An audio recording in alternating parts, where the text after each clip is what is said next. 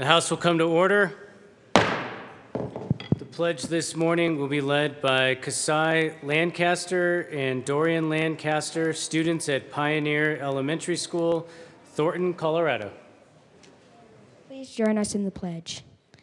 I pledge allegiance to the flag of the United States of America and to the republic for which it stands, one nation, under God, indivisible, with liberty and justice for all.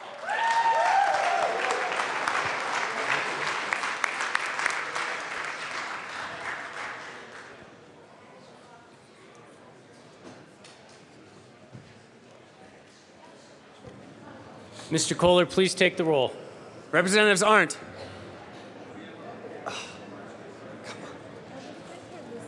Yeah. Representative Arndt.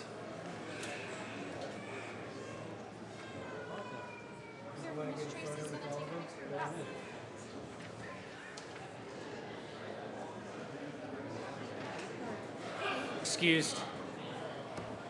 Becker J. Becker K. Brown. Buck. Buckner. Carver. Conti. Corum. Court. Danielson. Del Grosso.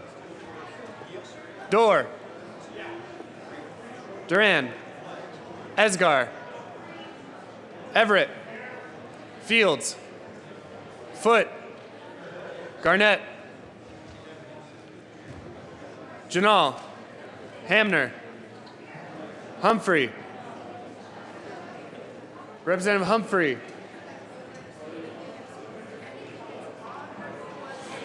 Excused. Joshi. Kagan. Klingenschmidt. Kraft-Tharp. Landgraf. Lawrence. Lebsock. Lee. Representative Arndt is present. Leonard. Lontine. Lundin. McCann. Melton. Mitch Bush. Moreno. Navarro. Neville. Nordberg. Representative Nordberg. Pabon. Here. Pedersen. Primavera. Priola. Rankin. Ransom. Rosenthal. Rupe. Ryden. Sane. Representative Sane. Salazar. Sias. Representative Humphrey is present. Singer. Thurlow. Tyler. Van Winkle. Vigil. Willett. Williams. Wilson. Windholes. Winter. Wist. Representative Wist.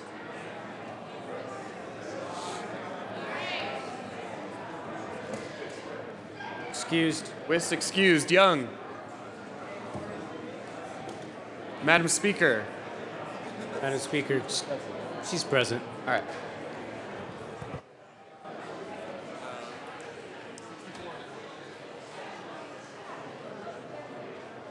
With 64 members present, 1 excused, a quorum is present. Representative Van Winkle. Thank you, Mr. Speaker Pro Tem. I do move that the reading of the journal for Thursday, April 14th be dispensed with and that it be amended, approved as corrected by our very able Chief Clerk. You have heard the motion. The journal be adopted as corrected by the Chief Clerk. All in favor say aye. Aye. All opposed say no. No. Motion passes.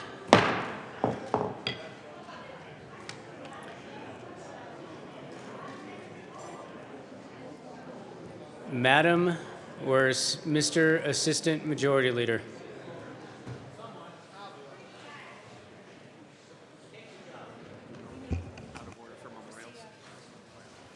Mr. Assistant Majority Leader. Thank you, Mr. Speaker Pro Tem. I move to proceed out of order for consideration of memorials.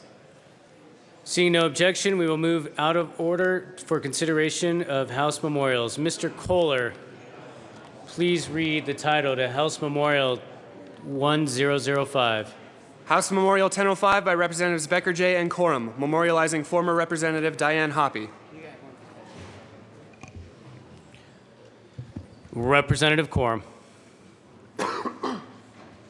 Thank you, Mr. Speaker Pro Tem. I would move House Memorial 1005. Ask that it be read at length. Whereas Diane Hoppy, the former representative, departed this life on February 27, 2016, at the age of 68. And whereas Diane Hoppy was born on December 14, 1947, in Sterling, Colorado, to Dr. Thurmond and Mrs. Phyllis Rogers. And whereas Diane Hoppy graduated from Sterling High School in 1965 and from the University of Colorado in Boulder in 1972 with a degree in microbiology. And whereas after marrying, she and her husband worked on the Hoppy Farm and Ranch near Sterling for 10 years and had 2 wonderful sons, Dan and John. And whereas in 1985, Diane Hoppy moved back to Sterling and began working as the ears for Congressman Hank Brown in his northeastern Colorado district. And whereas Diane Hoppy served as director of the Lower South Platte Water Conservancy District from 1997 to 1999. And whereas in 1999, Diane Hoppy was appointed to replace Representative Don Ament in House District 65 and served 8 years in the Colorado House of Representatives. And whereas as a member of the House of Representatives, Representative Hoppy's primary focus was water and agriculture, and she served on the Agriculture, Livestock, and Natural Resources Committee during all 8 of her years in the House, becoming the first woman to chair that committee, which she did for 4 years, as well as serving as the House Minority Whip in 2005.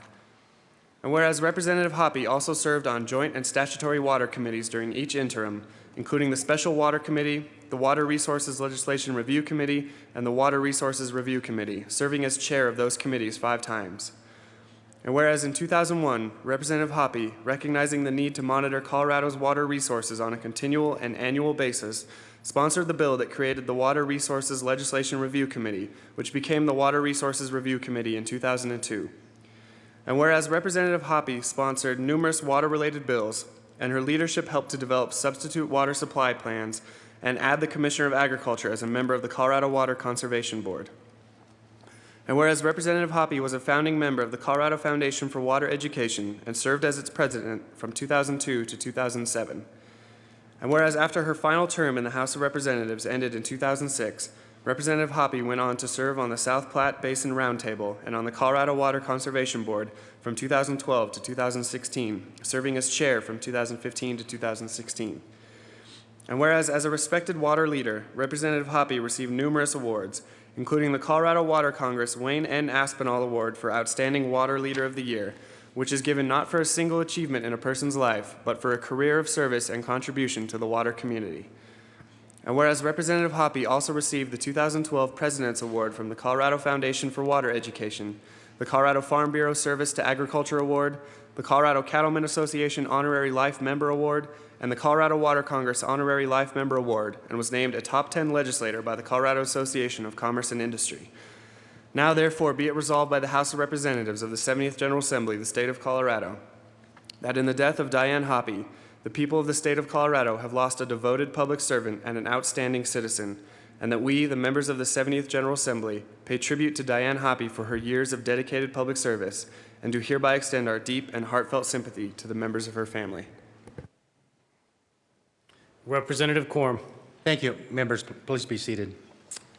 I did not know Diane Hoppy before I was elected to this body. And I'm saddened by that, because it seems like I wasted a lot of years not knowing her. She was an incredible lady. You know, you've heard that feisty women make history. They do. Diane was feisty. She was always there for a pat on the back. Now, the thing that I noticed about her, sometimes it was difference in the elevation, because sometimes it was on the back, sometimes it was on the butt. So, and there's somebody over here probably could recognize that. But she was truly a great leader. She was a leader for all of Colorado. Her knowledge of water, agriculture, you know, she was a person that I still talk to. What do you think about this? There's a lot of differences in water around the state of Colorado. And she had her thumb on all of it. So she's a great lady, and Colorado will truly miss Diane Hoppy. Representative Becker-Jay. Thank you, Mr. Speaker Pro Tem. Members, Representative Hoppy was well known in my district in eastern Colorado and did great things for that district. But I'll tell you, the biggest thing for me is, as a new commissioner, when I was elected to county commissioner in Morgan County, I happened to bump into her in a meeting that we were having about water. And she didn't know me, and I didn't know her very well. I didn't really plan to be in politics, just kind of started heading that way. And she came up to me right away, introduced herself, and said, anything you need or help, if I can be of help, please call. Made sure I knew how to contact her and said, don't be afraid to do that. We all need guidance and help sometimes, and you have to lean on the people that have that information. Well, think about a few short years later, a freshman legislator heading into the JBC. And again, I bumped into her and she said, congratulations. And she said, that's a lot to bite off. She said, if I can be of any help to you, please call me. And every time there was a water issue or something going on, she would make sure that she reached out and said, have you thought of this? Have we done this? How considerate is that to make sure that she's still working to get these issues done? What a great person. Sad to see that she is gone, but leaves behind a great legacy. Is there further discussion on House Memorial 1005? Representative Mitch Bush. Thank you, Mr. Speaker Pro Tem. Thank you both for bringing this Memorial 16-1005. I didn't know her very well. I only met her a few times in Water Committee. But her role, both in this House, in the Ag Committee, and being one of the founding members of the Water Resources Review Committee, and then the South Platte Roundtable, being very active in helping to put together, develop our water plan for the state of Colorado. She was a great leader, and she will be missed. Representative Buck. Thank you. My father served with Representative Diane Hoppy, and this was quite a loss to him. We were both shocked. There wasn't a time that you walked up to Representative Hoppy and you wouldn't get the most warmest smile from her. And I know for all the friends of Representative Hoppy, it is a loss. She was so young and such a wealth of information when it came to water. And I don't know about all of you, but I have these lifelines for water, transportation. Diane Hoppy was my lifeline for water. And I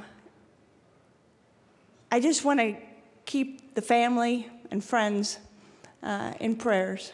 And thank you so much for bringing this memorial. Appreciate it. Representative Brown. Thank you, Mr. Speaker Pro Tem. Diane Hoppy. Agriculture, agriculture, agriculture, and water, water, water. We passed a bill out of here unanimously yesterday, 1256. She encouraged that bill. I did know her a long time. When I was on the Colorado Farm Bureau Board, we would come up here to lobby bills, and Diane Hoppy was there. She was also always had a big smile and was very, very helpful. And then when I was a county commissioner, the same thing, and on the school board, the same thing. What a great leader. So sorry for the loss. She's a great example. We'll try to carry on. Thank you. Representative Arndt. Thank you very much, and I just want the family to know that she never stopped. I was brand new last year. I'm not from Sterling. I'm not from an ag background. I am on the ag committee, and she saw me at a meeting, and she came up, and I said, I'm Representative Arndt. She said, I know who you are, and I've seen your bills, and I've been watching you, and I want to encourage you and help you, the same that she's done to others before me, and a person like that to lose right now is horrible, and I saw her one more time, and she talked to me again. And I just want you to know that it's mentorship and people like that that inspire people like me to try to be more like her. Thank you. Representative Lebsack. Thank you, Mr. Speaker Pro Tem, and to the family of Diane. I knew Diane, but I never had the opportunity to meet you, and so I'm sorry that it took this today for me to meet you, but Diane was a really nice person. I'm a Lebsock, and so you know the Lebsocks up in northeastern Colorado, and so on behalf of all the Lebsocks in northeastern Colorado, thank you for allowing her to serve. Is there any further current members who'd like to speak on House Memorial 1005? Seeing none, we'll go into a brief recess so that former members can speak. And I have Representative Becker J. Mr. Speaker Pro Tem, the former members, I'd like to introduce the former members that are in the room today. Senator Baumgartner, Senator Sonnenberg, Senator Stedman, Senator Hodge, former Rep. Jim Kerr, Rep. Margie Christensen, and former Commissioner and Rep. Donna Ment. And senators, representatives, former senators, you're all welcome to come down to the well to sit. You can speak if you'd like, of course, but please join us as part of the body if you'd so choose. Senator Baumgartner. Thank you, Mr. Speaker Pro Tem. It's an honor to be back. Diane Hoppy, wonderful person. She wasn't afraid to tell you if she thought you were wrong. She was a great lady. She knew about agriculture. She knew about water. But if she disagreed with you, you knew it pretty quick. I always appreciated that about her. She was a great person to work with. Yeah. She did that too. She jumped up and down every once in a while when she got mad at you. But she did get mad at you. And that was okay, because sometimes we had ideas that we thought were great ideas, and they always weren't the best ideas. And she'd put you back in line, or at least give you a different way of looking at things. To the family, my condolences. Great loss to us, more of a loss to you. We appreciate the time that you shared her with us, and we'll keep her and you in our thoughts and prayers. Thank you, Mr. Speaker Pro Tem. Senator Sonnenberg. Thank you, Mr. Speaker Pro Tem, and just like keep looking at those pictures, because those pictures are incredible. Seeing John and Dan up there, and the picture with Diane and John and Dan, the one picture where they're just there posed real nice, they haven't changed a bit, and Diane didn't change a bit. They still look as good as ever. Of course, my eyeglasses need cleaned as well, John, Dan. You know, Diane was the person that would always say, when I ran for her seat, when she was term limited out, she said, quit using the term that you have big shoes to fill, because she hated the thought that I was making fun of her feet. And that's what she was looking at that, but truly an icon in the legislature, an icon in the water community. Diane was one of those people, and I'm so grateful. Even when she was sick, she was still working on things. She was still working with me, for once, the Colorado Water Conservation Board reached out and we had a conversation on what that project's bill should look like rather than them just sending it over. And that was because of Diane and a conversation we had with her. I've known Diane for a number of years. I've known those boys for a number of years. I used to tell everybody that Diane lived in my house. Diane again would correct me and say, Jerry, you're going to lead to rumors. Understand that when Diane and her husband moved back to the farm, we had moved to town so my parents wouldn't have to drive so far. And so they moved into the house that I currently moved back into that I live in that's been on our farm for years while they built a house for John and Dan's grandfather, and then they could move into the old house. So when I'd go to the farm and supposedly supposed to be working in the field, I'd look up all sorts of excuses to not work so we could go in and play trucks and tractors and play on the carpet and the floor and good times farming as a kid and growing up with Diane as a neighbor and an icon in the Republican Party down there and the work she has always done. Let me leave you by saying, I've told you a few stories and I've intentionally left Don Amen out because he's going to be speaking after me, and we know that the last liar has no chance. Diane indeed was an icon. She was a leader. She knew how to work across the aisle. She was a mentor. She taught me so many things about how to be able to keep your principles and yet get things done. For that and those lessons, I will be forever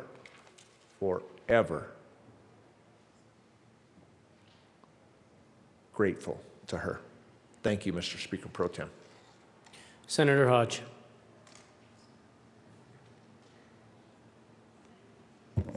Thank you, Mr. Speaker Pro Tem.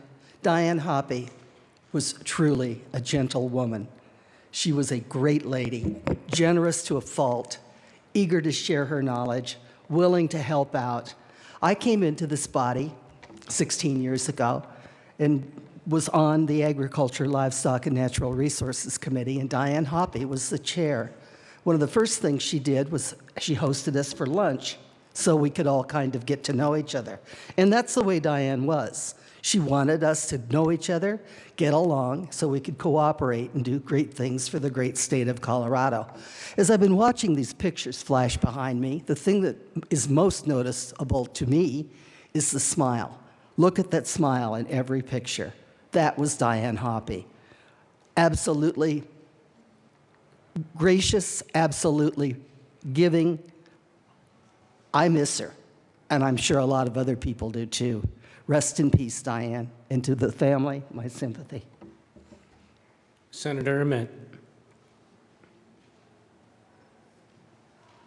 Thank you, Mr. Speaker Pro Tem and members of the 70th House. It's a pleasure for you to allow me to help celebrate Diane Hoppy's life today, especially for me, a woman who made a big difference in my life, as well as the people of the state of Colorado through her exemplary service in this body. Senator Sonnenberg opened the door for me, but I'll be polite as I can. I wrote a few notes so I don't get any of this wrong. But 30 years ago, can you believe that? It's hard for me to believe. 30 years ago, Diane ran my first campaign for this House, and even sometimes had Senator Sonnenberg help a little because it was very difficult to get me elected from time to time. And after 12 years, I think she and Sonnenberg got together and said, it's time to get this right, get rid of Dawn, and then she ran for the House. So makes sense to me. She began politics early in her life. I'm sorry one of those photos don't show. When Diane in 1952 was just 4 years old, there's a picture of her sitting on then to be President Eisenhower's lap with a little I like Ike button. So this woman started in politics very early. She served, as you probably can imagine, on the Logan County Central Committee for year after year and was chosen the Logan County Republican of the Year.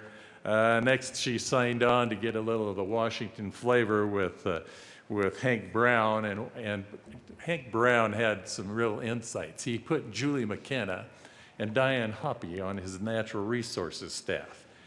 Those two would look into wilderness areas and wild and scenic river designations. Most controversial thing you can imagine doing. And so they're out there looking through these areas, and what do you suppose Diane does when the staff all stops with the wildlife showing them around? She pulls out a little pack rod that's about that long, unfolds it, puts a fly on the end, and goes and catches a fish right out from under their noses. Unbelievable. What do you think Fish and Wildlife said about that? So anyway, she gets elected to the House, as you heard, first woman to chair the House Ag Committee. Many of you in this room don't ever know about one of the chairmen of the House Ag Committee, but his name, Senator Sonnenberg remembers, was Walt Youngland. Walt Youngland from New Raymer. I often wonder what Youngland would have thought about a woman chairing the House Ag Committee when he ran the Ag Committee with a gavel made out of bull parts. So enough about Walt Youngland. I think that Diane's office mates, and I enjoyed seeing some of that today. Diane's office mates came up with a little deal, and some of them are in the room and outside in the lobby, but they call themselves the Yayas. And there was a little spin-off of the Yayas called the Water Lilies, which Margaret Christensen over here had a part of. And Diane had an office over here on the north side of the chambers, one of the bigger offices. And some of you that have been in there noticed there was a safe in that office. In that safe, the Yayas and Water Lilies had a bar.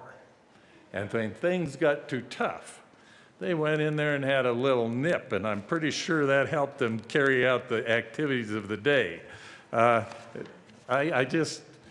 anyway, Diane liked challenges, and Senator Sonnenberg knows this too. He might have been part of this. But Diane, all through high school and so on, rode horseback almost every day and participated in a lot of rodeo events. And some of her friends decided while she's ready to ride that she ought, if she was, and we're teasing her, if you're really a cattle woman and a horse woman and so on, you ought to have a chaw of tobacco.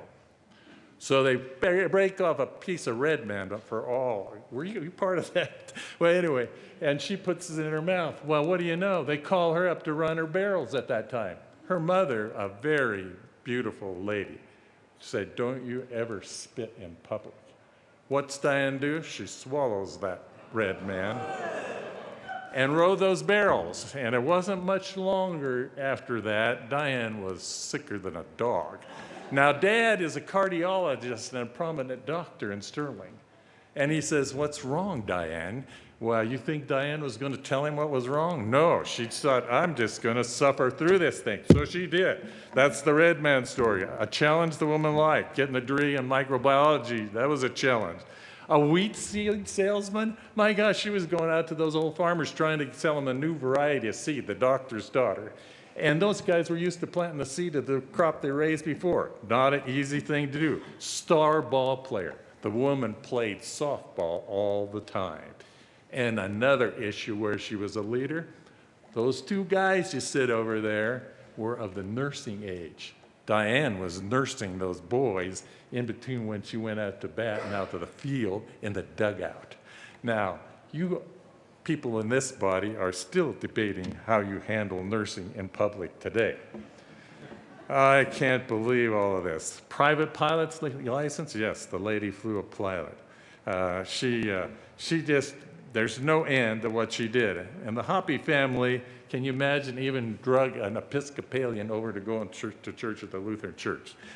Well, enough of this. Representative Danny Williams has said many times that northeastern Colorado has been blessed with great legislators, and we really have. One happy family out there, right? You've already heard how they even live in the same houses. I mean, and Dan, I'm sure some of us show the picture around when we get a chance of Dan in Senator Sonnenberg's arms. He was the ring bearer in his wedding, for crying out loud. not only did we do all that, we all shared the same phone. We were on a 20-party line clear up until we got to the 1980s. And will you ever forget one long and two shorts? Not a chance. So, yes, we were all happy, and we're very proud of the legislators that served in our body from northeastern Colorado. We all will miss Diane Hoppy, no question, and her contribution to the people of the state of Colorado. Thank you, Dan and John, for sharing Diane with us through all those years. Your mom was a great attribute to all of us. Senator Songbird said it best, and Representative Buck, that she was the go-to lady in water. And so, as Senator Hodge said, rest in peace for a job well done, Representative Hoppy. You were truly a statesman.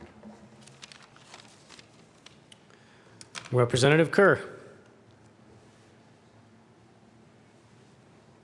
Thank you, Mr. Speaker Pro Tem, and thank you, members of the General Assembly, for giving us the opportunity to talk a little bit about a really great lady.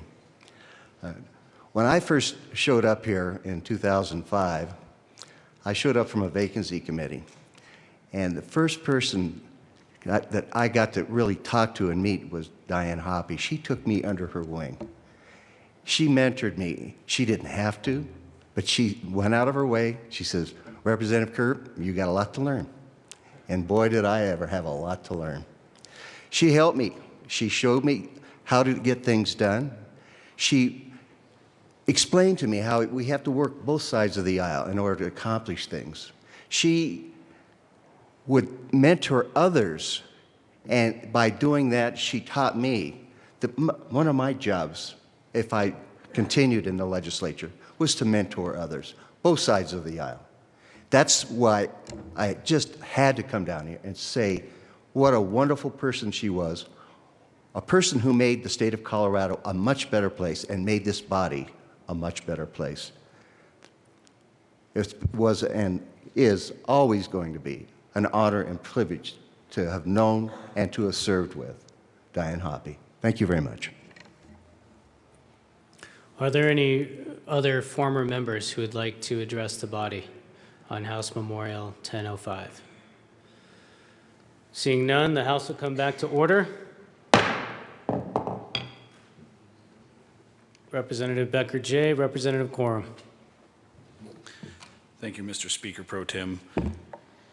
I move that the roll call of the House be added as co-sponsors. Representative Becker J., let's go ahead and pass the House Memorial first. Seeing no further discussion on House Memorial 1005 and seeing no objection to a voice vote, all those in favor say aye. Aye. Those opposed, no. House Memorial 1005 passes. Representative Becker J. Thank you, Mr. Speaker Pro Tem. I move that the roll call of the House be added as co-sponsors. Seeing no objection, the current roll call will be added as co-sponsors to House Memorial 1005. Representative Becker J. Thank you, Mr. Speaker Pro Tem. At this time, I'd like to introduce some of the honored guests that we have in the chamber today for the memorial. With the Hoppy family, we have Representative Hoppy's son, John Hoppy, and his wife, Cheryl. We have our son, Dan Hoppy, and his wife, Nikayla, and friends, Commissioner Donna Mint, Beverly Donovan, George Walk, and Margie Christensen.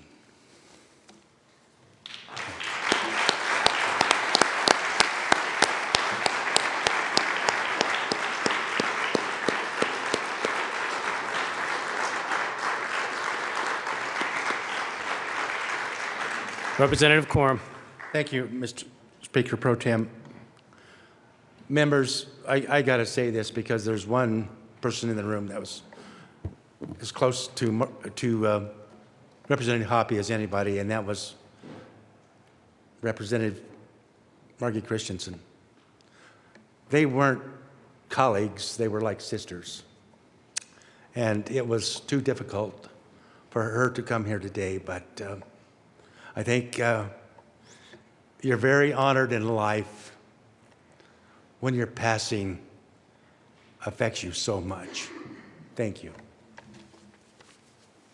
Representative Becker-Jay. Thank you, Mr. Speaker Pro Tem. Members, we all say it up here, we want to leave things better than we found them. I can tell you, all of us are better for knowing Representative Hoppy, and the state is much better for her work.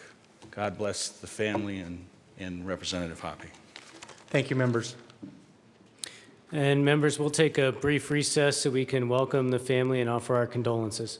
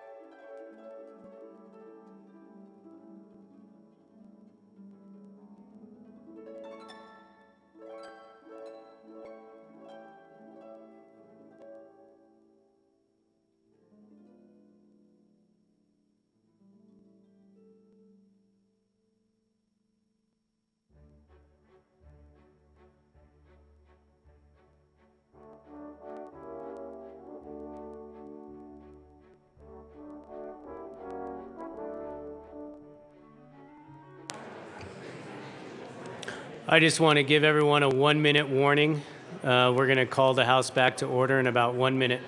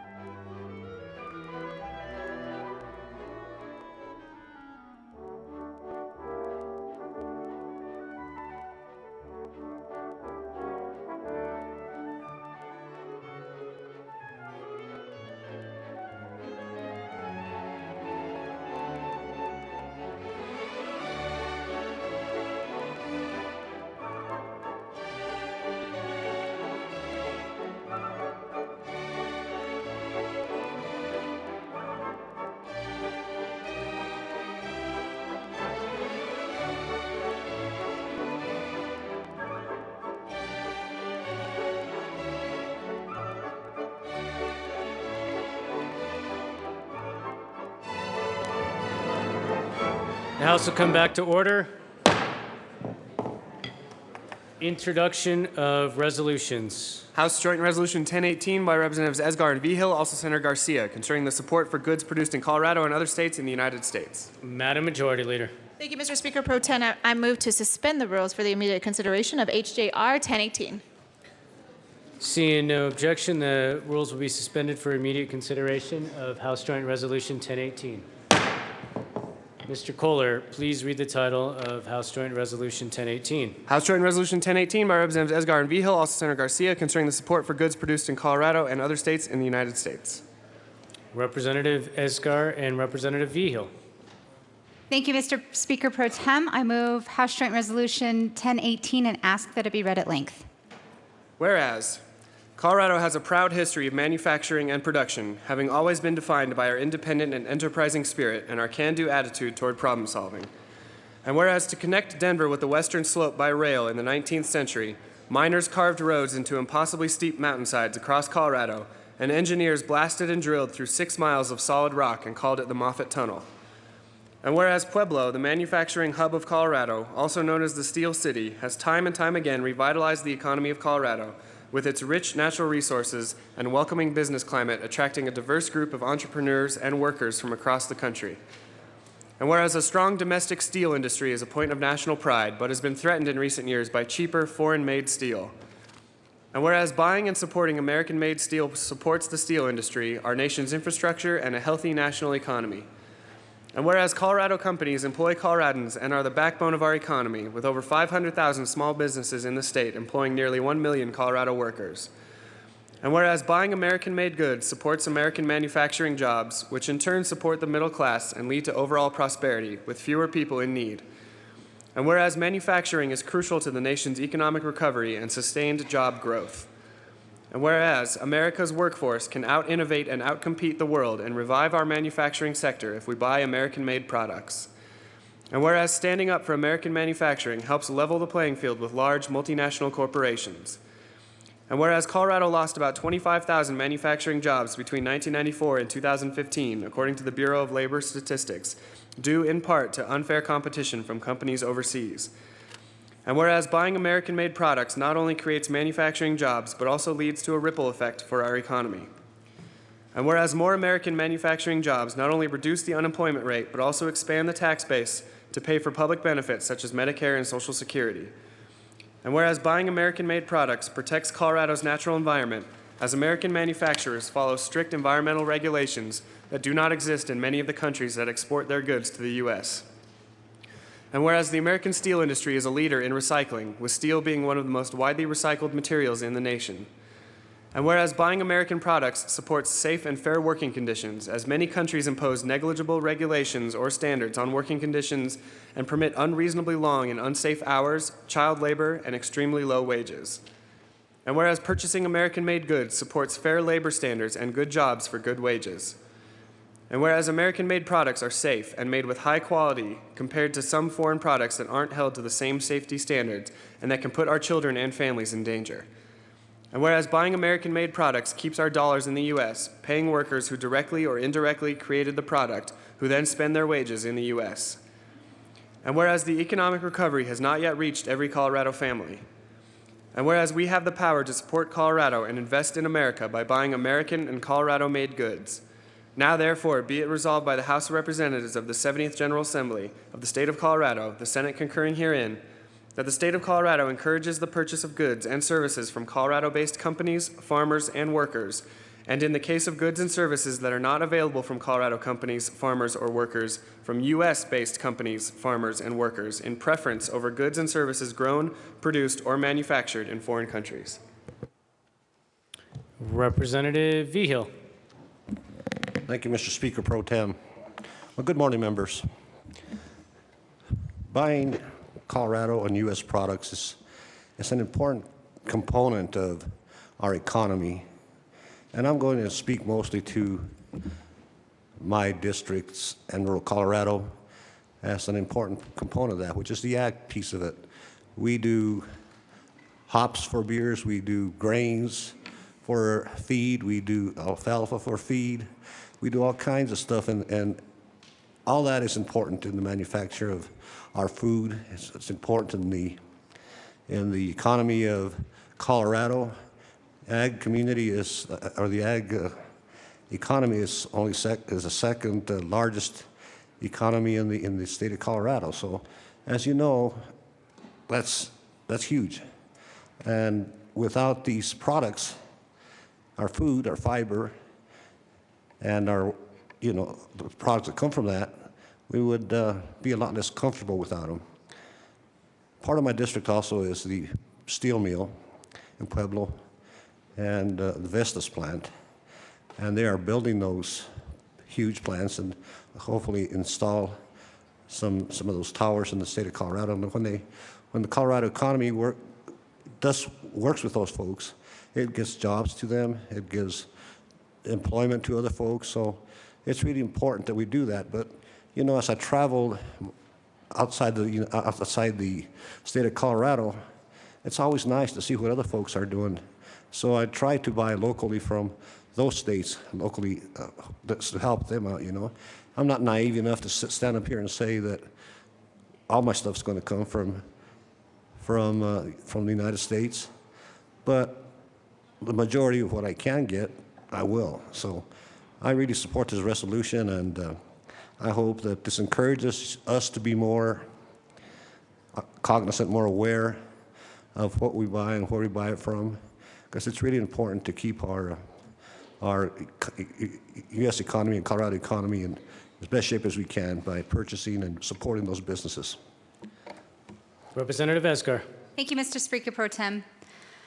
Members, what does it mean to buy American? If you ask someone from my community, they know very intimately what it means to buy American. Their answer supports a legacy and a history that Pueblo has forged since its founding and continues to forge today. Our largest steel mill, now named Evraz, dates back to 1881. And by the turn of the 20th century, it was the largest steel mill west of the Mississippi. It drew thousands of immigrants, new Americans, to our state and gave workers the opportunity to lay a strong foundation for their families. These American workers quite literally built our city. In fact, both of my hardworking grandfathers were proud workers at the then-named CF&I steel mill. We even have some people that they worked with here with us on the floor today. Sadly, the portrait of the Steel City is no longer one of economic opportunity. We still proudly produce the highest quality steel cost-effectively, and we stand alone as the only producer of steel rail west of the Mississippi. Those things haven't changed. What has changed is where more of America's steel is coming from. This is why my community recognizes the importance of buying American. Right now, our steel mill is operating well below capacity, around 65%. We are experiencing layoffs and slowed production.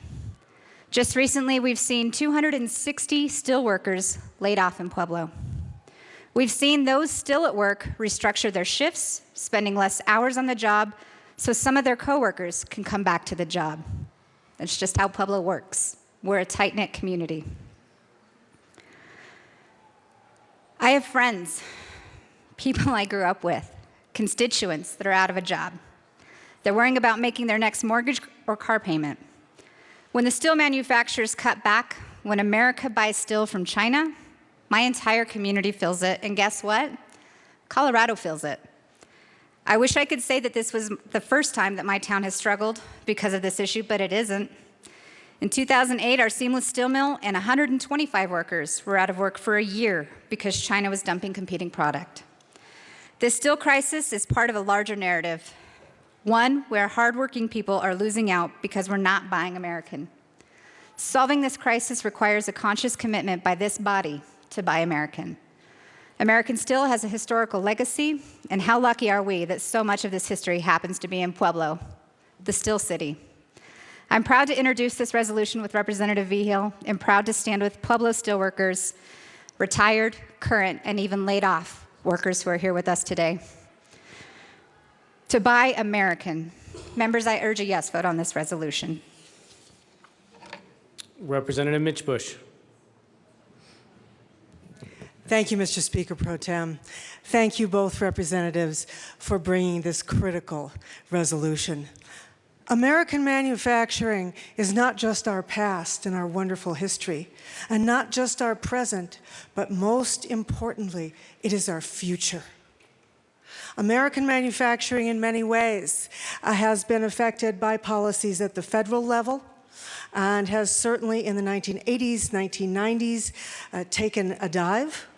In Colorado, we've seen that also, although recently, both in our great nation and in our state, we've seen an upsurge in local manufacturing, both large, like Vestas, and also I heard this morning from one of our guests about durable consumer goods like washing machines, Whirlpool and Kenmore. In my district, we have 2 counties in which manufacturing has long played an important role and in which it is going to play and continue to play a much more important role in 2 segments. One that Representative Vigil talked about, and that's agriculture. Agriculture and also the kinds of manufacturing that go with agriculture are critical for our future in Colorado and for our ability to buy Colorado. But also in my communities, we have outdoor manufacturing and medical manufacturing. We have 2 of the world's most famous bike manufacturers in my hometown. That means jobs for welders, for fitters, for a wide variety of well-paying, well-benefited jobs. We also have a variety of businesses now that make fly fishing equipment, that make skis, that make snowboards. Same story. Well-paying, benefited jobs. So whether it's small manufacturing or large manufacturing like Vestas, what we're talking about here are American, and here today, Colorado jobs, jobs that pay well, jobs that offer a future, and jobs that I think we can all support. Thank you again. Representative Quorum. Thank you, Mr. Speaker Pro Tem. Members, I am in support of House Joint Resolution 1018 with an asterisk. Yes, I think it is important that we buy Colorado products. Go to the grocery store, Colorado proud, do that. But you've often heard me say in this room that every action has a reaction. And members, I'm going to explain some of the reaction to our actions on this chamber as well as Washington, D.C. In my neighboring counties of Mesa and Delta counties, because of the war on coal, we have lost 1,000 mine workers. 1,000 mine workers. We have affected our schools. We have affected our county's ability to keep roads. Health, all government services have been affected. It has also had a great effect on your city of Pueblo. The largest commodity the railroad hauls is coal. Coal. Those rails are made in Pueblo, Colorado. They have lost jobs in the mining communities. It affects Pueblo, Colorado, not just Delta and Montrose. Also, one of the products that they produce, and we have not been all that kind to natural resource development. One of the great products they produce, I've used myself, are rock bolts made in Pueblo, Colorado. I don't know anybody buying rock bolts right at the moment. Nobody in my area. Because of the actions that we in this building and those in Washington, D.C. have changed. Every action has a reaction. And we need to think about that. We heard earlier today, I think Senator Baumgardner said that Representative Hoppy called him aside when he thought it was a good idea, but have you thought about this? Members, we really need to start thinking about what is going to be the reaction to our actions in this chamber. Let's put Colorado back to work. Let's put nearly the 2 miles of engines that are sitting in a switchyard in Grand Junction, Colorado, back on the rails, wearing rails out so we build more rails. Representative Van Winkle. Thank you, Mr. Speaker Pro Tem, and I couldn't have said that any better, Representative Corum. I couldn't let this resolution come and pass without telling the story of Grist Brewing Company, which is right in my district of Highlands Ranch. They started their business a couple years ago, and it was very important to the owners of that new business that they buy American. So they bought their stills, and they bought everything, all their equipment from American sources, mostly from Wisconsin, some from right here in Colorado, some from other breweries in Colorado. But what they didn't realize at the time is that their business personal property tax, and what happened is they bought American. It cost about 20% more doing the research. What they didn't realize is that their business personal property tax every year thereafter would also be 20% higher. So I think it's important that when we look at this resolution today, we remember that the words that we pass into law are not just words on paper. They affect real people and real businesses. And there's this brewery in Highlands Ranch, Colorado that is doing a great job, and they are still proud that they bought American, and I am proud that they did too. I'm thrilled that they did. But we need to realize that this affects real people, what we do here under this gold dome. Thank you, members. And members, I did offer some latitude to Representative Van Winkle on that, but I would like to keep it to this resolution. Representative Brown.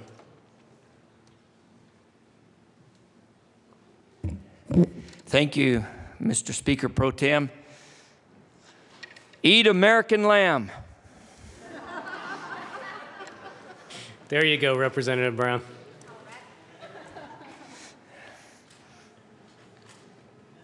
Agriculture. Yeah, I mean, you can go to New York, you can go to Los Angeles, you can go to Chicago, and you can find Colorado lamb and American lamb. And agriculture in Colorado is a $40.1 billion industry, second largest industry in the state of Colorado, and we're proud of it, huh? We've got rare minerals in our mountains down there in that Silverton area, Ouray area, Lake City area. Got rare minerals there that we can't get out. They're American minerals. We're getting everything from Russia and China. And And we need to be careful of the things that we do here in this House and in the General Assembly here and also in Washington, D.C. But also I want to mention something else that's affecting, and it's affecting Pueblo, in fact. But our local regulations. We need to be careful of those local regulations that we don't inhibit manufacturing Colorado goods. But we've got a coal mine down in La Plata County over in the Breen area, has the cleanest coal probably in the world. And that coal, in the county regulations, they're shutting down that coal mine. That coal comes to Pueblo. There's trucks every day, several hundreds of trucks that come to Pueblo, and that coal is used for making cement there in Pueblo. So the things that we do affect manufacturing and being able to produce here in the United States. Let's be sure and be cognizant of that. Thank you. Representative Court. Thank you, Mr. Speaker Pro Tem. Every fall when I teach my American government class at Red Rocks Community College, I tell my students when we're talking about international trade and international relations to take their jackets off and look at their tag. Where was what they're wearing made? I'm not doing it to shame them. I'm not doing it to embarrass them. I'm doing it to educate them about how much things have changed. When I was a girl, back, when dinosaurs roamed the earth, all the clothes I wore were made in America. Now I challenge every one of us to look at our labels. Hardly any of it is made in America anymore. Let's be aware of that. Let's just be aware of that. I'm frankly not sure we can do a lot in this chamber about that, but let's be aware of it. And the other thing I think we should be aware of is something that Representative Williams and I have worked on, and that's internet sales.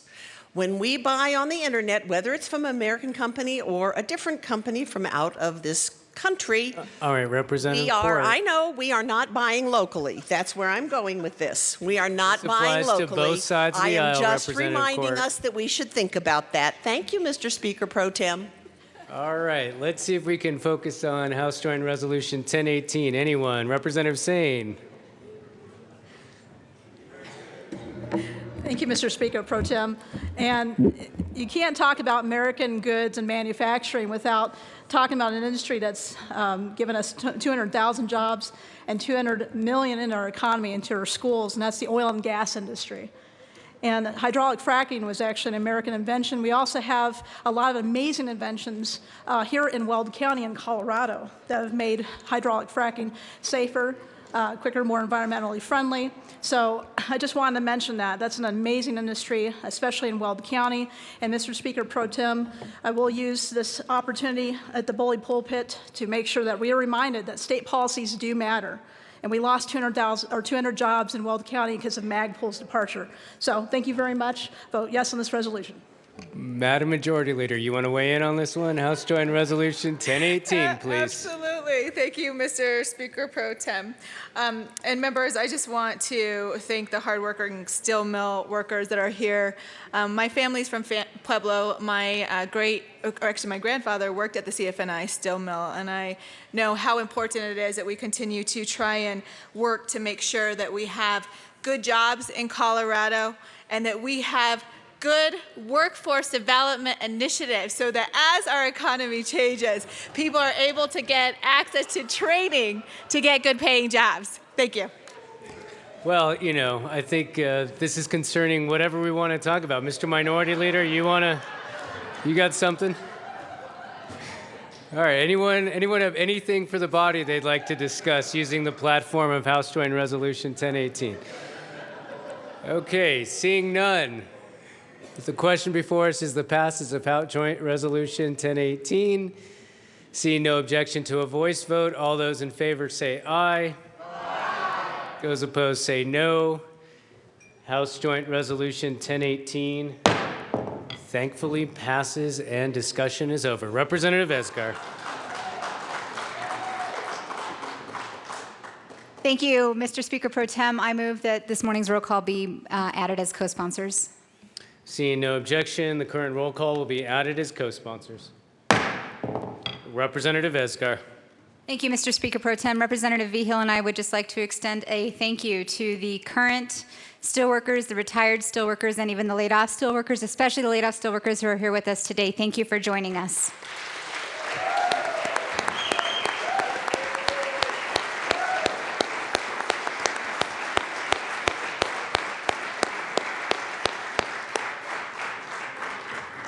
Welcome, men and women of the steelworkers. Next order of business is reading of reports. Madam Majority Leader.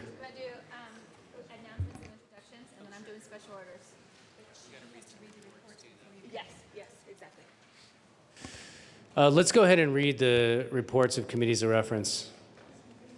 The Committee on Appropriations, after consideration on the merits, the committee recommends the following: House Bill 1031 be referred favorably to the Committee on Legislative Council. House Bill 1050 be amended as follows, and as so many be referred to the Committee of the Whole with favorable recommendation. House Bill 1077 be amended as follows, and as so many be referred to the Committee on Legislative Council with favorable recommendation. House Bills 1080, 1097, 1172 amended, and as so amended, referred to the Committee of the Whole with favorable recommendation. House Bill 1174 postponed indefinitely. House Bill 1186, 1195, 1196. And 1261 amended, and as so amended, referred to the Committee of the Whole with favorable recommendation. House Bill 1273 referred to the Committee of the Whole with favorable recommendation. House Bill 1277 amended as follows, and as so amended, referred to the Committee of the Whole with favorable recommendation. House Bill 1289 referred to the Committee of the Whole with favorable recommendation. House Bill 1290, 1291 amended, and as so amended, referred to the Committee of the Whole with favorable recommendation. House Bill 1300 referred to the Committee of the Whole with favorable recommendation. House Bill 1301 amended as follows, and as so amended, referred to the Committee of the Whole with favorable recommendation. House Bill 1321, 1364, 1399, 1424 amended, and as so amended, referred to the Committee of the Whole with favorable recommendation. Senate Bill 27 referred to the Committee of the Whole with favorable recommendation. Senate Bill 102 amended as follows, and as so amended, referred to the Committee of the Whole with favorable recommendation. Senate Bill 167 referred to the Committee of the Whole with favorable recommendation. The Committee on Business Affairs and Labor, after consideration on the merits, the committee recommends the following: House Bill 1428 be postponed indefinitely. The Committee on Finance, after consideration on the merits, the committee recommends the following: House Bill 1349 referred to the Committee of the Whole with favorable recommendation. House Bill 1402 referred to the Committee of the Whole with favorable recommendation. Senate Bill 124 referred favorably to the Committee on Appropriations. Senate Bill 131 amended as follows, and as so amended, referred to the Committee of the Whole with favorable recommendation. The Committee on Health Insurance and Environment, after consideration on the merits, the committee recommends the following: House Bill 1341 amended as follows, and as so amended, referred to the Committee of the Whole with favorable recommendation. House Bill 1374 amended as follows, and as so amended, referred to the Committee of the Whole with favorable recommendation. The Committee on Transportation and Energy, after consideration on the merits, the committee recommends the following: House Bill 1325 be postponed indefinitely. House Bill 1342 amended as follows, and as so amended, referred to the Committee on Finance with favorable recommendation. Madam Majority Leader. Thank you, Mr. Speaker Pro Tem. I move that the following bills be made special orders today, April 15th at 10:28 a.m. House Bill 1390, House Bill 1313, Senate Bill 137, House Bill 1363, Senate Bill 168, House Bill 1289, House Bill 1290, House Bill 1291, House Bill 1301, House Bill 1050, House Bill 1080, House Bill 1097, House Bill 1172, House Bill 1186, House Bill 1195, House Bill 1196, House Bill 1261, House Bill 1273, House Bill 1277, House Bill 1300, House Bill 1321, House Bill 1364, House Bill 1399, House Bill 1424, Senate Bill 27, Senate Bill 102, Senate Bill 167. We have a lot of work to do.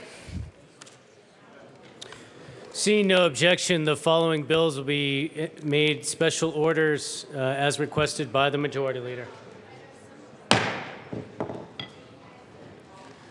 Next order of business is second reading special orders. Representative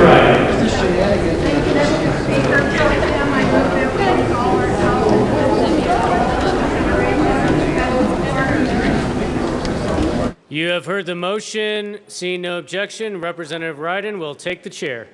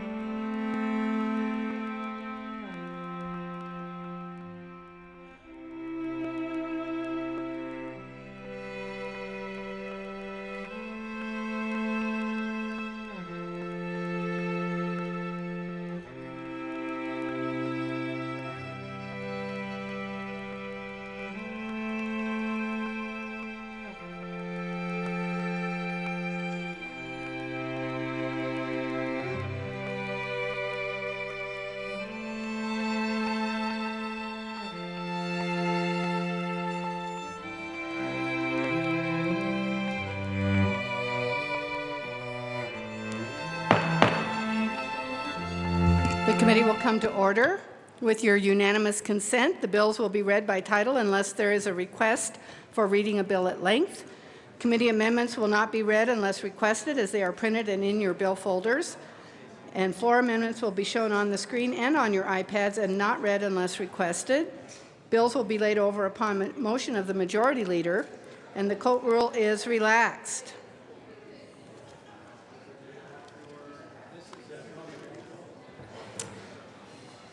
Mr. Kohler, please read the title of House Bill 1390. House Bill 1390 by Representative Moreno, also Senator Guzman, concerning immunity for certain persons who were involved with a reported overdose event. Representative Moreno. Thank you, Madam Chair. I move House Bill 1390. There is no committee report. Proceed, Representative Moreno. Thank you, Madam Chair. Members, this is a small technical fix to the Good Samaritan law that was passed a couple of years ago that allows people to report drug or alcohol overdoses but not face prosecution if they choose to do that, as long as they stay with the victim until some kind of medical service arrives. This would simply add an immunity from arrest and prosecution. We want to make sure that people are actually reporting these events. It passed out of committee 11-1. Representative Everett serves on the committee, so I'll let you guess at who that one was. Members, I ask for your support. This is a good bill. Is there any further discussion? Seeing none, the question before us is the passage of House Bill 1390. All those in favor say aye. Aye. All opposed say no. House Bill 1390 is passed. Mr. Kohler, please read the title of House Bill 1313. House Bill 1313 by Representatives Arndt and Coram, concerning the authority of local government master plans to include policies and implement state water plan goals as a condition of development approvals. Representative Coram. Thank you, Madam Chair. I move House Bill 1313 and the Agricultural Committee report. And I promise not to rail on this bill. Please proceed. Representative Coram. Representative Arndt. Yes, we had one amendment in committee that reiterated and really added more language that even made it more, just to reiterate again, that nothing in this bill could be construed as a mandate. It was language that brought CCI on board and CML to neutral. This is a great, actually, this is a simple water bill, and we urge an aye vote. Is there further discussion on the committee report? Seeing Representative Coram? Good amendment, vote yes. Is there any other discussion on the committee report? Seeing none, the question before us is passage of the committee report to House Bill 1313. All those in favor say aye. Aye. Opposed, no. The committee report is adopted. To the bill. Representative Coram, to the bill. Thank you, Madam Chair. It was a pleasure to run this bill with Representative Arndt. She really actually worked very, very hard on this bill, and it is a great bill. Vote yes. Representative, is there any further discussion on House Bill 1313? Seeing none, the question before us is the passage of House Bill 1313. All those in favor say aye. Aye. All opposed, no. The ayes have it. House Bill 1313 is passed. Mr. Kohler, please read the title of Senate Bill 137. Senate Bill 137 by Senators Johnston and Sonnenberg, also Representative Dorr, concerning training for educators and school district procedures for assisting students in crisis. Representative Dorr. Thank you, Madam Chair. I move Senate Bill 137. There is no committee report. You've heard the motion. Please proceed, Mr. Dorr. Representative Dorr. Thank you, Madam Chair. This bill is very simple. It actually has been an ongoing process with the Division of Wildlife. We're just clarifying in statute that allows private property ownerships and hunting on those private properties to come into agreements with the State Division of Wildlife for purposes of hunting on said land. I ask for a yes vote. Is there any further discussion on Senate Bill 137? Seeing none, the question before us is the passage of Senate Bill 137. All those in favor say aye. All opposed, no. The ayes have it. Senate Bill 137 is passed. Mr. Kohler, please read the title of House Bill 1363. House Bill 1363, Representative Singer, concerning the ability of a political subdivision from an adjoining state to jointly operate an airport in Colorado. Representative Singer. Thank you, Madam Chair. I believe our reader read the right number but the wrong title. But I'll be happy to read the title. Mr. Kohler, would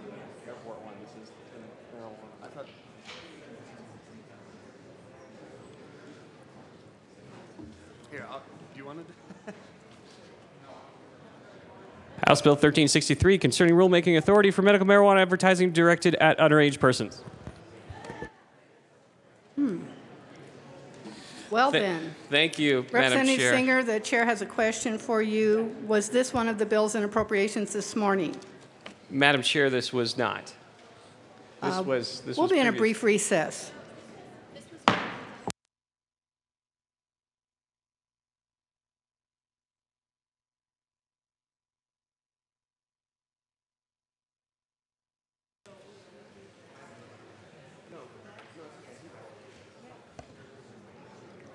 Committee will come back to order. Representative Singer, please proceed.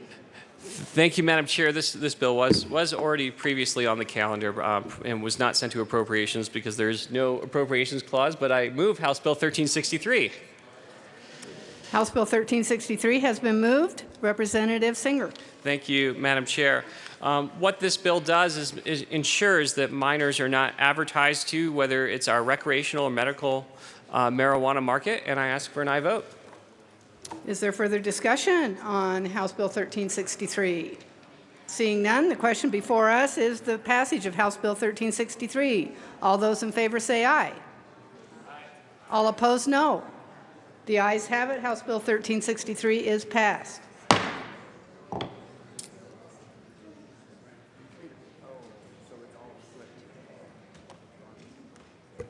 right, go. Mr. Kohler, please read the title of Senate Bill 168. So this is Brown's bill. I like that.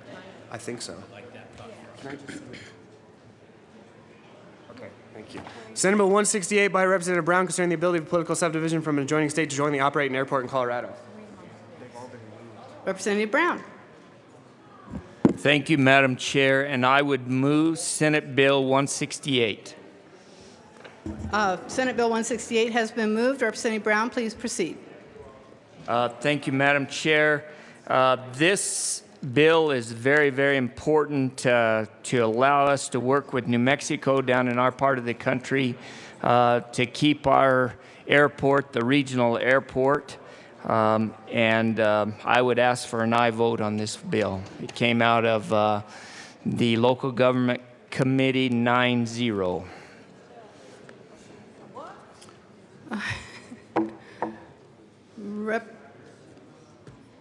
Representative Brown. I seem to have a different title on my...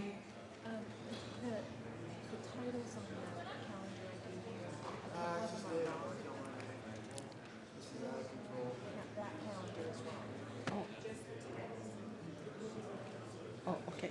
Please proceed, Representative Brown. Okay, thank you, Madam Chair.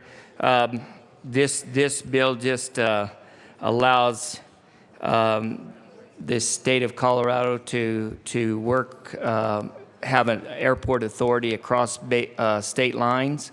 New Mexico already has a bill like this or a law like this to allow us to work together on an airport authority. It's important for Farmington, Aztec, Bloomfield, New Mexico, and also Durango, and Bayfield, Ignacio, Pagosa for our regional airport. This would allow us to work together on expanding that airport. Thank you, I would ask for an aye vote. Thank you, Representative Brown. Is there further discussion on Senate Bill 168? Representative Coram. Thank you, Madam Chair. Thank you, Representative Brown. Members, this is very, very vital for Southwest Colorado because transportation is a key to an economy, and it's going to require vital, up-to-date airports. Transportation Committee last year toured the Durango Airport. They're millions and millions and millions of dollars short of what they need. So if we can work with our neighboring state in New Mexico and help bring that airport the new technology that's needed, the infrastructure that's needed, this is a great bill. Thank you, Representative Brown, for bringing it. Is there further discussion on Senate Bill 168? Seeing none, the question before us is the passage of Senate Bill 168. All those in favor say aye. Aye. All opposed, no. The ayes have it. Senate Bill 168 is passed. Mr. Kohler, please read the title to House Bill 1289. House Bill 1289 by Representatives Diane and Esgar, also Senators Garcia and Crowder, concerning incentives for local education providers to encourage high school students to successfully complete career development coursework. Madam Majority Leader. Thank you, Madam Chair. I move the Education Committee report and House Bill 1289. The committee report's been moved. Please proceed, Madam Majority Leader. Thank you, Madam Chair. Members, we've changed the terminology of some of the definitions in the bill, and so essentially the amendments that were added in the Education Committee were a result of the stakeholder work that we've done with the community colleges, the construction industry as well, and we ask for your support. Is there further discussion on the committee report? Seeing none, the question before us is the committee report to House Bill 1289. All those in favor say aye. Aye. All those opposed, no. The ayes have it. The committee report is passed. To the bill, Madam Majority Leader. Thank you, Madam Chair. Members, this is one of the bills of the Workforce Development Package, and what this essentially does is it gives an incentives to districts who offer a variety of different types of on-the-job training and recognize industries where we are trying to fill a niche, trying to make sure that we have a qualified workforce for very specific job positions that we're not able to fill right now, and so I ask for your support. Representative Esgar. Thank you, Madam Chair. Members, I also ask for a yes vote on this bill. Working with high school students, we all know not all of them want to or are ready to go to a four-year college. This gives some options to have some real on-the-job training and learn some careers and crafts that they could use. Madam Majority Leader. Thank you, Madam Chair. And members, we do have one amendment. I move L009 and ask that it be displayed on the screen.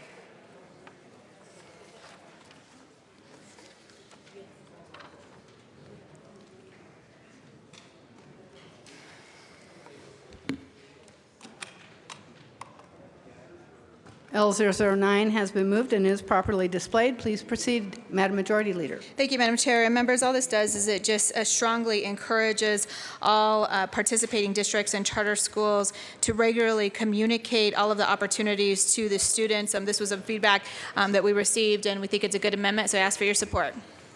Is there further discussion on Amendment L009? Seeing none, the question before us is the passage of Amendment L009. All those in favor, represent Mr. Minority Leader.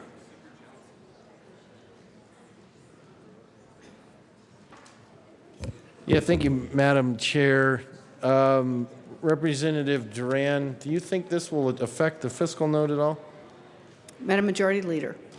Thank you, Minority Leader Douglas, for the question. No, basically it's an encouragement to the schools to make sure that they're communicating with their students some of the opportunities that students will have as a result of the passage of this bill. And so with the language strongly encourage, it really is just an effort to try and make sure that districts are communicating those opportunities. Thank you. Is there further discussion on L009? Seeing none, the question before us is the passage of Amendment L009 to House Bill 1289. All those in favor say aye. Aye. All opposed, no. The ayes have it. The amendment passes. To the bill. Is there any further discussion on House Bill 1289? Seeing none, the question before us is the passage of House Bill 1289. All those in favor say aye. Aye. All opposed, no. The ayes have it. House Bill 1289 is passed.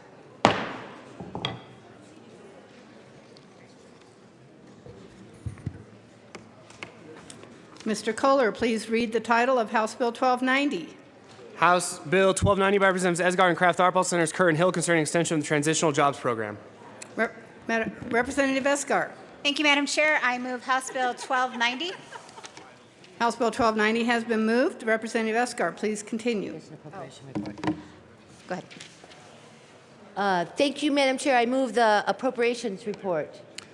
The Appropriations Committee report has been moved. Representative Kraft Tharp. Thank you, and the committee made an appropriations. I ask for your support. Is there any other discussion on the Appropriations Committee report? Seeing none, the question before us is the Appropriations Committee report. All those in favor say aye. All opposed, no. The ayes have it. The Appropriations Committee report is passed. To the bill, Representative Kraft Tharp. Thank you. So Representative Escar and I are pleased to bring you House Bill 1290. And if this feels a little bit like deja vu, it's because you've heard about this program before. Representative Diane, Representative Melton brought you this program in 2013. It was a successful job training program for those people that are having the hardest of hard times being able to find employment. Our veterans are under FPL 150%. I brought this bill back in 2014 for a 3-year extension, and now Representative Escar and I are very pleased to bring this back to you. This successful program, 77% success rate, bring this back for a 5-year term. Representative Escar. Thank you, Madam Chair. This bill is also good for small businesses. There's a number of small businesses in Pueblo who have used this particular program to find workers to fill the jobs that they needed the most. Members, this is a good bill for workers and a good bill for small business. I ask and I vote. Is there further discussion? Representative Nordberg. Thank you, Madam Chair. And to Representative Esgar and Representative Kraft Tharp, in 2013, when we first heard this bill, the effective unemployment rate was 7% at the time. As it stands now in Colorado, the unemployment rate is 4.2%. And you mentioned deja vu. So why are we bringing this program back when our unemployment rate continues to fall? But we're not only bringing this program back, we're continuing to grow it. If you look at what this program does over the next few years, you're adding staff to the program, you're adding appropriations to the program. Why is this a necessary program at this time as our unemployment rate continues to fall? Representative Kraft Tharp. Representative Norberg, I'm so glad that you brought that question. And in fact, our unemployment rate is less than the 4%. We were at 3.2%, but I think the Denver Post said this morning that we may have even fallen from that. You know what that means? That means that the majority of Coloradans are experiencing the economic growth. But Representative Norberg, here's the problem. There are some people who are being left behind. They are not experiencing the glory of the economic growth. And those are people that no matter how hard they try, Representative Norberg, they have not been able to get employment. Our veterans, Representative Norberg, are people below federal poverty level of 150%. Consistently, this program has shown a 77% success rate, members. If we have something, Representative Bowen would like to say this is like two Coloradans, that there are those of us that are successful in being able to get unemployment. But there is a Colorado where those people are not able to get jobs. Through job training, job consultation, through the subsidized wages, which incentivizes employers to be able to hire these people, this program, members, has shown a 77% success rate. If we find something that works, we need to continue to support it. Representative Norberg, does that answer your question? Representative Nordberg. Thank you, Madam Chair. Actually, it doesn't. I think I'm more confused now than ever, because if the effective employment rate is now 3.2%, and why are we continuing to expend on this program? I recognize what you're saying as to some people being left behind, but what is the amount, the ratio, I guess, per the $2 million that we're going to be spending next year? How many people is this helping per the $2 million we're spending? Representative Thurlow.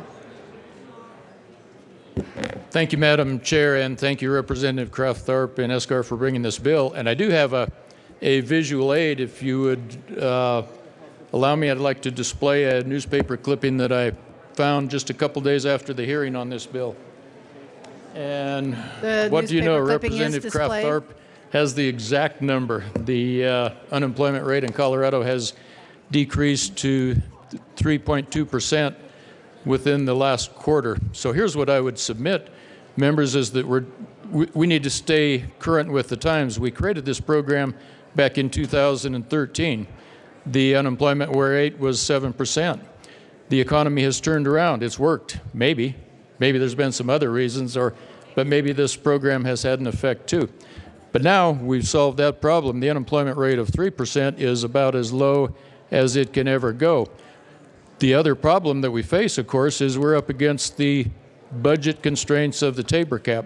This bill has $1 million appropriation this year, and then according to the fiscal note, it's going to have to expand to $2 million in the next year. So my question to you is, should we still be doing this program, even if it was a good program at the time it was passed?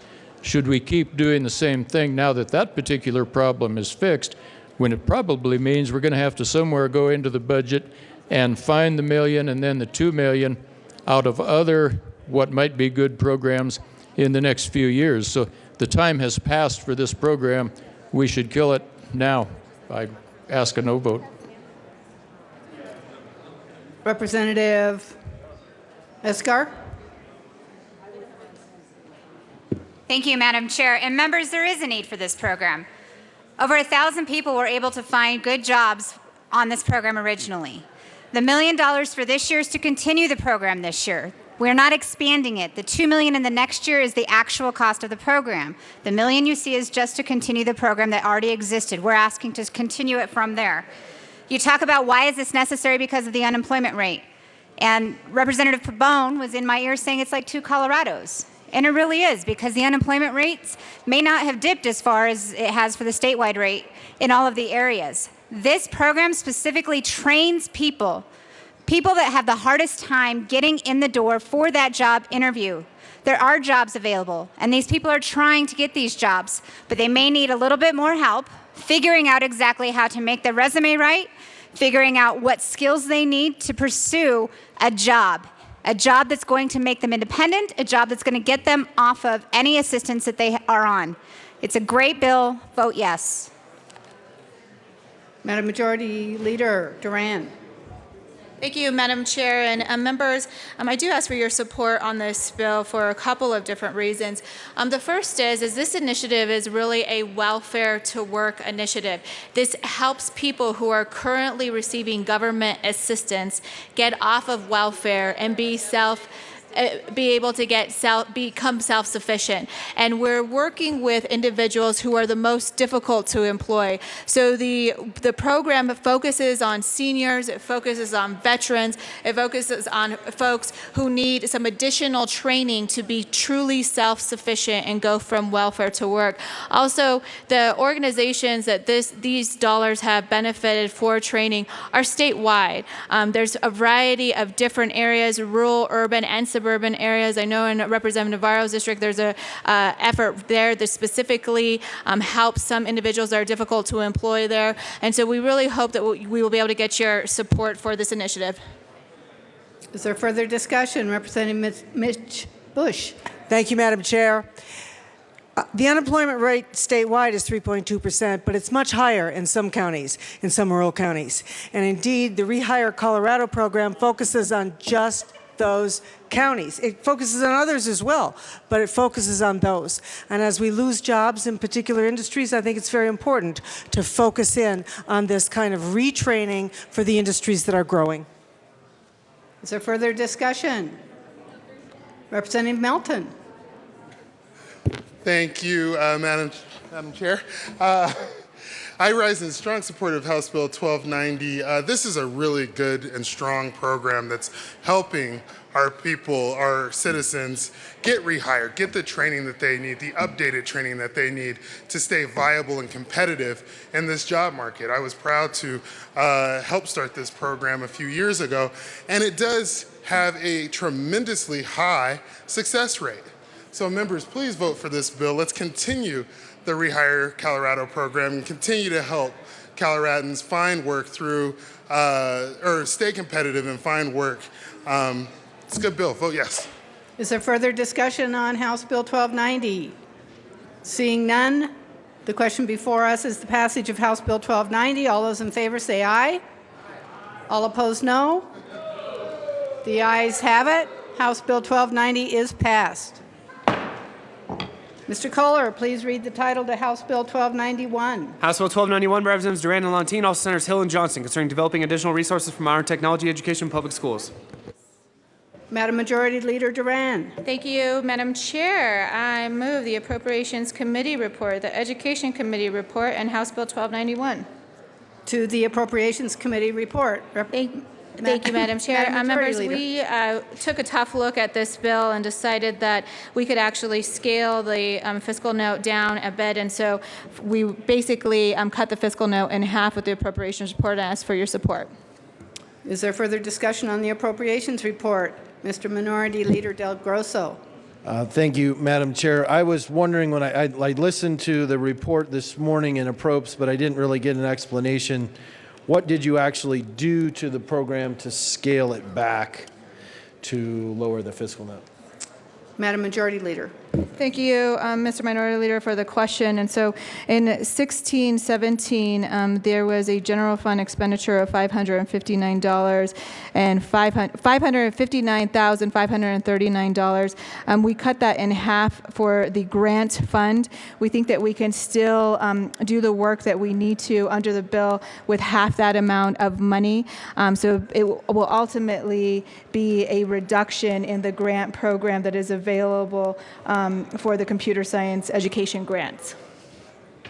Is there further discussion on the Appropriations Committee report?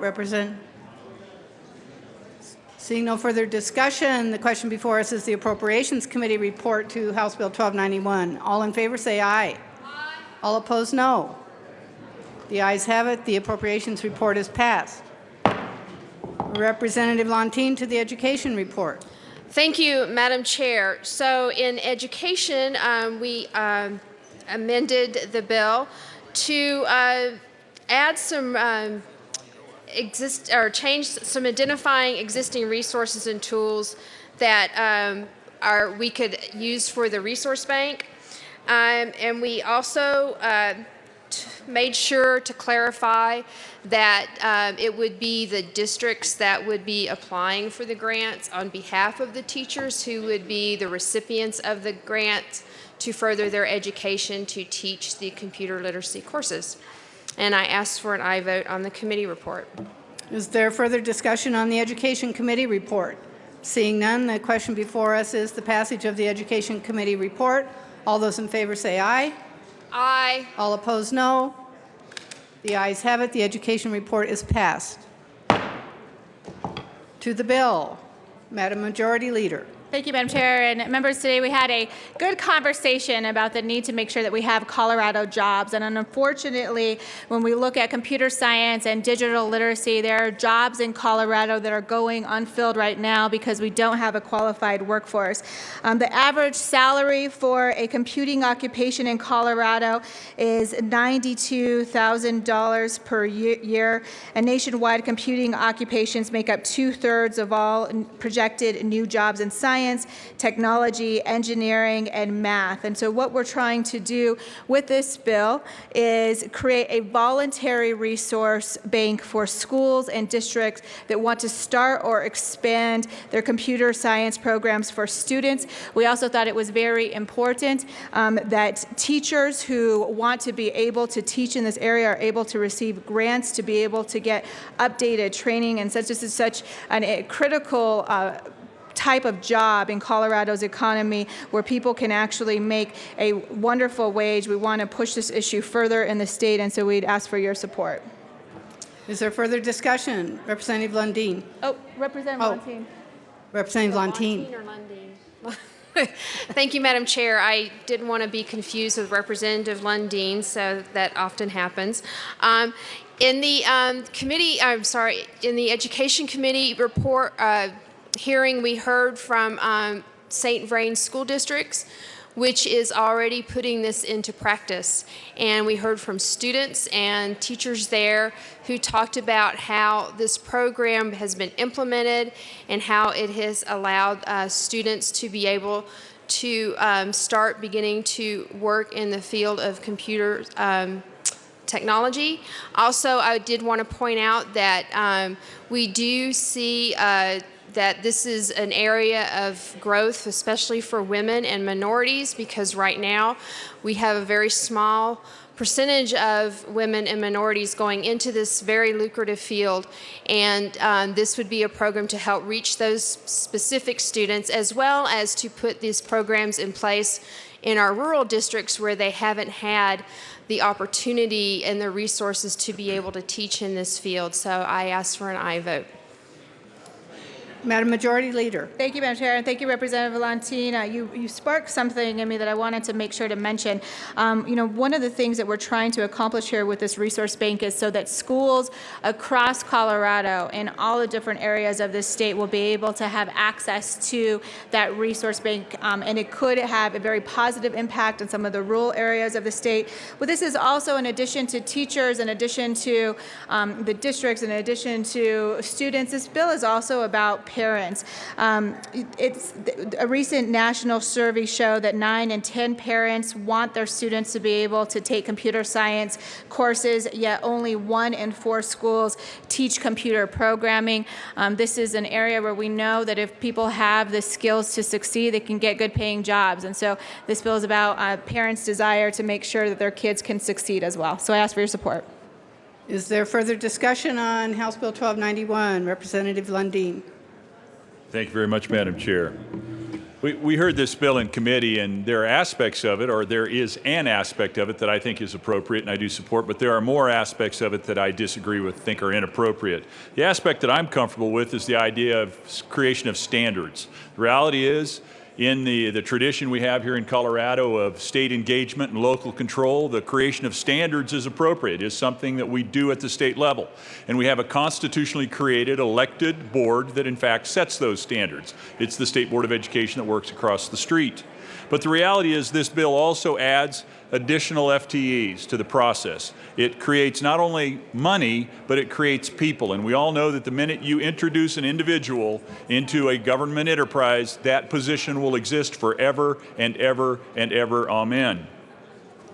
Another piece of this puzzle that begins to contradict the way we look at education here in Colorado is this idea of resource bank, model curriculum, and helping the local districts see what they can't possibly see on their own.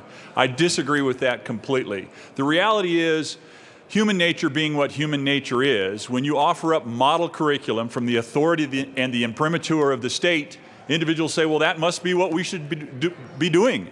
This must be the answer. When in reality is we have 178 districts that are all responsible for staying engaged in their community, being connected with their parents, looking forward to the future of their children, and making sure that what they develop, what they as a neighborhood and what they as a community decides what their future should look like is exactly the educational product that they deliver to their children in their neighborhoods and their parents in the community. This says, no, no, no. Let's do this where we can think more clearly than you could possibly think in your local community. We'll do this at the state level. And for that reason, this begins to drag us in a direction that is inappropriate and we should not go. So for those reasons, I would say good start, good idea, partially appropriate, but generally and more completely, and when you look into the bigger aspects of this bill, inappropriate. I'm a no vote on this bill. Is there further discussion on House Bill 1291? Seeing none, the question before us is the passage of House Bill 1291. Representative Brown. Thank you, Madam Chair.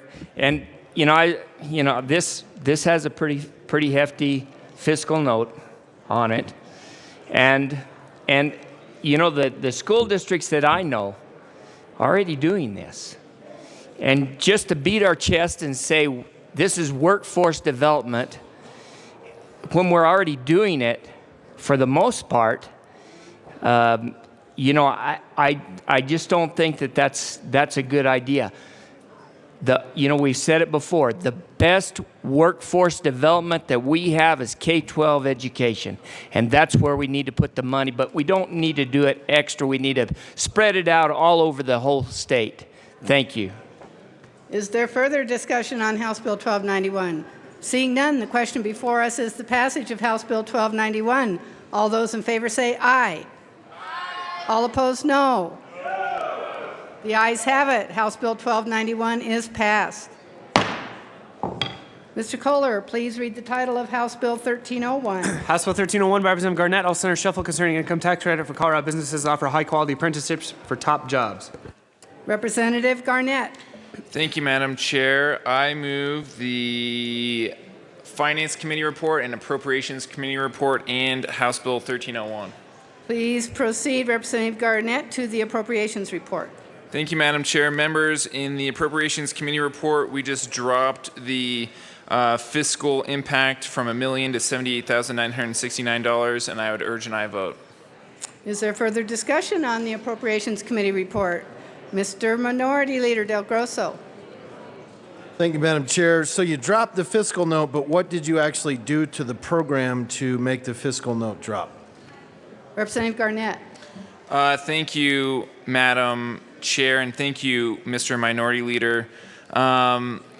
The appropriation is from the general fund, and so in the bill we had asked for $1 million, and so in the Appropriations Committee report we passed an amendment to drop the appropriated amount from the general fund to $78,000, and 71 of that 78 is going to be used by the Workforce Development Council to administer the credit program. Madam Majority Leader. Thank you, Madam Chair and members. I did just receive a updated fiscal note request, and so the request that was submitted was signed by the requisite number of representatives, and so with it I'm going to move to lay over House Bill 1301 till the end of the special orders calendar. The motion is to lay over House Bill 1301. Seeing no objection, House Bill 1301 will be laid over to the end of the special orders calendar.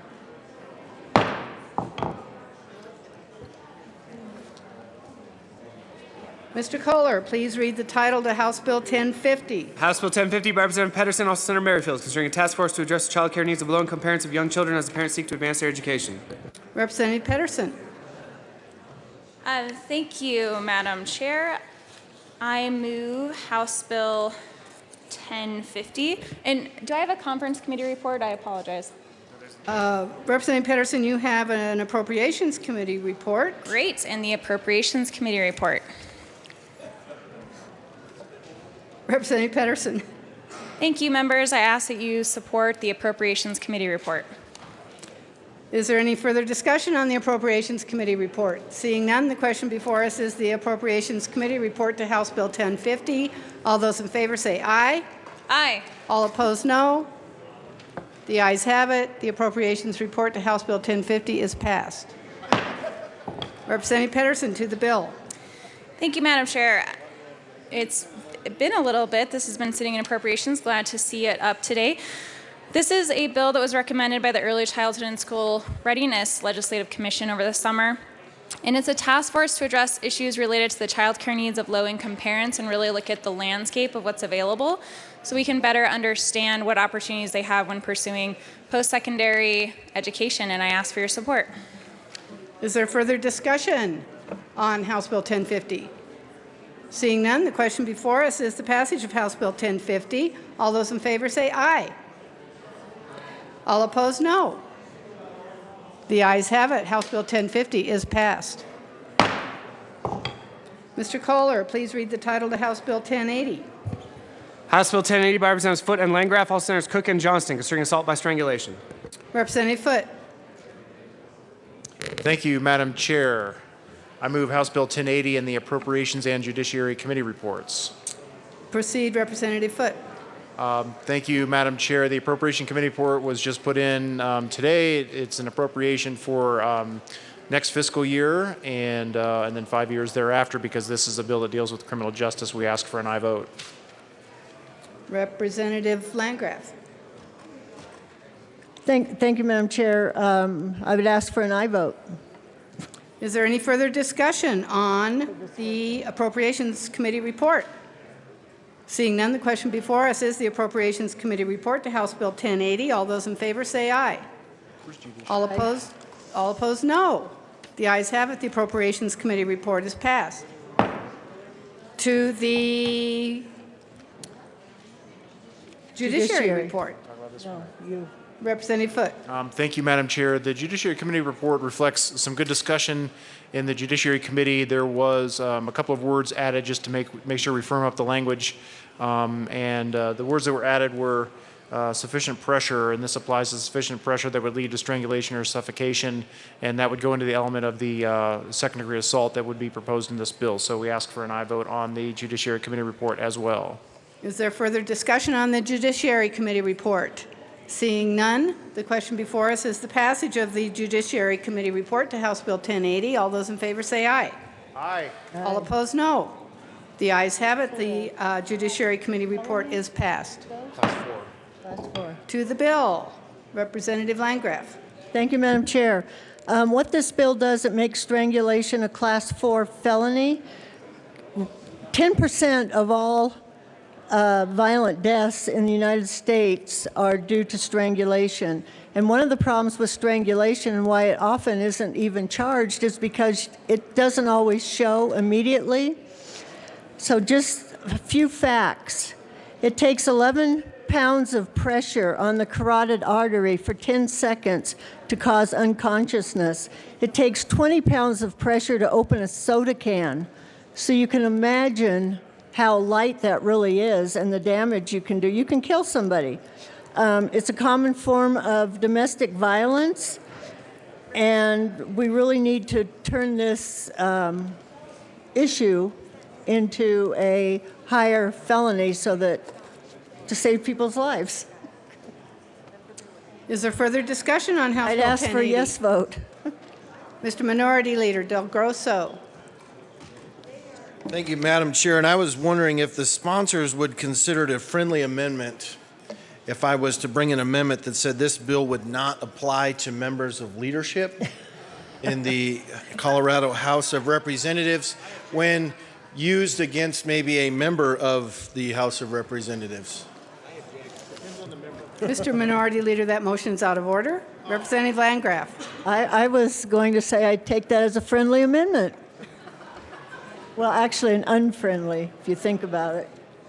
Is there any further discussion on House Bill 1080? Representative McCann. Thank you, Madam Chair. I would just urge an aye vote on this bill. As a former deputy DA, I saw a lot of these domestic violence cases, and this is an important bill to give the DAs another opportunity when there is this kind of assault, because often it isn't as obvious as some other kinds of assault, but extremely devastating. So very much in support, and thank the sponsors for bringing this bill. Representative Fields. Thank you, Madam Chair, and I rise in strong support of House Bill 1080. In fact, our Victims' Rights Caucus sees this legislation as one of our top priorities for this year. We had some compelling testimony from women and other people who have been impacted by not having this piece of legislation. So I believe it's the right thing for our state to be moving forward to do. So I want to thank the bill sponsors for House Bill 1080. Representative Landgraf. Thank you, Madam Chair. I wanted to point out that we saw and heard from women who had strokes because of being strangled. People have lost their voices. This can be a really serious, serious offense. And I also wanted to say thank God for attorneys from time to time because they actually understand this issue. Is there further discussion on House Bill 1080? Seeing none, the question before us is House Bill 1080. All those in favor say aye. Aye. All opposed, no. The ayes have it. House Bill 1080 is passed.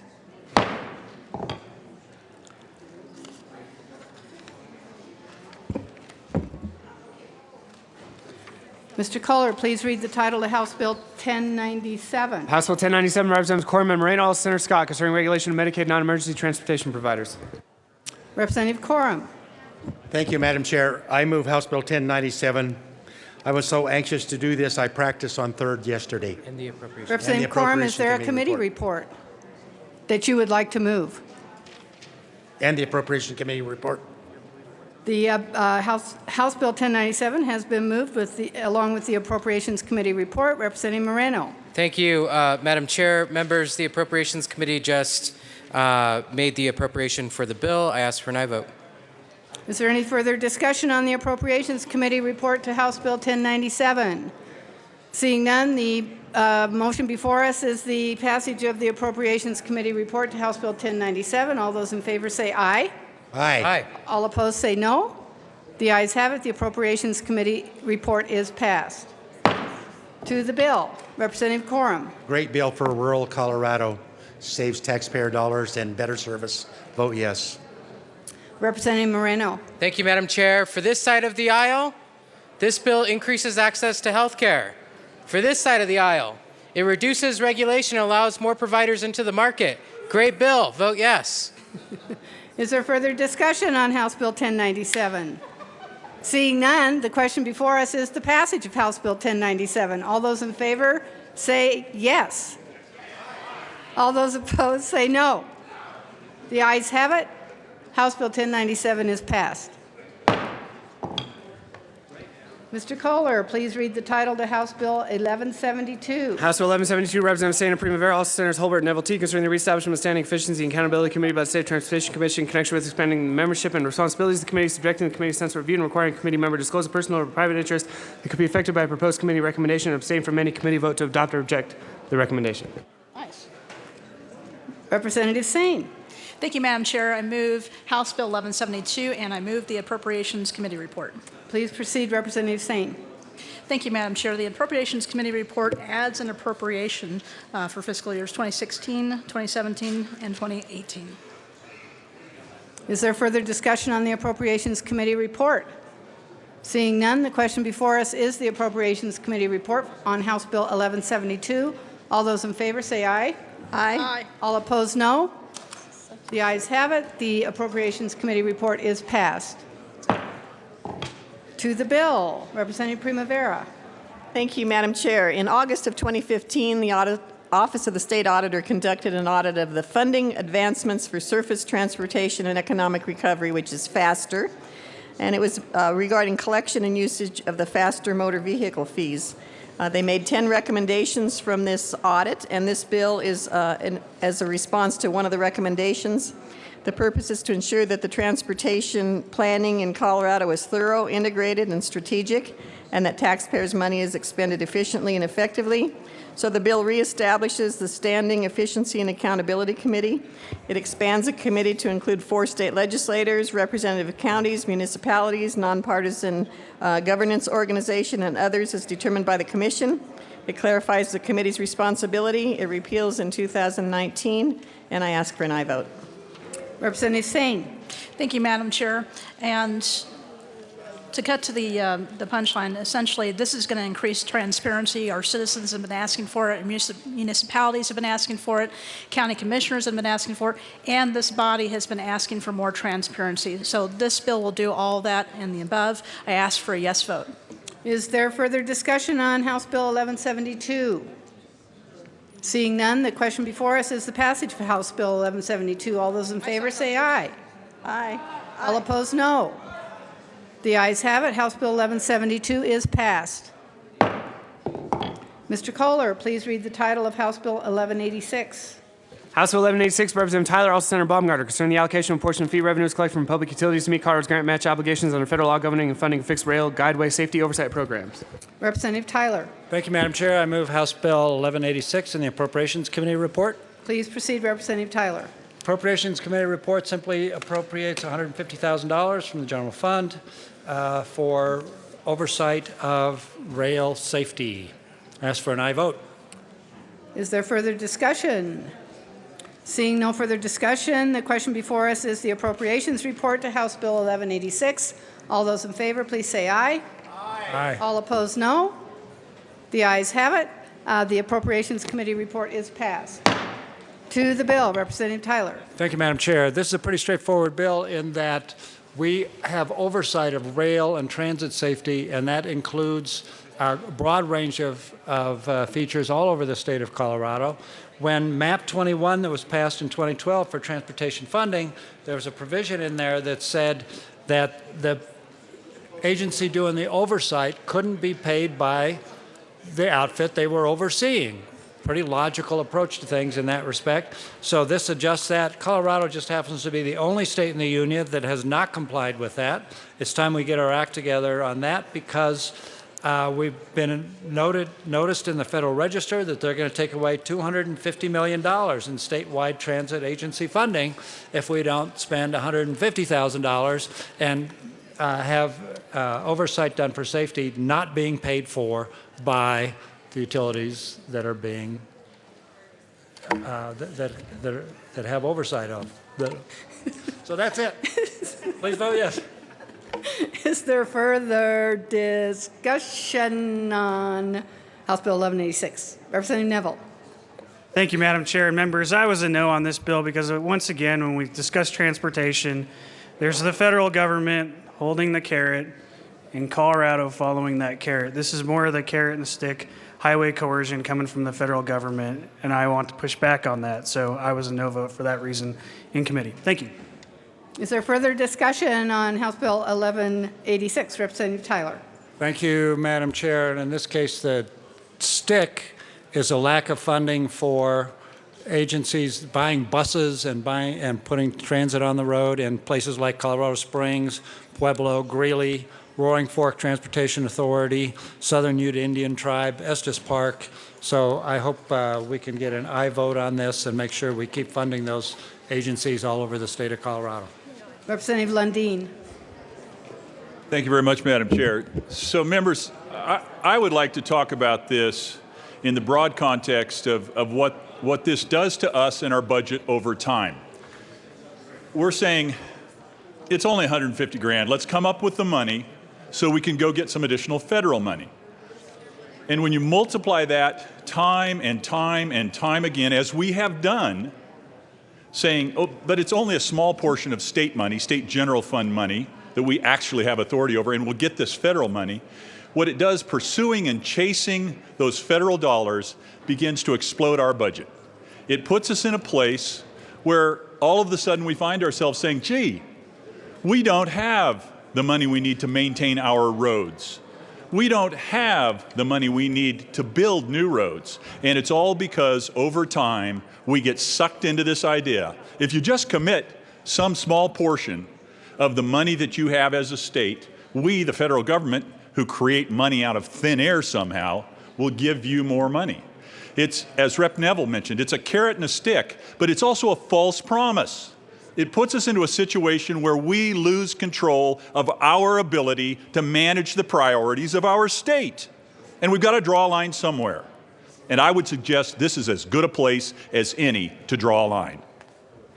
Is there further discussion from someone with more metaphors? Representative Mitch Bush.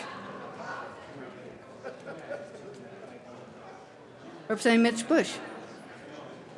Madam Chair, I don't promise any new metaphors. But this money is not new money. It is money that our transit agencies across the state of Colorado, including in my district, and in many of your districts, as were named by Representative Tyler throughout the state, are already using. This is simply a way to make sure that we continue to get that money. In some ways, it was an oversight not to put this regulation on some years ago. This is not new money. We're not searching after new money. Representative Neville. Thank you, Madam Chair. Members, I want to remind you, too, it sounds good that, hey, if we do this, we're going to get $250 million of federal money. That's just free money, right? Well, it's not. I mean, our taxpayers here in the Colorado pay that taxes. And if you look at the current state of the federal government, when the federal government is spending $1.40 for every dollar it's taking in effect, this bill translates to assisting in adding $70 million to our national debt. So just think about that when you think of, well, we need this federal money. There is a price to that. Is there Representative Tyler? Thank you, Madam Chair. I just want to make a note that if you're investing in a business and you put in $150,000 and got $250 million back, that would be one heck of a return on investment. 1,666 times return on investment. That's a pretty good deal, I'd say. Please vote yes. Is there further discussion on House Bill 1186? Representative Young. Thank you, Madam Chair. As a member of Joint Budget Committee and chair of the Appropriations Committee, I was asked whether or not we should go ahead and run this bill with that appropriation clause on there. We actually had Executive Director, PUC Executive Director Doug Dean come and talk to us, a former Speaker of the House, and explain in great detail that the threat of losing $250 million worth of funding was not just a threat, it was a reality that we were the only state that had not complied with these regulations. And so I'm not willing to bet $250 million just because we don't want to spend $150,000. I think that's irresponsible budgeting. I urge and I vote. Is there further discussion on House Bill 1186? Seeing none, the question before us is the passage of House Bill 1186. All those in favor, please say aye. Aye. All opposed, no. The ayes have it. House Bill 1186 is passed. Mr. Kohler, please read the title of House Bill 1195. House Bill 1195 by Representatives Landgraf and Young, also Senators Crowder and Stedman, concerning home modification services, Medicaid, home and community-based services waivers. Representative Landgraf. Thank you, Madam Chair. I move House Bill 1195 and the Appropriations Committee report and the Health Insurance and Environment report. Please proceed, Representative Landgraf. Thank you, Madam Chair. Well, the Appropriations report, they funded the first year, which is a small amount, $7,950. And I'd ask for a yes vote. Is there further discussion on the Appropriations Committee report? Seeing none, the question before us is the Appropriations Committee report to House Bill 1195. All those in favor say aye. Aye. Aye. All opposed, no. The ayes have it. The Appropriations Committee report is passed. To the Health Insurance and Environment Committee report.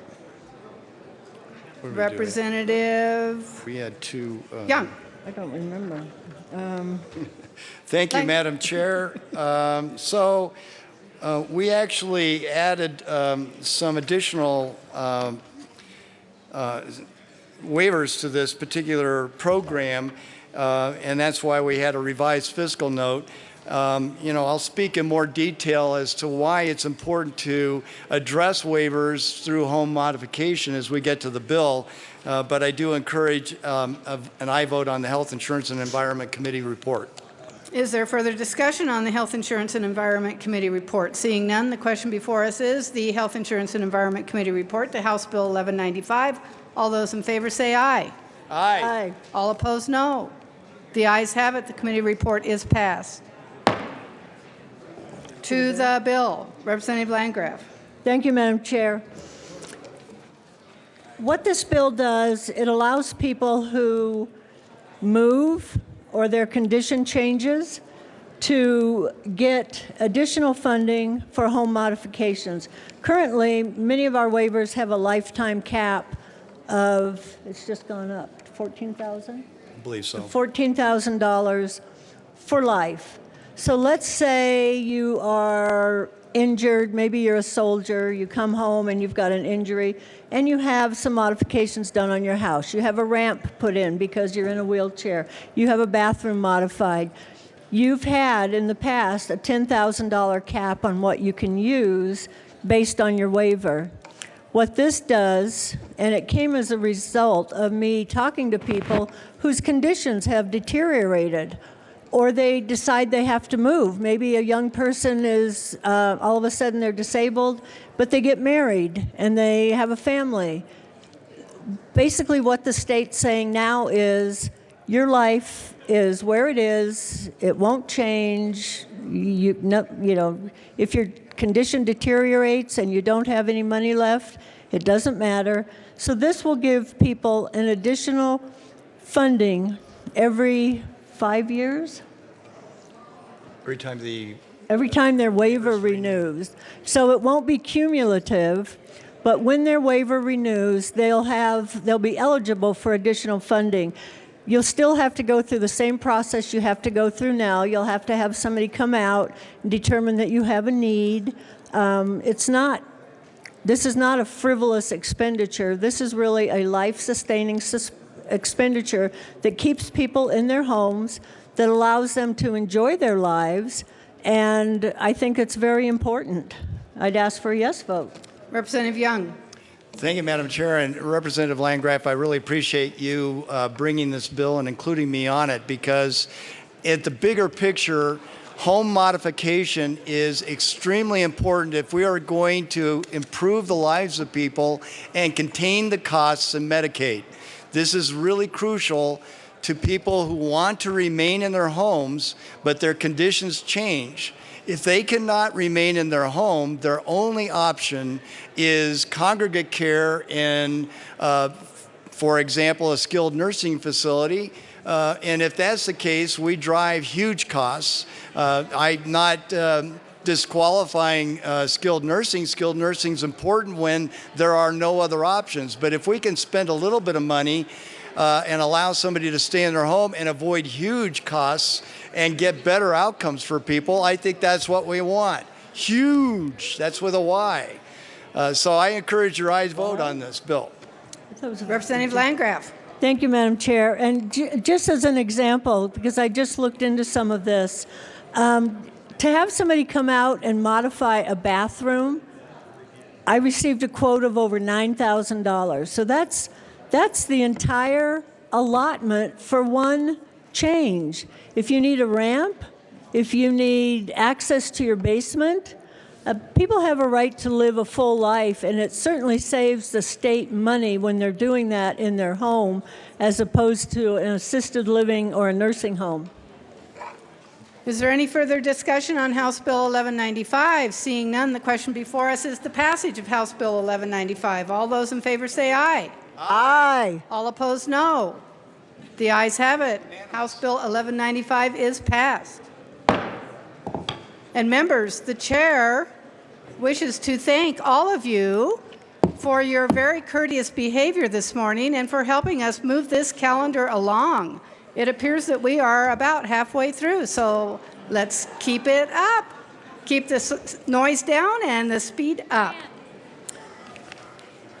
Mr. Kohler, please read the title to... You want to move the House bill to conference committee? My bill. No.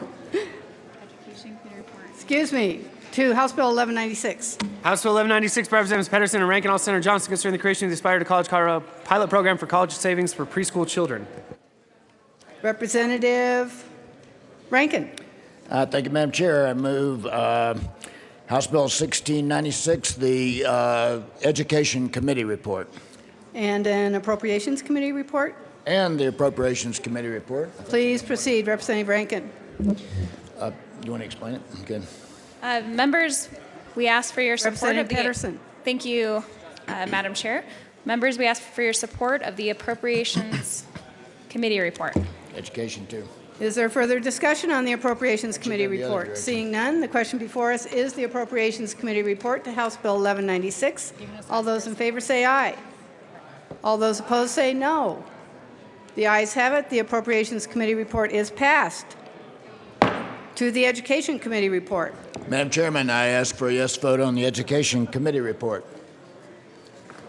Is there further discussion on the Education Committee report? Seeing none, the question before us is the Education Committee report to House Bill 1196. All those in favor say aye. All those opposed say no. The ayes have it. The Education Committee report is passed. To the bill. Representative Pedersen. Thank you, Madam Chair.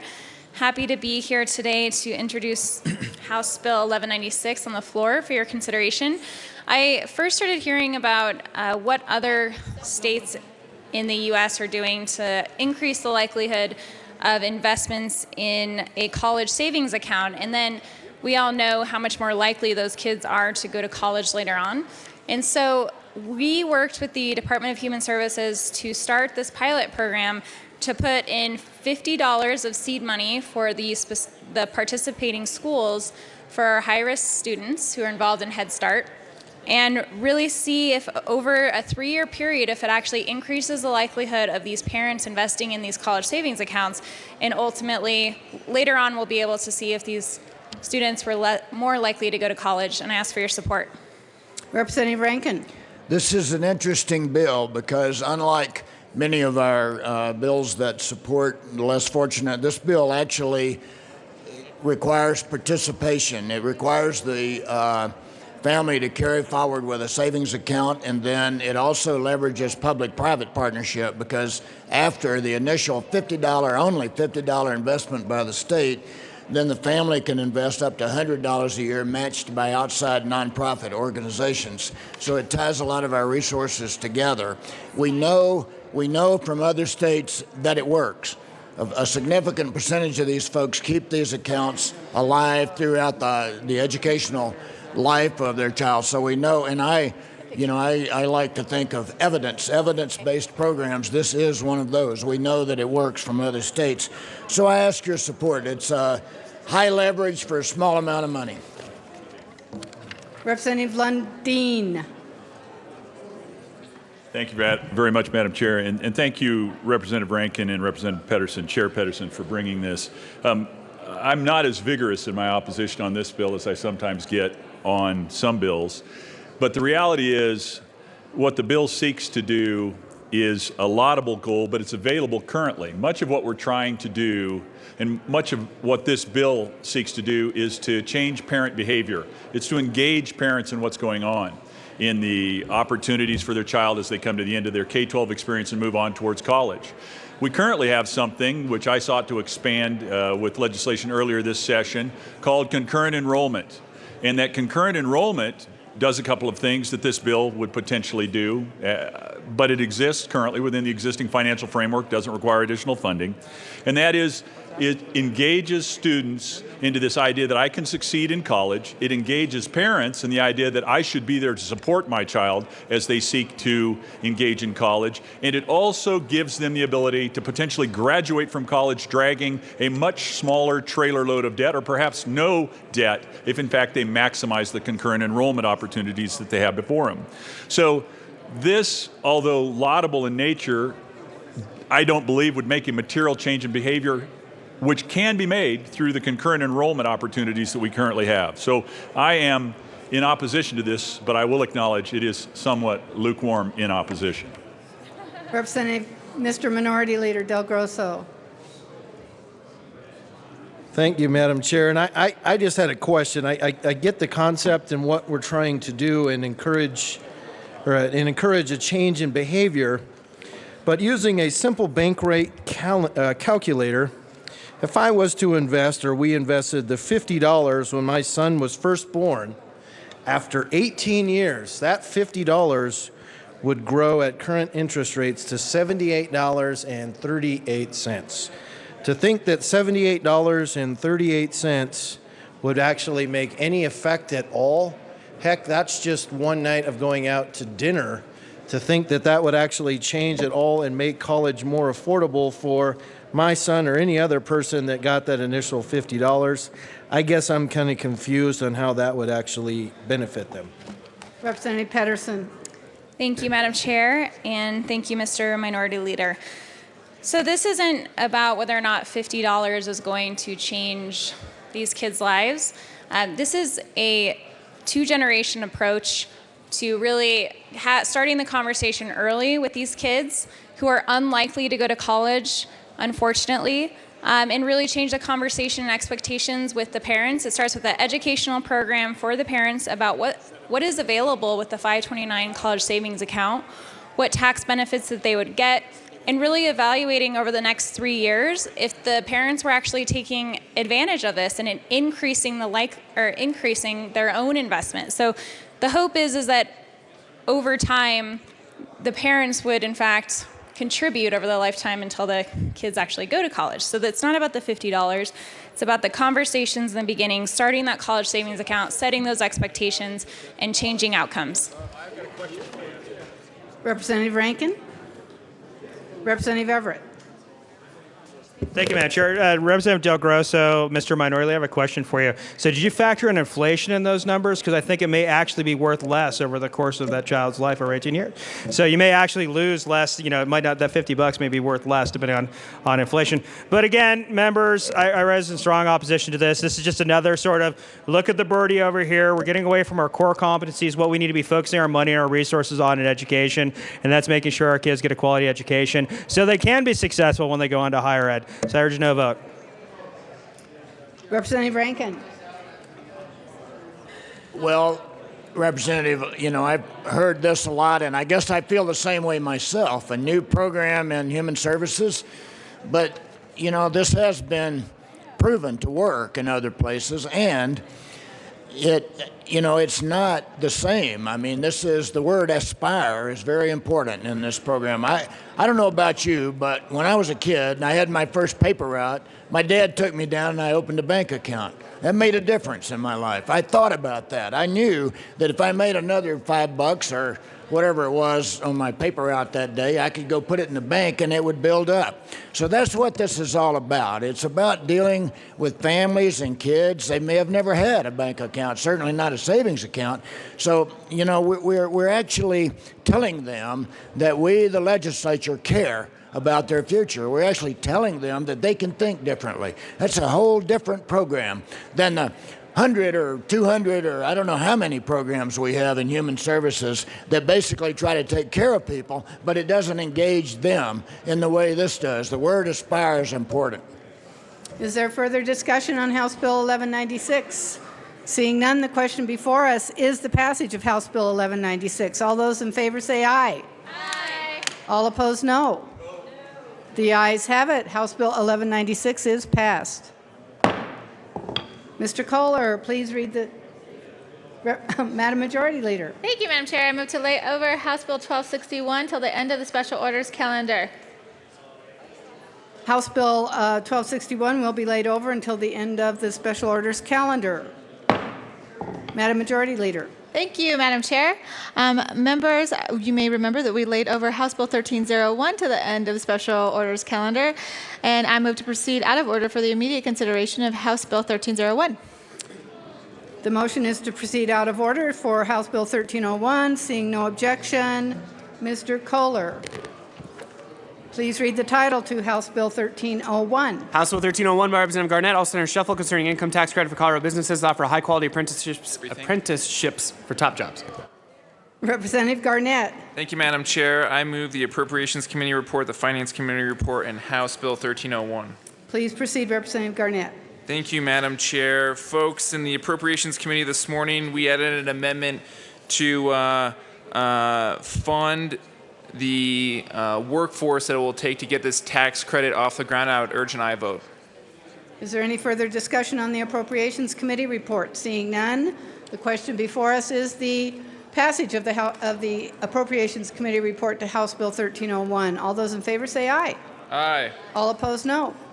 The ayes have it. The Appropriations Committee report is passed. Representative Garnett. Thank you, Madam Chair. To the Finance Committee report, we added an amendment changing one of the pre-apprenticeship programs to a residency program if it operates outside the trades, and I would urge an aye vote. Is there any further discussion on the Finance Committee report?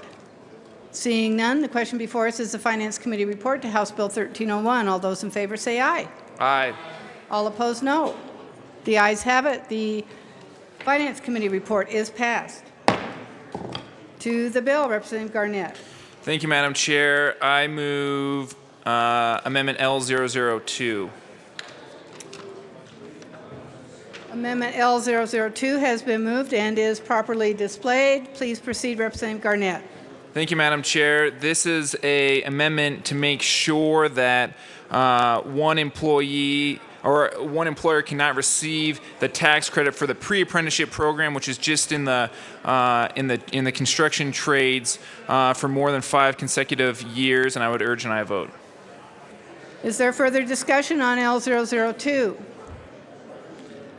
Seeing none, the question before us is Amendment L002 to House Bill 1301. All in favor say aye. Aye. All the opposed say no. The ayes have it. Amendment L002 is passed.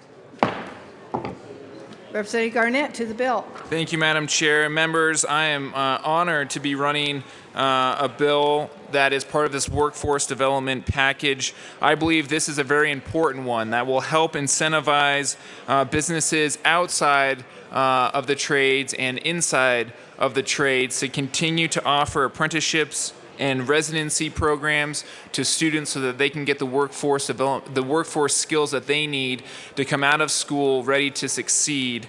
This is a bill that will spread a program that we believe and we know works very well, which is an apprenticeship program, to different areas of the marketplace, like the healthcare and finance industries. And I hope that this can provide students coming through Colorado schools the skills that they need to get high-paying jobs and can continue to bring businesses from across the country to Colorado, because we have put in place a framework to build the workforce that they need to succeed, and I would urge an aye vote.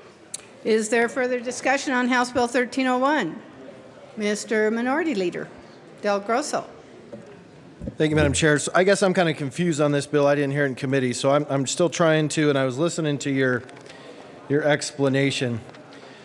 So is it somebody that actually develops a program, or if I'm a business and I have apprentices, I get a credit for hiring an apprentice as the business owner? Representative Garnett. Thank you, Madam Chair, and thank you, Mr. Minority Leader. Within the Workforce Development Council, they will issue tax credits to businesses that have apprenticeships and pre-apprenticeships. Mr. Minority Leader Del Grosso. Thank you, Madam Chair. So here's where I'm confused. If I'm a business owner and I need employees, and I've talked to several large companies, and they're like, look, there's a lack of skilled workers that are out there. We need some more skilled workers to where I can hire them. So if I'm the owner of a company that has the need for these employees, don't you think I would already set up an apprenticeship program to train these people? Why do I need a tax credit to get me to do something that I should be doing already as an owner? Because I'm going to need to hire these people. I'm going to need to train them so they can actually help run my business. Why do I need this extra credit? If I need them, I'm going to hire them anyway, and I'm going to train them. So to me, it seems like we're just giving them money to do something they should be doing already. Representative Garnett. Thank you, Madam Chair, and thank you, Mr. Minority Leader. I think you bring up a valid point. I think what we're trying to do is the apprenticeship and the pre-apprenticeship programs that we have successfully administered in the trades have really done a great job of bringing in the next wave of workforce to those specific areas. I think what we're trying to do here is expand what we know is a successful program to different areas of the marketplace, the finance industry, the healthcare industry. As long as you have a job that's recognized on the talent pipeline report as a top job that's in need here in Colorado, then you qualify for this tax credit. So you may not have an apprenticeship if you are in the finance industry, and this might incentivize you to set one up. If you already have an apprenticeship, but you're not being awarded, what this will do is keep that in place and recognize your effort with the tax credit. So I still would urge an aye vote. Is there further discussion on House Bill 1301? Seeing none, the question before us is the passage of House Bill 1301. All those in favor say aye. All opposed, no. The ayes have it. House Bill 1301 is passed. Mr. Kohler, please read the title of House Bill 1273. House Bill 1273 by Representative Arndt, concerning limited authority for the Department of Transportation to charge fees for parking at department parking facilities.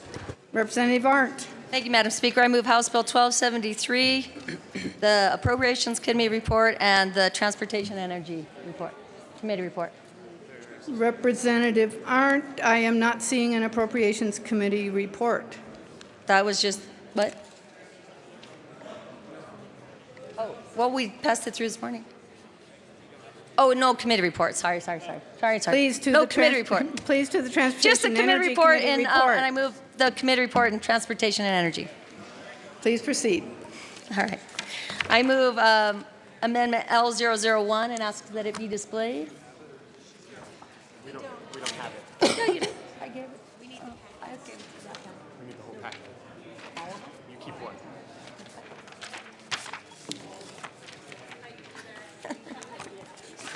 I'm a disaster. Here you go, Claire. Here's the next one. I already gave it to him over there. Yeah, but I'm sorry. I'm sorry. L001 has been moved and is properly displayed. Representative Arndt. Thank you very much. L001 strikes the word fees. It reduces the Tabor impact, and it reduces fines from 20, 50, and 100 for a first, second, and third offense to a warning, $20 and $50. Is there further discussion on L001? Representative? Seeing no further discussion, the question before us is Amendment L001. All in favor say aye. Aye. All opposed, no. The ayes have it. L001 is passed. I move L002 and ask to be properly displayed. Okay. Sorry. Sorry, Madam Chair. Representative Arndt. Thank you, Madam Chair. L002 has been moved and is properly displayed. Please proceed, Representative Arndt. Thank you very much. Based on recommendations from the committee, which it did pass out of, we are attending to those comments, and we are drastically simplifying the bill. And it simply allows CDOT to administer a parking lot that is in Fort Collins, and everyone is in agreement that CDOT would like to administer that lot. Fort Collins is okay with it. That's what L002 does. I ask for a favorable vote. Is there further discussion on L002? Seeing none, the question before us is the passage of L002. All in favor say aye. Aye. All opposed, no. The ayes have it. L002 is passed. To the bill, Representative Arndt. Thank you, Madam Chair. This is I was joking this morning that I had an easy water bill and a hard parking lot bill, so that's a little bit of an irony. I saw this as a pretty straightforward way for CDOT to administer an important lot in Fort Collins that everyone agrees on, and we hope, and I urge an aye vote. Is there further discussion on House Bill 1273? Representative Becker. Thank you, Madam Chair. And members, I'd agree that this bill is much better now as amended. I still have some concerns on how these fees are enforced or collected, which was one of the big questions in there, is who's doing that and where would those actually be collected. I think that's still a really big question out there. I'm looking. Representative Arndt. Thank you. Just a small correction. With the adoption of the amendments, we won't have fees anymore, but we will have fines. Is there any further discussion on House Bill 1273? Representative Nordberg. Thank you, Madam Chair. And with respect to the fines, then, in terms of enforcement, is it the intent of CDOT to enforce the fines? Will they be using CDOT staff, or is it their intent to hire a third party to enforce those fines? How will that work? Representative Arndt. Thank you, Representative Norberg. I don't believe that there's right now Fort Collins is administering the lot, and that is the third-party vendor, and that's the agreement that CDOT would take over the administration of the lot. Is there further discussion on House Bill 1273? Seeing none, the question before us is the passage of House Bill 1273. All those in favor say aye. Aye. All those opposed, no. The ayes have it. House Bill 1273 is passed. Mr. Kohler, please read the title to House Bill 1277. House Bill 1277, Representatives Valentino and Landgraf, all Senators Cafalas and Roberts, concerning the appeal process for medical assistance benefits. Okay. That sounds good. Representative Landgraf. Thank you, Madam Chair. I move House Bill 1277, the Appropriations Committee report, and the Public Health Care and Human Services report. Please proceed, Representative Lontine. Thank you, Madam Chair. The Appropriations Committee report simply funded the bill, so I ask for an aye vote. Is there any further discussion on the Appropriations Committee report to House Bill 1277? Seeing none, the question before us is the Appropriations Committee report to House Bill 1277. All in favor say aye. Aye. All opposed, no. The ayes have it. The Appropriations Committee Somebody report actually is voted? passed. Representative Lontine. Thank you, Madam Chair. To the Public Health Committee report, I have an amendment to the report, and I move L003 and ask that it be properly displayed. Amendment L003 has been moved and is properly displayed. Representative Lontine. Thank you, Madam Chair. This simply takes out that reports need to go to the State Department and just makes it a little more flexible and easier for everybody to understand, and that it just explains that it's just in the rules. I ask for an aye vote. Is there further discussion on Amendment L003? Seeing none, the question before us is Amendment L003. All those in favor say aye. Aye. All those opposed say no. The ayes have it. L003 is passed. Representative Lontine. Thank you, Madam Chair. I am now ready to move the, I guess we already have, I'm sorry, to the Public Health Care and Human Services Committee report. As we began to work on this bill, and if you would look at the original fiscal note, you will note that it is quite large. And I learned a big lesson that anytime you do anything to Medicaid, it costs a lot of money. And so we decided to take a different approach, and that's what is outlined in this amendment. Instead of requiring that we add more time to allow for our Medicaid folks to have extended to appeal their adverse notice, that it was simply put in rules that should an adverse notice be given to a recipient that has some exigent circumstances and truly requires on these benefits for life-saving reasons, that a phone call could just fix that. And so that's basically what this amendment does. And I ask for an aye vote. Is there any further discussion on the committee report? Seeing none, the question before us is the Public Health Care and Human Services Committee report to House Bill 1277. All those in favor say aye. Aye. Aye. All opposed, no. The ayes have it. The committee report is passed. To the bill, Representative Landgraf. Thank you, Madam Chair. What this bill does, it straightens out and tries to clarify the appeal process for Medicaid, for medical assistance benefits. Just today, I heard of two people who are caught up in this. They get a letter.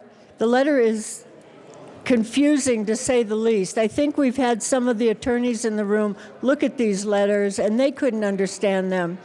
And yet, people who are disabled, who have a variety of issues, will get a letter. It tells them that their services are going to be changed or terminated.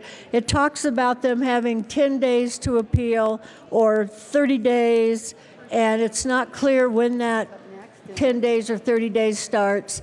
So the idea of this is to straighten that out.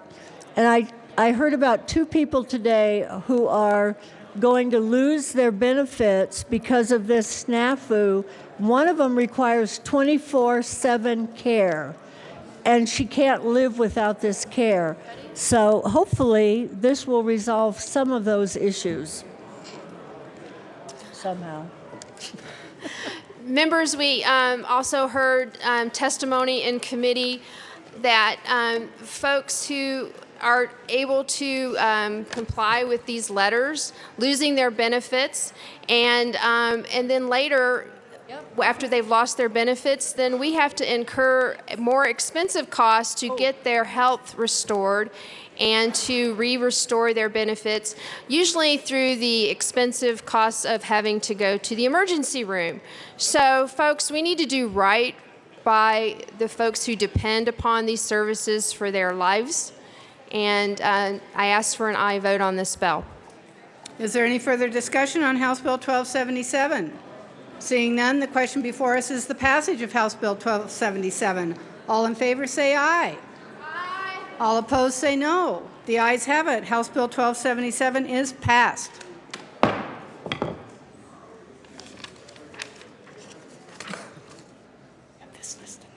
Okay, thank you.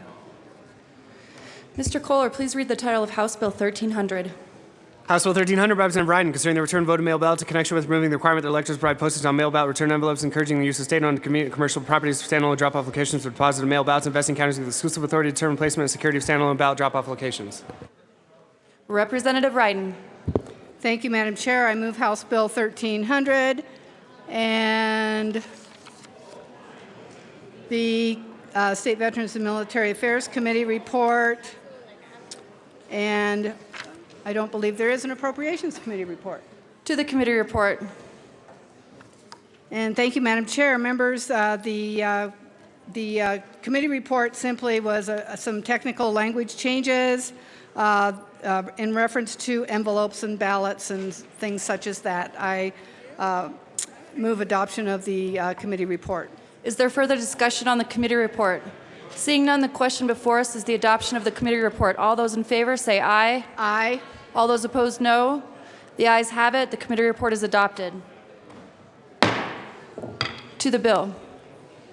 Representative Riden. Thank you, Madam Chair. And members, I am very pleased to be bringing you House Bill 1300.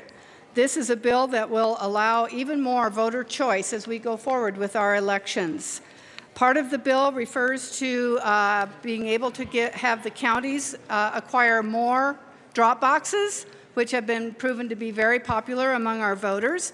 And the good thing about that is that it is federal funds that have been appropriated for this specific purpose under the Help America Vote Act.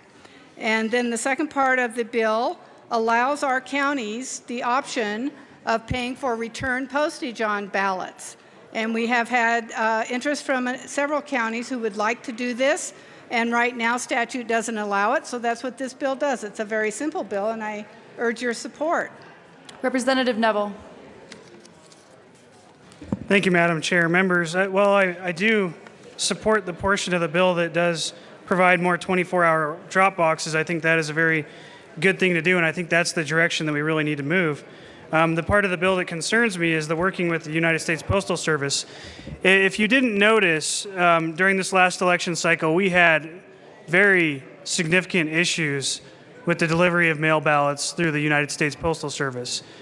At least in Douglas County, for instance, the Douglas County or the Postal Service in our area, when the ballots were initially delivered to the voters, were using load leveling procedures, which caused multiple days of delay in actually getting the ballot to the voters in the first place.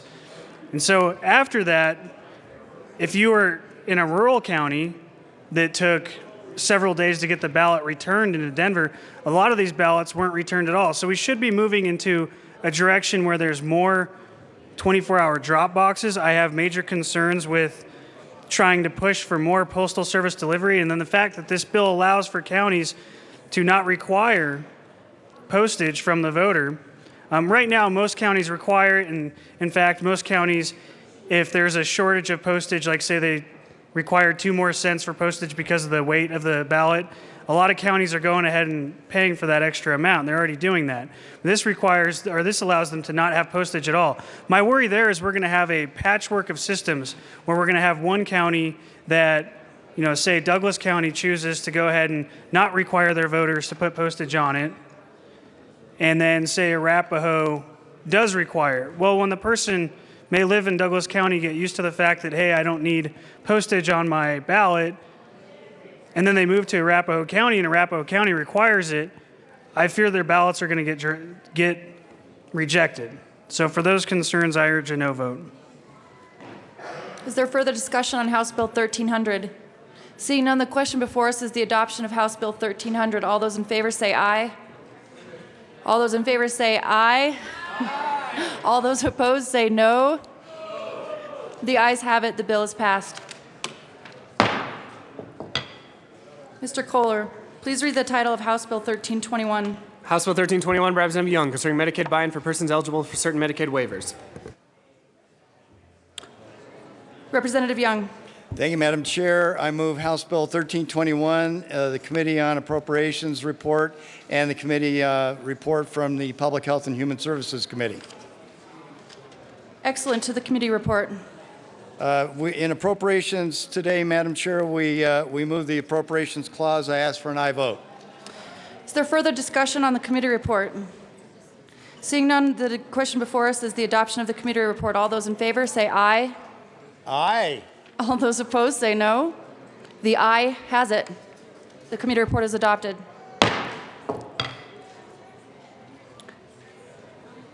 To the Public Health and Human Services report. Thank you, Madam Chair. The report from Public Health and Human Services, basically what we did is ran an amendment to add 2 more waivers to this bill, and those waivers were highly supported by the community. I ask for your aye vote. Is there further discussion on the Public Health Care and Human Services Committee report? Seeing none, the question before us is the adoption of the committee report. All those in favor say aye. Aye. All those opposed, no. The aye again has it. The committee report is adopted. To the bill. Thank you, Madam Chair. And House Bill 1321 leverages a program that is already in place. It's called Medicaid Buy-In. And what it does is it allows somebody who is receiving services under a waiver. This could be a senior, it could be someone with disabilities who is receiving services under a waiver to also work. And right now, under certain waivers, there are limits as to what someone can do. If they have a job and they're making over certain monthly income limits, or they have certain assets, and they all of a sudden become available, their services become available under a waiver, they have to make the terrible choice between working or receiving those services. What House Bill 1321 does is that you don't have to make that choice. If you need supports through a waiver, you're a senior or you're someone with mental health concern, or you have other disabilities, that you can continue to get those supports, but you can become a contributing part of society and work. And so what this bill does is allows the best of both worlds. People want to contribute, and they get an opportunity to do that. You'll note on the fiscal note that by employing this particular option under Medicaid, that we actually save significant amounts of general fund money in the out years. So I encourage your aye vote on this bill. Is there further discussion on House Bill 1321? Seeing none, the question before us is the adoption of House Bill 1321. All those in favor say aye. Aye. All those opposed, no. The ayes have it. House Bill 1321 is adopted. Mr. Kohler, please read the title of House Bill 1364. House Bill 1364, Representatives Ryden and Brown, concerning the issuance of a standard license plate for a motor vehicle to a person who has been issued a military license plate. Representative Brown. Thank you, Madam Chair, and I would move House Bill 1364 and the Appropriations Committee report. To the committee report. Basically, Madam Chair, the committee report just, it's $560, I believe, general fund money. That's what it is. Is there further discussion on the Appropriations Committee report? Seeing none, the question before us is the adoption of the committee report. All those in favor say aye. Aye. All those opposed say no. The ayes have it. The committee report is adopted. To the bill. Representative Brown. Thank you, Madam Chair. And what this bill does is it's concerning the issuance of standard license plates for a motor vehicle to a person who has been issued a military license plate. And there has been some concern about family members that might have a military license plate, and what this does is that allow them to change that out at cost. I would ask for an aye vote. Is there further discussion on House Bill 1364? Representative Ryden. Thank you, Madam Chair, and I agree with Representative Brown. We certainly want to do whatever our veterans are wanting to do, and sometimes they have personal reasons for wanting to change their license plate.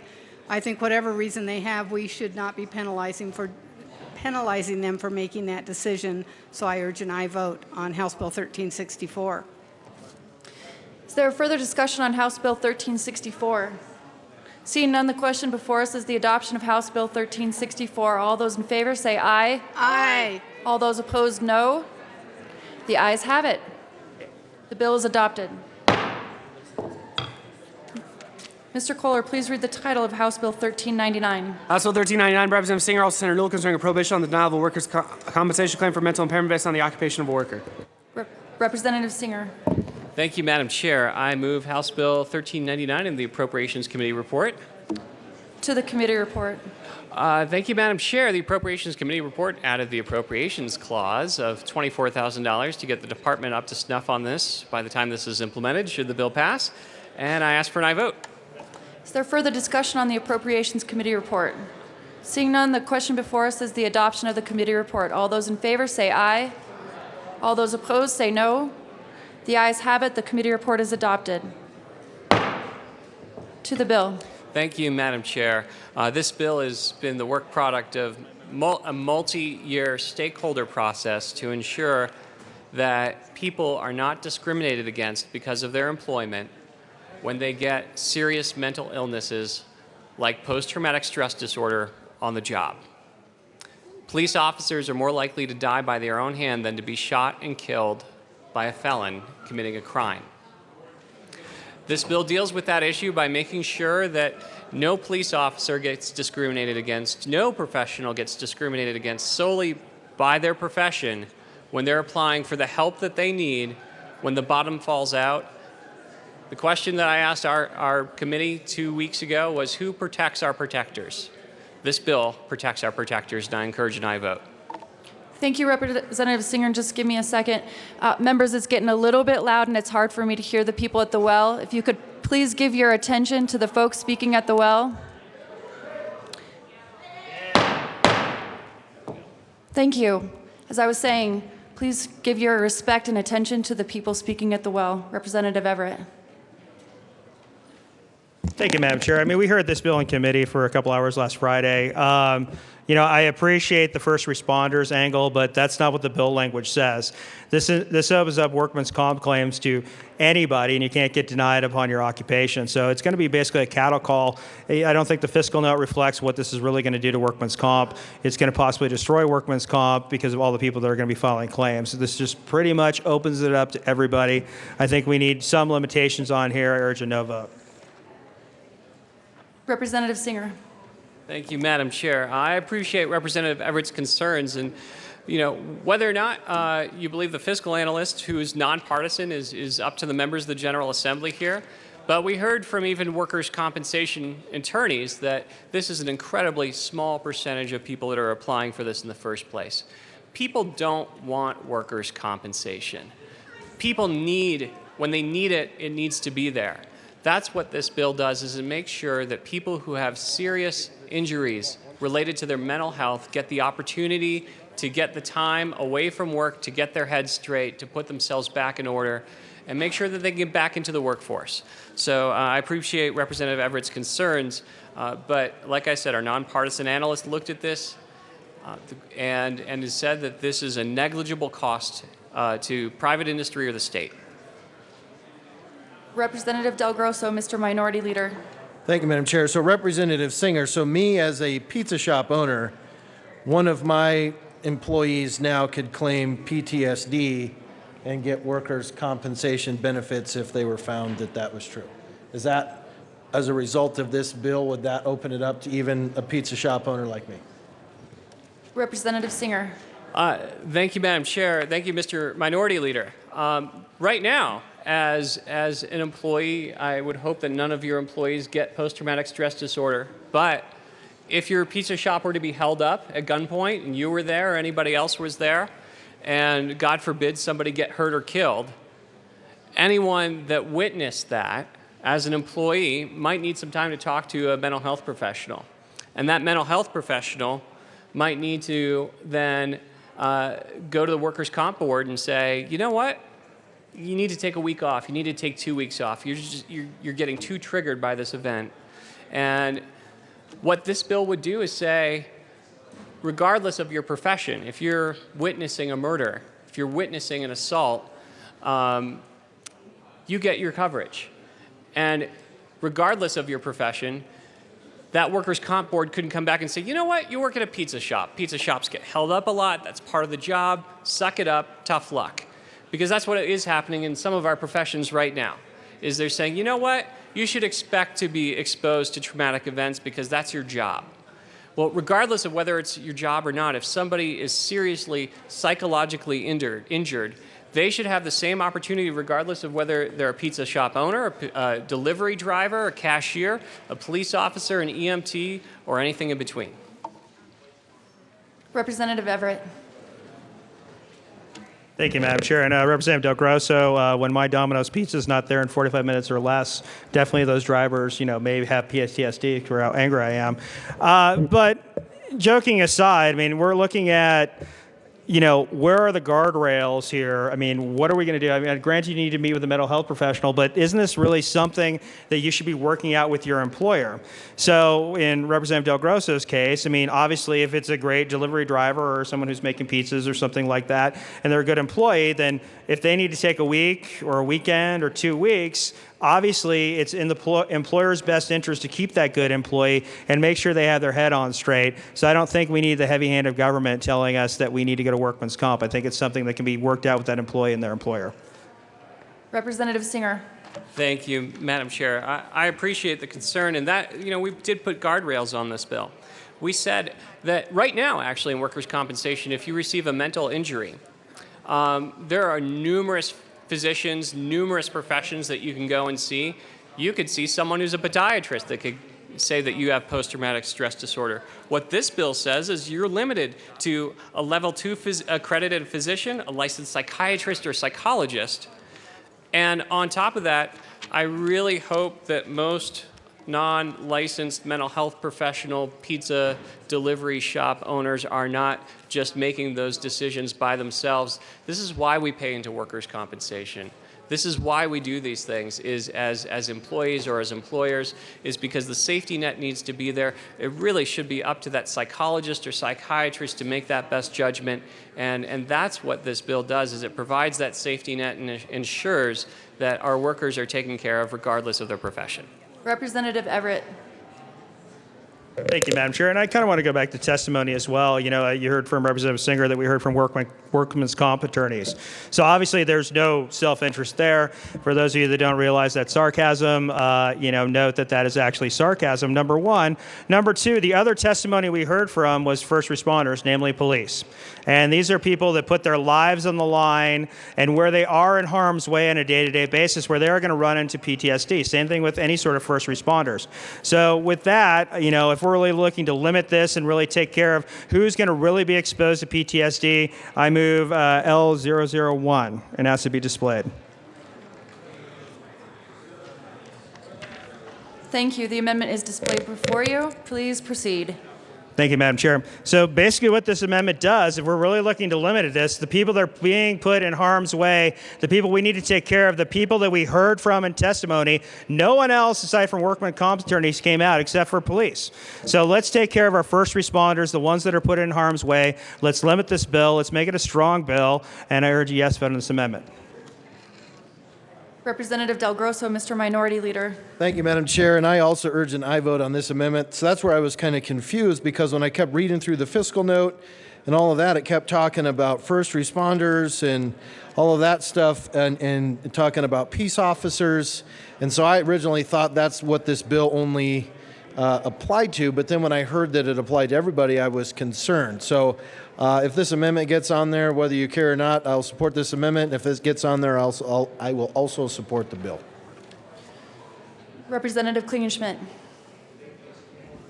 Thank you, Madam Chair. I urge an aye vote on this amendment. This is a good amendment. This makes sure that our first responders are protected first. And if we're going to broaden the workman's comp claims and claim that pizza delivery guys might have PTSD, so they should get compensation, that's too broad. I'm more concerned about policemen and firemen and ambulance, EMTs, people that see extraordinary problems when they go to their everyday job.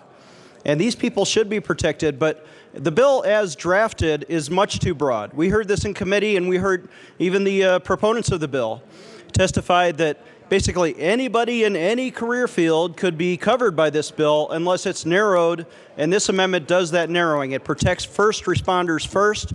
I urge an aye vote. Representative Singer. Thank you, Madam Chair. Representative Everett, I'm just a little curious here. Under this statute, are dispatchers included? Are victims advocates who work under the DA's office included? Are district attorneys included? People that are repeatedly exposed either vicariously or on a one-to-one level. And, you know, this is the problem with limiting this is who else are we leaving out? Especially our dispatchers that are the ones that are sometimes literally hearing murders happen in front of them, in front of their own ears, and have no ability to respond other than to listen and try and get the help out there as quickly as possible. So I'm just wondering if you can tell me, you know, who else is excluded and who is included? Representative Everett. Thank you, Madam Chair. So first of all, I mean, first responders as defined in 24-33.5-1202. But again, people that are on the front line is who we're trying to take care of. It was people that were on the front line that we heard of in committee. So this is just in response to testimony. If we're going to really look at who cared about this bill, aside from the workman's comp attorneys that are obviously going to get more business from this, it was the first responders, the people on the front line, the people that are exposed to this on a day-to-day basis. That's why I'm limiting just the first responders that are there, that show up at the fire, that show up, that are getting shot at. These are the people that need to be taken care of. Representative Levesque. Thank you, Madam Chair, and I urge a no vote on this amendment. First responders are in the bill now. First responders are absolutely critical, and we should be covering first responders with workers' compensation when they have PTSD. I agree with that. But there are other folks out there that we should also be concerned about. People with PTSD should have an opportunity to file a workers' compensation claim. That's all this bill does. It covers everybody. I'm certainly a no on this amendment. Mr. Minority Leader.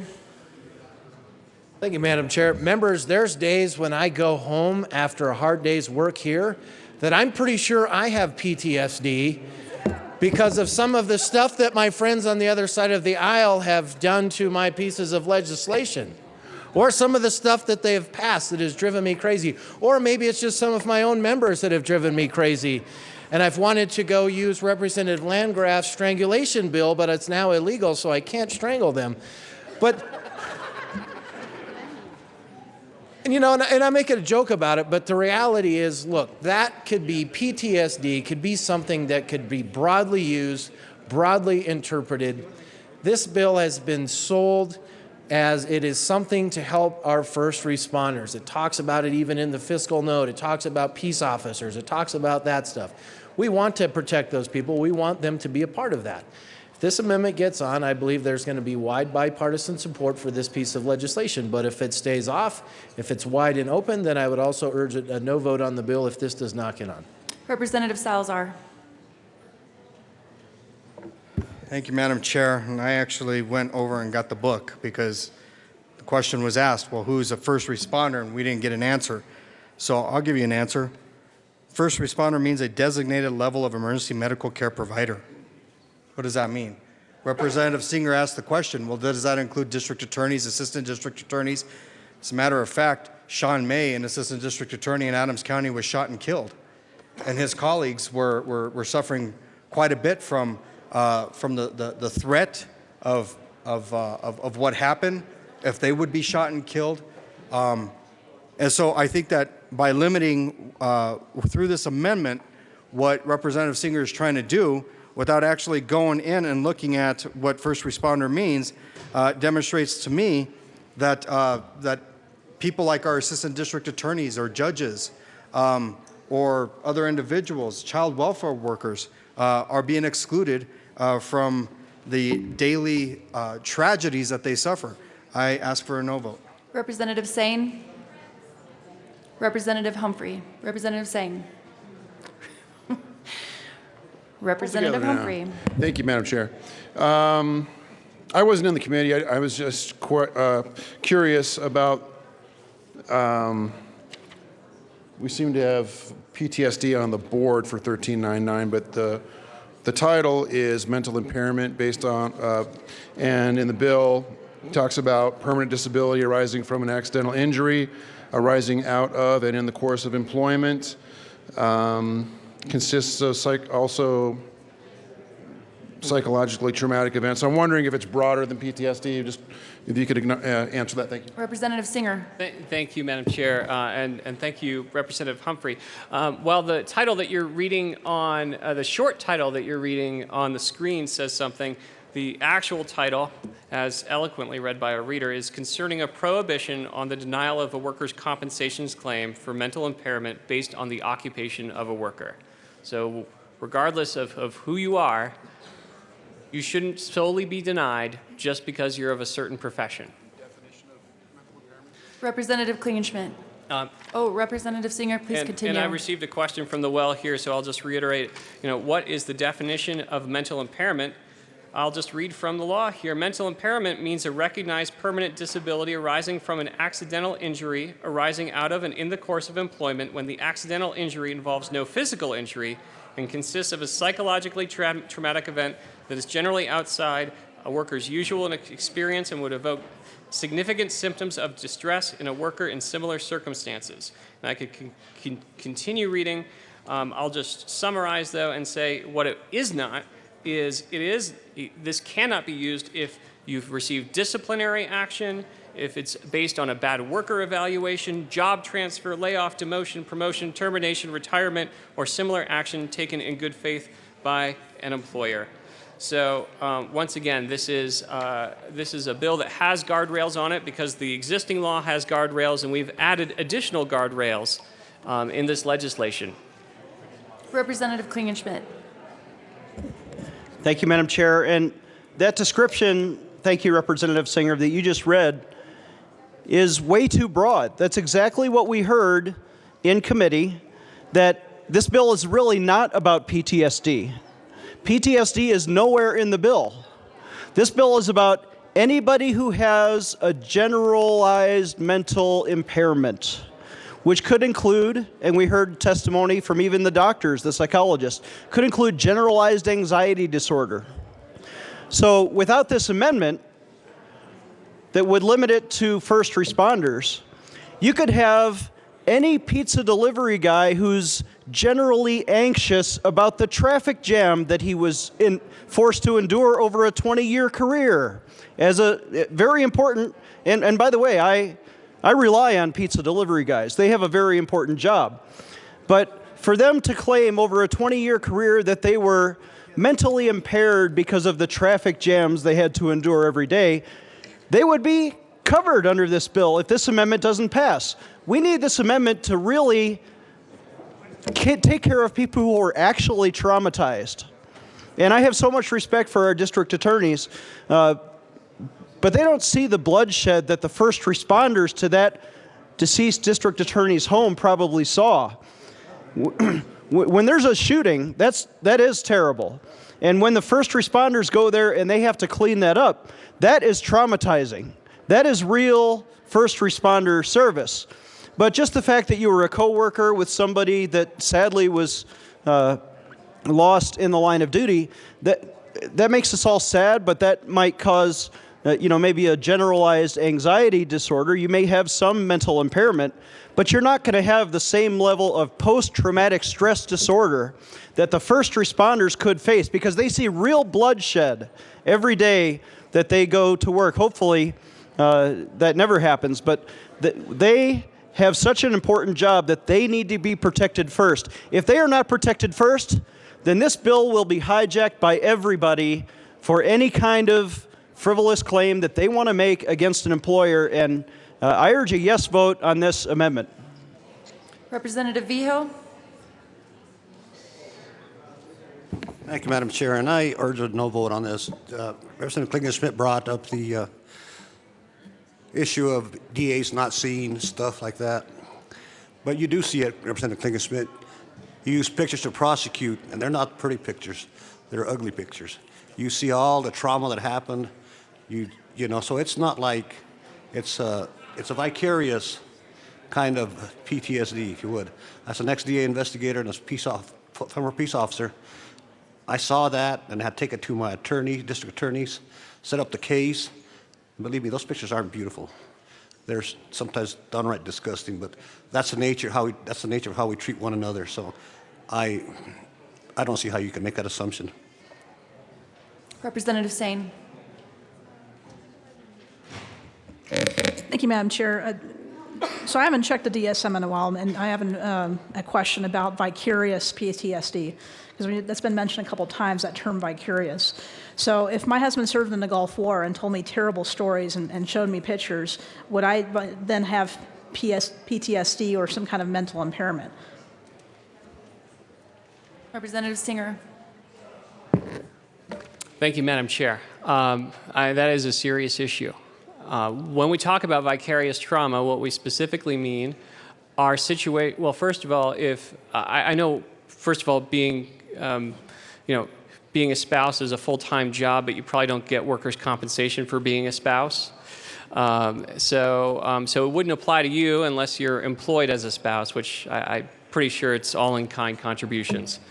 So in all seriousness, what vicarious trauma is, if you're a cop on the sex abuse beat and you see pictures of kids being exploited time after time after time, too much for too long, that's vicarious trauma.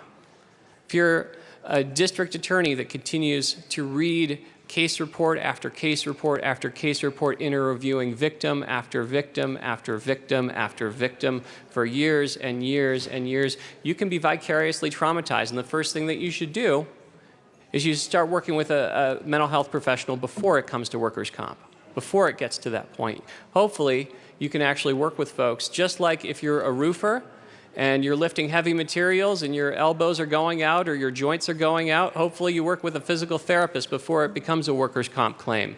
There's no reason that we should treat a physical injury any differently than we should treat a mental injury. Representative Sane.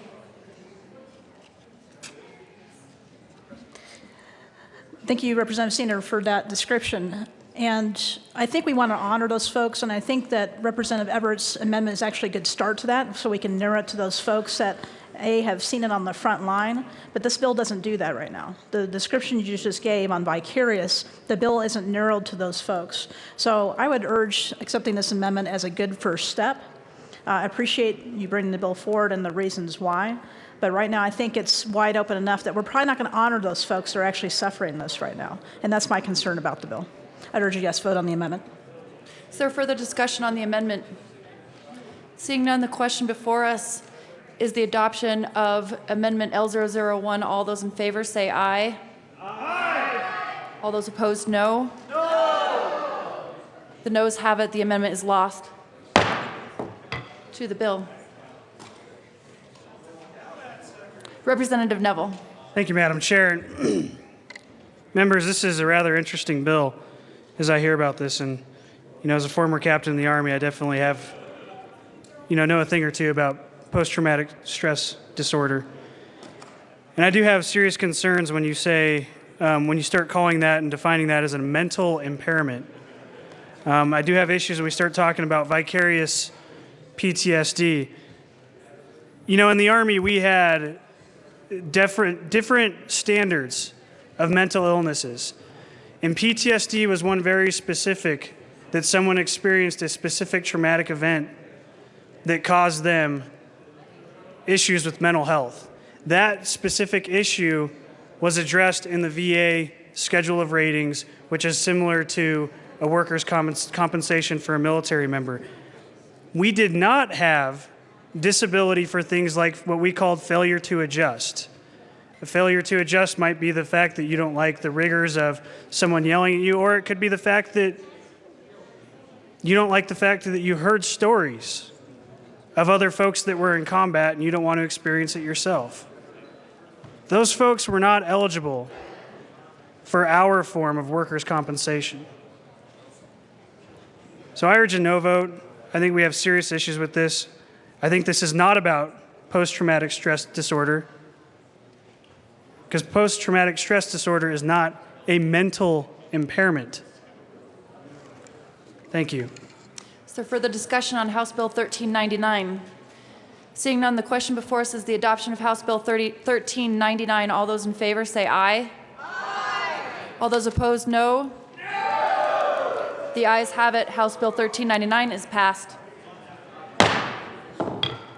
Mr. Kohler, please read the title of House Bill 1424. House Bill 1424, Representative Vigil, also Senator Garcia, concerning qualifications for the administration of medications and facilities.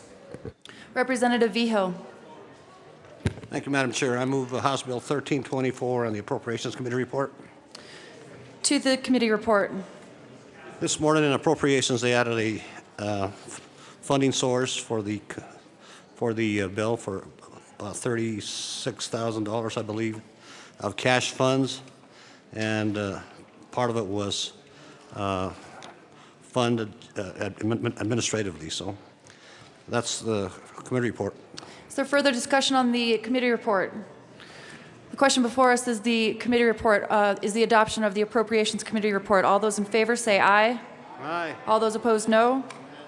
The ayes have it. The Appropriations Committee report is adopted. To the bill, Representative Vigil. Yes, let me tell you a little bit about the qualifications. Was a QualMAP, which is a Qualified Medical Administration Personnel. And what's happened is that the state can't afford to do it anymore. Doesn't want to do it anymore. Can't afford to do it anymore. And so this is going to be sent out to private industry. And so this year there will be a 36,000 some. Let me see, 36,000. 865 fiscal note, but next year there's going to be a 229,500 savings, and it's going to drop it down to 0.02 FTE. So this is a good bill, and it'll help out the private industry. Plus it'll help out the hospitals and the nursing homes, whoever other providers are. So I ask for a yes vote. Is there further discussion on House Bill 1424? Seeing none, the question before us is the adoption of House Bill 1424. All those in favor say aye. Aye. All those opposed say no. The ayes have it. House Bill 1424 is passed. Mr. Kohler, please read the title of Senate Bill 27. Senate Bill 27 by Senators Martinez, Humenick, and Todd also represents Primavera and Landgraf, concerning allowing the option for Medicaid clients to obtain prescribed drugs through the mail in connection with reducing an appropriation. Representative Primavera. Thank you, Madam Chair. I move Senate Bill 27 and the Appropriations Committee report and the Health Insurance and Environment Committee report. To the Health Insurance and Environment report, please.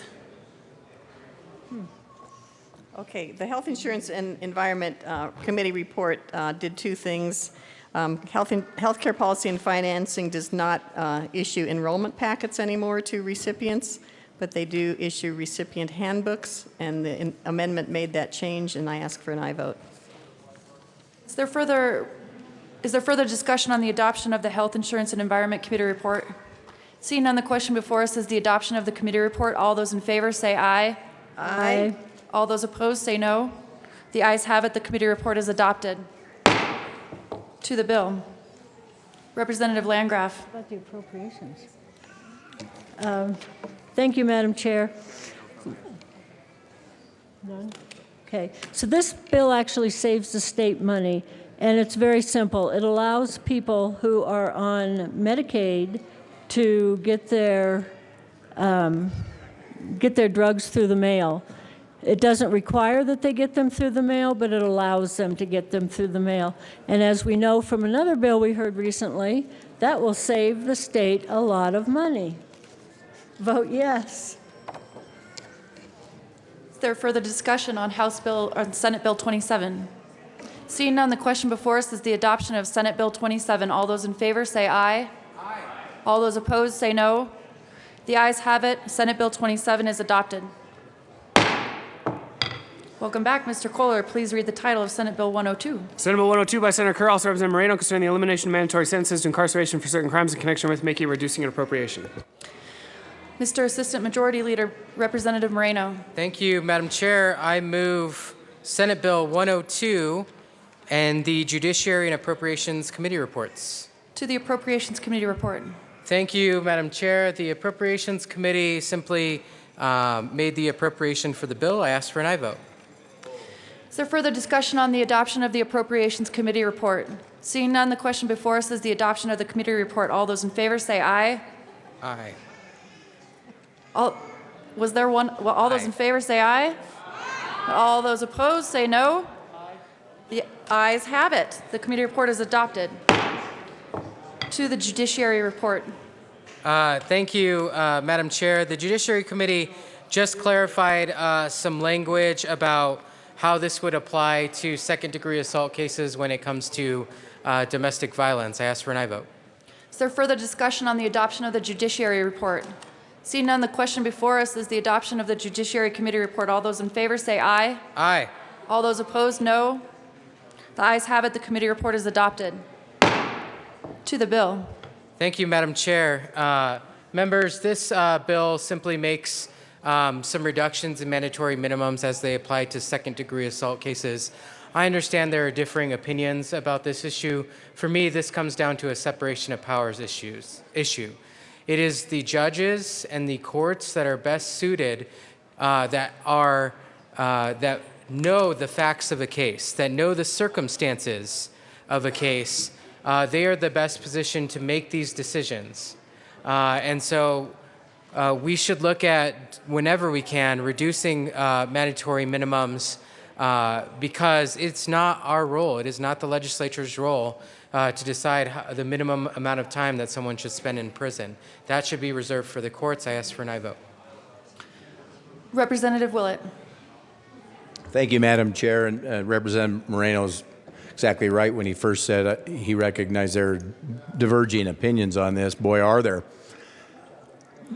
If you'll remember, folks, it used to be a time when judges had a lot of discretion, and what happened? Sentences went all over the map. There was injustice to families. Why did one family's person go away for this amount, another victim's family went that amount? It caused chaos. So over time, we came back to establishing standards and mandatory minimums like is done in any industry where you want to get some sort of a bell curve. Lo and behold, here we are years later. They've been chipping away at these mandatory minimums. It was just 2 years ago that the DAs got all beat up and gave up a bunch of mandatory minimums, and they said, these are the ones we can't give up. Now, guess what? We're back here now having those chipped away at further.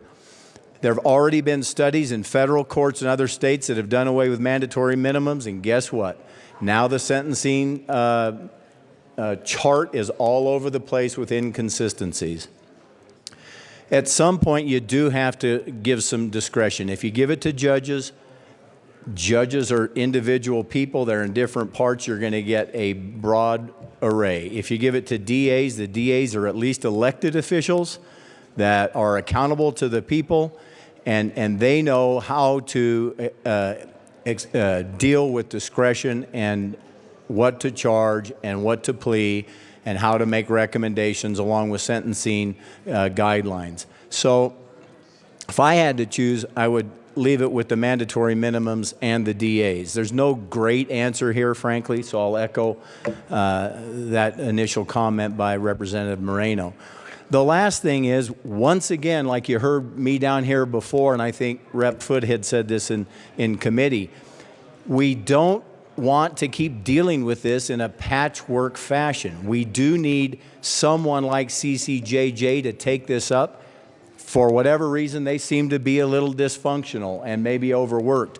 Why don't we have an interim committee? I've heard there's bipartisan support for an interim committee to work on the overall sentencing scheme for Colorado.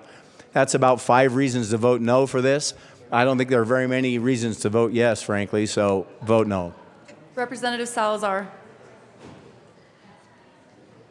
Thank you, Madam Chair.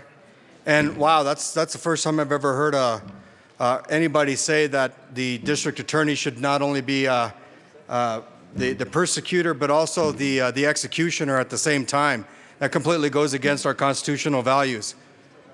A prosecutor should never have discretion, ever have the discretion in terms of what the sentence should be. That is left in the hands of the jury or the judge. That's how our system has been set up. These mandatory minimums, that's taken the discretion away from judges completely. And we know that for the past 20 years, it hasn't worked. It has not worked. All the data is out there. All you have to do is Google it. I'm very happy to provide you the Googling points if you need it. I'm apt to do that sometimes. Just look it up. It doesn't work. And there's a reason why it's piecemeal.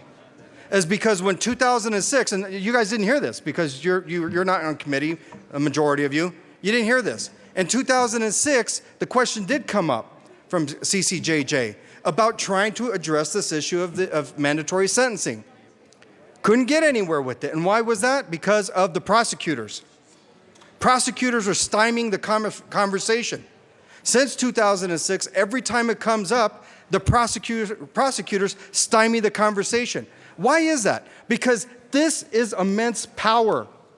Mandatory minimum prison sentences is immense power. They're able to use this power in negotiations. They're able to use this power against criminal defendants. And we heard testimony where these criminal defendants were so afraid of the mandatory minimum that they would negotiate to something else. That's not how our justice system should be set up. In fact, that is the antithesis of justice. Ladies and gentlemen, CCJJ isn't operating the same way that they used to. And the reason why we have these bills coming up is because we can't get them to sit down and talk about this very dire issue. This is affecting communities of color. The other thing that we should be very concerned about is the fact that because CCJJ can't work on this issue, we haven't been able to stop the piecemealing of mandatory minimum sentences in our statute books. I mean, think about it. As you've sat here, for some of you who have sat here for a couple of years, and for those who have been here for 8 years, how many bills have come up piecemeal extending criminal sentences or making them mandatory minimum? That was all done piecemeal. So what we have to do is we have to, by piecemeal, we have to address the situation because we have a body that is not functioning correctly, the CCJJ. But not only that, we're the legislative body. We don't abdicate our responsibilities to CCJJ. We just don't do that. If they're not functioning, then we have to act. And because everything has been put in piecemeal on these mandatory minimums, we have to take them out piecemeal. Don't let anybody try to fool you that this needs to happen as a whole. It won't happen as a whole. There will be no mandatory minimum omnibus bill. It just won't happen that way. So we have to operate on the level of taking it out piecemeal as we see fit, as we meet with the stakeholders, as Representative Moreno has done. We have to operate in that manner. Incremental. But once, thank you, Representative Everett. But once again, folks, it's our responsibility to do this when we see that it's not working. I rise in strong support of Representative Moreno's bill, Senate Bill 102. Thank you. Representative Carver. Thank you, Madam Chair. We had an extensive discussion in committee on this bill. I think the vast majority of us believe that there are serious issues with our current approach to minimum mandatory. This particular bill is looking at second-degree assault, and there are various categories within second-degree assault. My particular concern is the statement that the judge has no discretion. That's not exactly true. His discretion is restricted to whatever the range is between the minimum and the maximum for second-degree assault, but the minimum is 5 years. And if you look at those categories within second-degree assault and some of the testimony we heard, 5 years, quite frankly, for a number of these second-degree assaults is way too harsh. I mean, that's my personal opinion. The minimum set is too high. The problem with going forward with this bill is that we are addressing minimum mandatories in a piecemeal fashion, which in and of itself can cause unjust results. The other thing, respectfully, for those that want to completely get rid of minimum mandatory,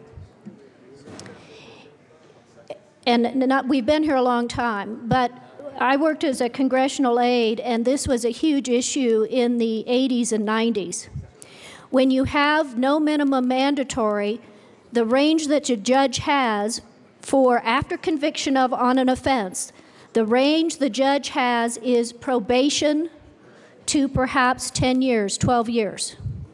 That's the range of discretion that the judge has without any minimum mandatory.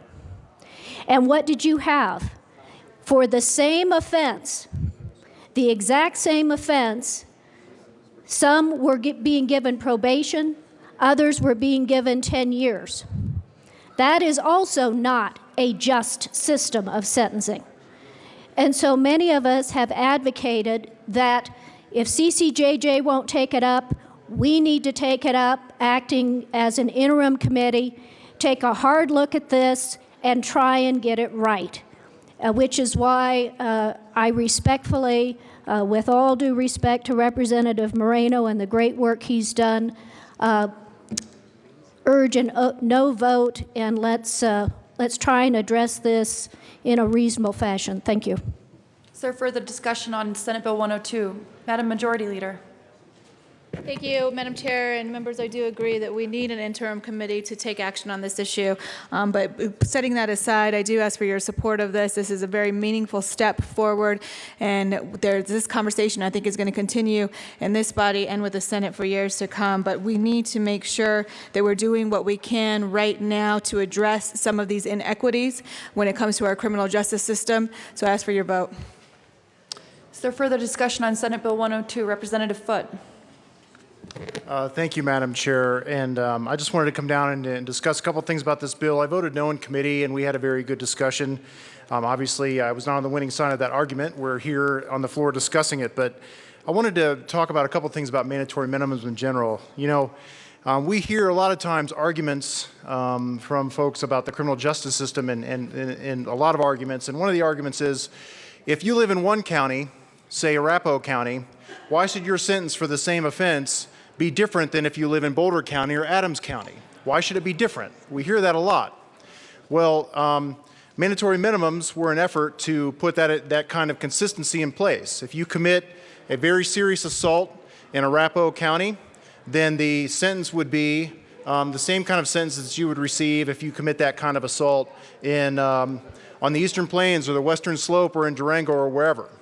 And so I find it, I guess, a little interesting that on the one hand we hear arguments against disparity in sentencing, which is what mandatory minimum was designed to address in many ways, and on the other hand we have arguments going against that particular issue. I want to discuss what really is happening, or what would happen in the system if this bill were to pass. We heard arguments that this bill will mean the judge will have discretion on all sentencings. And what really happens, and most of you are familiar with this, is that about 97 or 98% of the cases that go through the criminal justice system are pled out. And the plea bargain arrangement generally benefits both the defense and the prosecution for a lot of different reasons, because both of them are dealing with a level of uncertainty if the case goes to a jury trial. So many times in a case, the defense attorneys will come to the prosecutor and say, look, my guy wants to make sure that he's not going to have a felony, or my guy wants to make sure that prison is off the table, or my guy wants to have a conviction because he wants to keep his job. And if we go to jury trial, we may not be assured of that. So the defense wants certainty in sentencings a lot of times, just like the prosecution does a lot of times. So what we're going to see if this bill were to pass is the same kind of system. There's still going to be 97 or 98% plea bargains, and it's not going to mean that it opens up the door to this great panacea of judicial discretion for these criminal cases. They're still going to be pled out, and they should be, because there's many times in these cases, and most of the times in these cases, the parties can come to a resolution that works and that addresses the issue and provides justice for both sides given the evidence. So I do take a little issue with the contention that all of a sudden judges are going to have all of this discretion, and they're going to be sentencing everybody with all this discretion, when really the parties are going to come to the court in 97 or 98% of the cases, probably, and say, look, this is the agreement that we've worked out, Judge. Will you approve it or not? And then the judge goes forward. The other thing I want to bring out that was brought out in committee and for the floor's consideration, and this goes to the piecemeal issue a little bit. And I asked a couple of questions specifically of folks that were testifying in support of this bill. I asked, for example, well, Ms. Witness, if this bill were to pass, then are you done with advocating for the end of mandatory minimum sentences? And the answer was absolutely not. There's belief of many folks that mandatory minimum sentences on all levels are wrong and bad policy, and that's fine if that's what you believe. Then that's a legitimate point. There's folks that believe that, and there's folks that don't.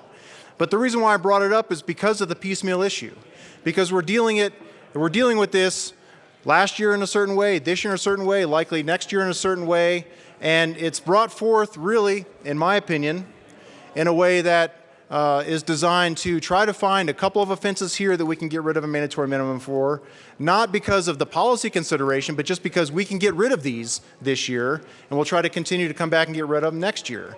I think we should have a debate that talks about the mandatory minimum sentencings as a matter of policy. I think that we should talk about, should we have these on first-degree assaults? Should we not? Should we have them on sex assault cases? Should we not? Should we have them on second-degree assault cases? Should we not? And not just keep trying to chip away at the specific mandatory minimums that we think that we can get, speaking from the perspective of the advocates against mandatory minimum sentences each particular year. I don't think it makes good sentencing policy.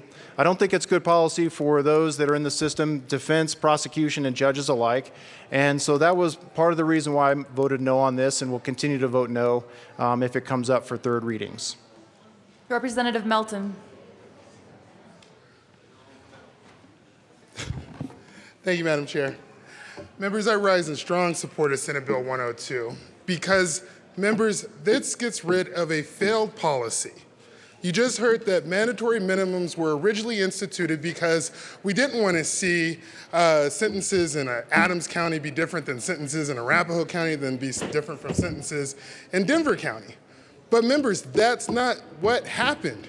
We're continuing to see sentences being delivered differently because the discretion just shifted from the judge to the DA, who then goes in with a huge hammer, a very powerful hammer, and skin in the game in terms of negotiation. The judge has no skin in the game, and that's why the discretion needs to return back to him. Do I want to see sentencing reform? Yes, and that's exactly what this bill does. It begins that process so we can get to a more even and level playing field. It gets rid of a failed policy that is not working. And yes, we have heard that we've been doing this in incremental stages. But that's again because mandatory minimums were put in incremental stages. It started with drug policies, and then it got expanded to other things. So yes, I think we do need to deal with this step by step, and unfortunately the CCJJ has been unsuccessful at doing that, and so we should not allow their stall or their unsuccess to then hamper and hamstring the legislature. Members, this is a very good bill, a very thoughtful bill, and I ask for an aye vote. Representative Kagan. Thank you, Madam Chair. Members, it's been asserted that this is random and we're just picking second-degree assault out of the hat. Some people are saying because we can get away with it here, or other people are saying, let me tell you why this is not mandatory, why this is not random. This is a very appropriate case to not have a mandatory minimum for. Second-degree assault covers a very wide range of behavior, from shooting somebody intentionally with a firearm and putting a bullet in their leg, causing them serious bodily injury, all the way down to a fist fight with just merely bodily injury, not even serious bodily injury. That whole range of behavior is encompassed by assault in the second degree. And when there is a wide range of behavior from the relatively benign to the deadly serious, you have to leave it to a judge to say, is this one of the serious second-degree assaults, or is this one of the relatively trivial second-degree assaults? Because second-degree assaults covers a wide range of activity. And to say to a judge, you must impose imprisonment because we in the legislature have said that you should impose imprisonment is a mistake. It is unjust. Yes, we have heard also that there is still that if we get rid of the mandatory minimum, that will make a wide range of sentences so that you'll get a different sentence in one case than another by radically different propositions. In some sentence cases, people will get merely probation. In other, they'll get long prison terms. But when you have such a wide range of behavior as is covered by second-degree assault, you should have a wide range of consequences. That is exactly what justice requires. So I do urge an aye vote on this. Yes, it is taking one piece out, but it is taking a very appropriate piece out of the realm of mandatory minimum sentencing. And I urge an aye vote on Senate Bill 102. Is there further discussion on Senate Bill 102? Seeing none, the question before us is the passage of Senate Bill 102. All those in favor say aye. Aye. All those opposed, no. The ayes have it. Senate Bill 102 is passed. Mr. Kohler, please read the title of Senate Bill 167.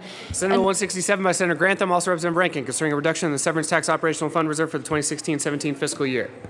Representative Rankin. Thank you, Madam Chairman. I move Senate Bill 167. There are no amendments. To the bill, Representative Rankin. Well, this is a JBC bill. We're moving some money around from one line item to another. I ask for a yes vote. No, really, let me talk about what it is. This has to do with the use of severance taxes. We have, and severance taxes go to the Department of Natural Resources. They have their Tier 1 and Tier 2 programs. Tier 1 programs require that we maintain a 100% reserve. In Tier 1 is the funding for inspectors for the Oil and Gas Commission. Because of declining oil and gas revenues, one of the sources for that fund, the mill levy, decreased. So we had to put some more money in Tier 1 from severance taxes. Tier 1 normally requires 100% reserve. What this bill does is allow us for 1 year to eliminate that 100% reserve, thereby retaining in our Tier 2 programs an additional $3 million. So it's a way to make the Tier 2 programs not suffer quite as much this year. I ask for a yes vote. Is there further discussion on Senate Bill 167? Seeing none, the question before us is the adoption of Senate Bill 167. All those in favor say aye. Aye. All those opposed say no. The ayes have it. Senate Bill 167 is passed.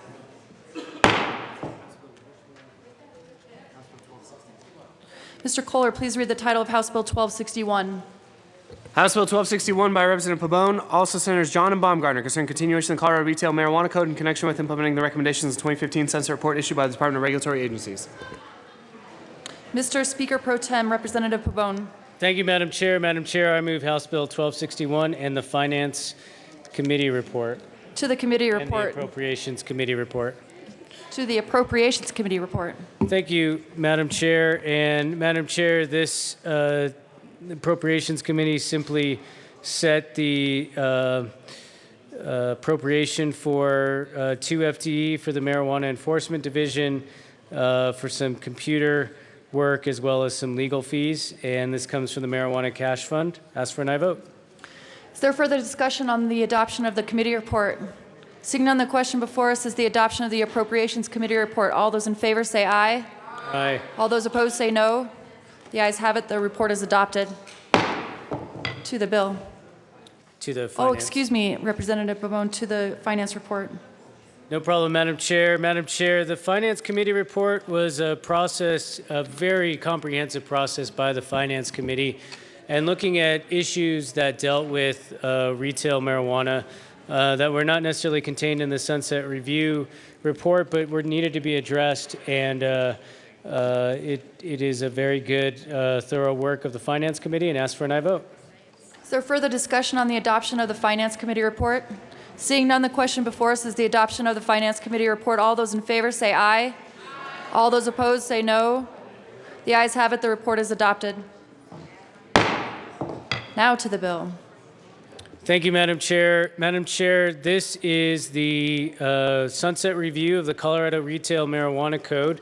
It's hard to believe, but in 2013, 2012 to be frank, we had the voters of Colorado pass 55% vote the Amendment 64.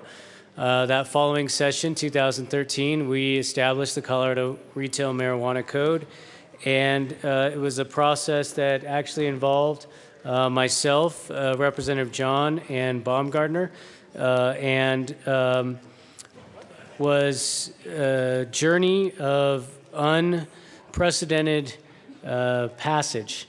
In other words, no one had ever done this before, and we did our very best to follow a North Star, including the minority leader, Representative Del Grosso, was involved in that. The North Star we used was the protection of public safety, our children, and keeping it out of the hands of criminals and cartels. Representative Singer knows what I'm talking about. And we continued on that journey, and it landed us here now in 2016 with the review. And the review, we adopted almost uniformly all of the provisions in the Retail Sunset Report. Some of my friends and colleagues, Representative Lebsock, Representative Melton, picked up bills that were good bills, good public policy, that allowed us to drop out those bills out of this bill. That was the transporter license as well as the bonding requirement. And Representative Moreno knows exactly what I'm talking about on that piece. So with that, I would ask for the body's support. And again, thanks to the Finance Committee for meeting not once, not twice, but 3 times on this bill to both hear the recommendations, look at the amendments, and have a very thorough vetting process of this bill. Representative Conti. Thank you, Madam Chair. Madam Chair, I move Amendment L32.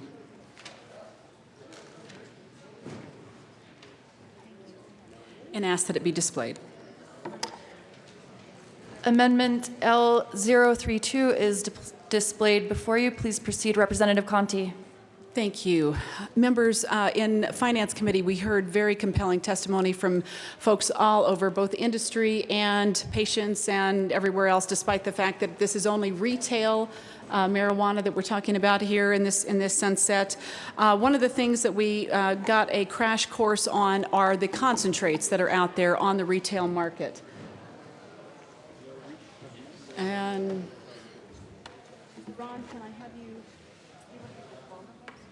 Is there further discussion on Amendment L032? Representative Conti. Thank you. I'm going to give everybody a minute to look at the amendment, but then I'd also like to share with you some of the information that was shared with us on dealing with some of these concentrate levels that we're seeing. Average concentrates that are out there are at 62% THC content. And then these are being further cooked down into a higher concentration level of up to 99%. This is being known as cannabis crack. It is, kids are coming forward to some of their teachers and reporting, gosh, their heads don't feel right the same after they have done this process called dabbing, using these intensely high concentration levels of crack. And we are compelled by our Constitution to protect public health and safety. And that cautions us. No testing has been done on THC levels above 8%. Literally, we don't know the health impacts and how it could be impacting the brain, especially of our kids. And so what we've done is try to take a line. If the average THC content that industry has out there is at 62%, Obviously, the maximum is 99%. We've just taken a number somewhere in the middle. We're not trying to crush industry, but we're trying to put some kind of a line to give the Department of Health and Human Services a place to start as far as testing, and then get back to us within 3 years when this resunsets and tell us, do we need to adjust this? Do we need to take it away altogether? What are the health impacts? I believe that it is incumbent upon us, as we are commanded by our Constitution, to protect the health and safety of the population. And there certainly is the premise that if it's legal, it certainly can't hurt you. And we don't know that that is the fact.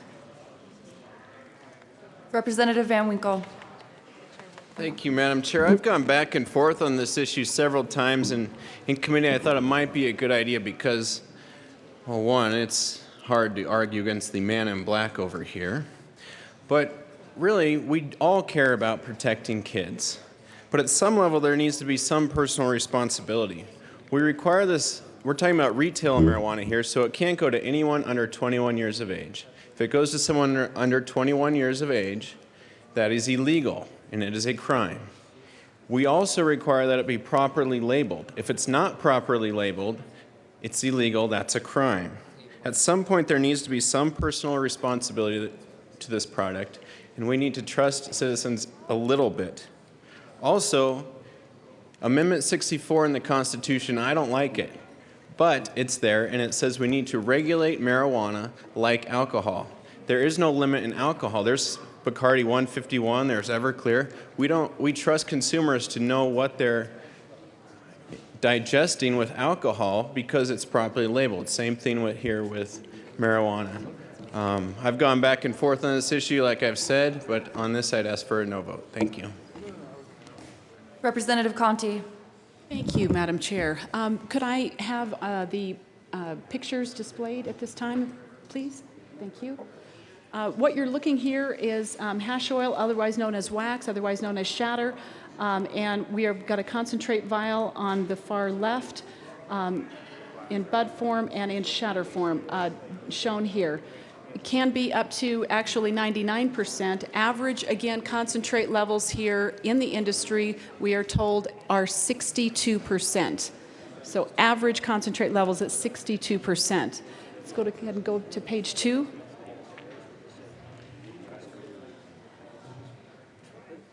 This is why this is starting to become known as cannabis crack, because you can see the delivery methods are so similar to what's going on with the same way that crack would be used. So again, it is incumbent upon us, and we are asked, because we do not know what are safe levels. We've just tried to draw a line in the sand that would not impact industry too harshly, yet at the same time give our departments a place to start with testing and get back to us in 3 years. I'd ask for an aye vote. Representative Melton. Thank you, Madam Chair. And Representative Conti, I just have a question as to where this is, what's the genesis of this? Because I don't remember seeing this in the Sunset Review or any kind of recommendations. And I know that the Sunset Review did have recommendations, which we ran separate bills for. So I'm wondering why this isn't in a different bill and why it's being proposed to be added into the Sunset Review. Representative Conti. Thank you, Madam Chair. This was, we did bring this prohibition at a much lower level in the committee, and it was, we had a lot of discussion about it.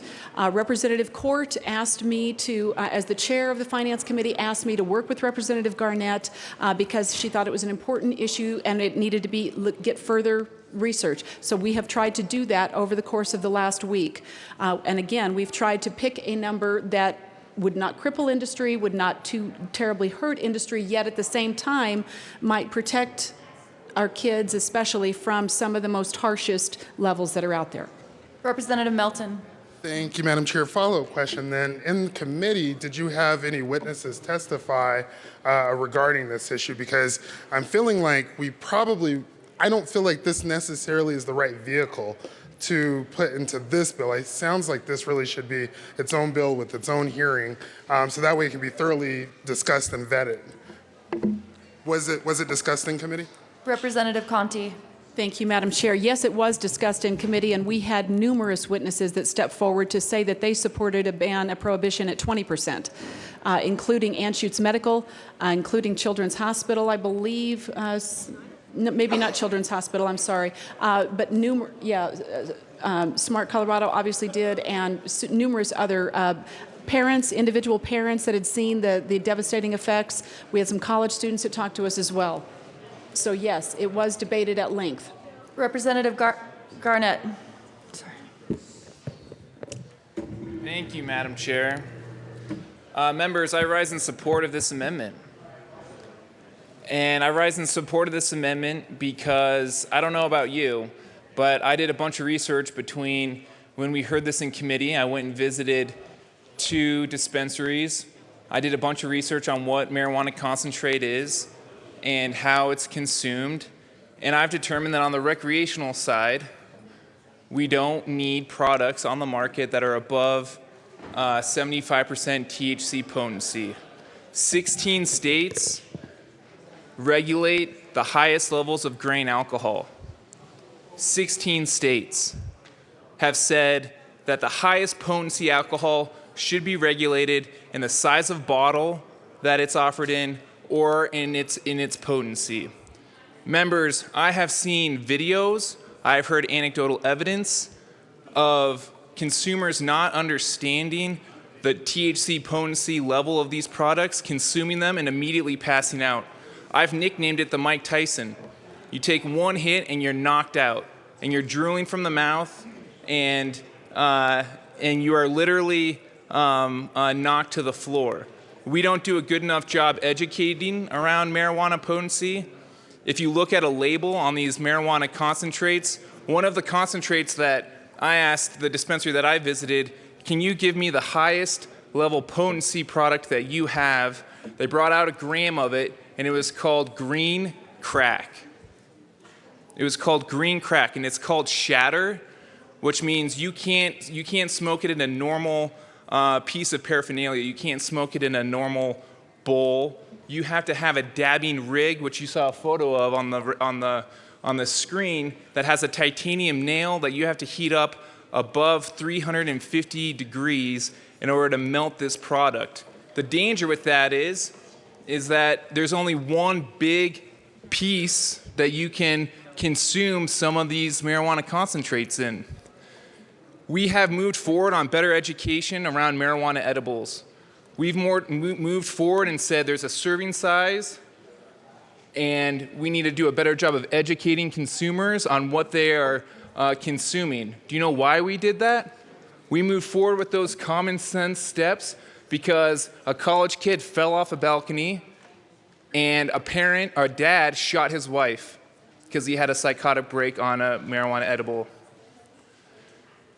This amendment is just saying we're the legislature. We don't need one of those catastrophic focusing events to bring us to the table to say, you know what, on the recreational side, and we're not talking about the medicinal side, we're talking about on the recreational side, we don't need products above 75% concentrate. You're going to walk out in the lobby and they're going to say, you know what, you're just going to drive this to the black market. You're going to drive these products to the black market. You know what I say to that? Show me one person who is going to say, you know what, I can't get a 90% marijuana concentrate, so instead of going and buying 2 grams of 75% concentrate, I'm going to go home and try to extract a product in my house that's 90%. It's not going to happen, folks. It's not going to happen. Then they're going to say, and this is a legitimate argument, they're going to say to you, well, there's medicinal patients that are moving from out of state who are moving to Colorado to make sure that they have access to products that are a high level of potency so that they have access to help cure pain or whatever symptom they believe will help them. And that's a legitimate argument. And the argument's going to be, we need to have it on the recreational side because it takes time to become a resident and get your red card to participate on the medicinal side.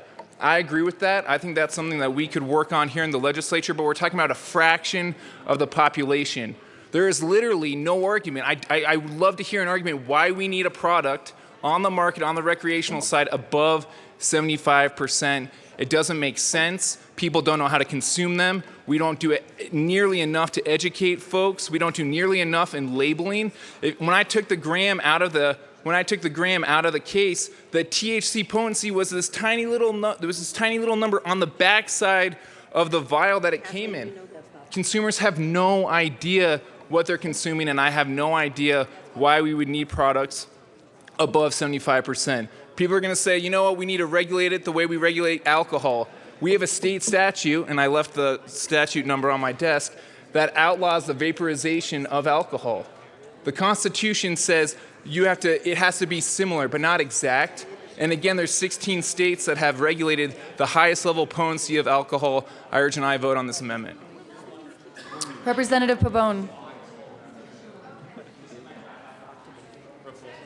Thank you, Madam Chair. And let me just first by saying thank you to Representative Conti for trying to work together on this very important issue and this very important bill.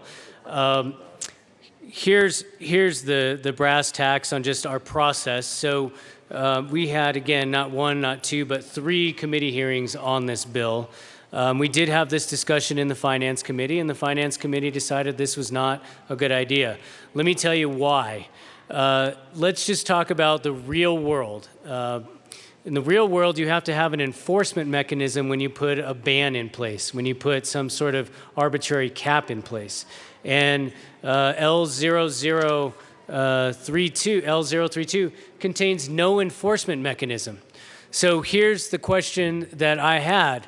Is it the chief of police? Is it the police officers who are going to be in charge of enforcing this 75% cap? Is it your county sheriffs who are going to do so?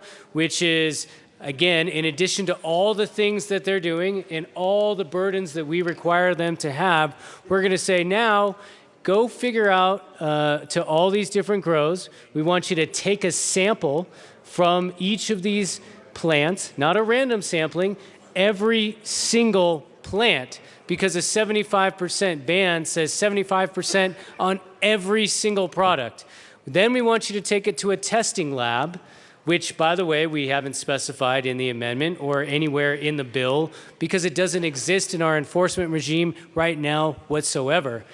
Take that test, take that to that testing lab, get the testing sample back, and then if it comes out north of 75%, go back into that grow, potentially seize that marijuana, which, by the way, we have no regulatory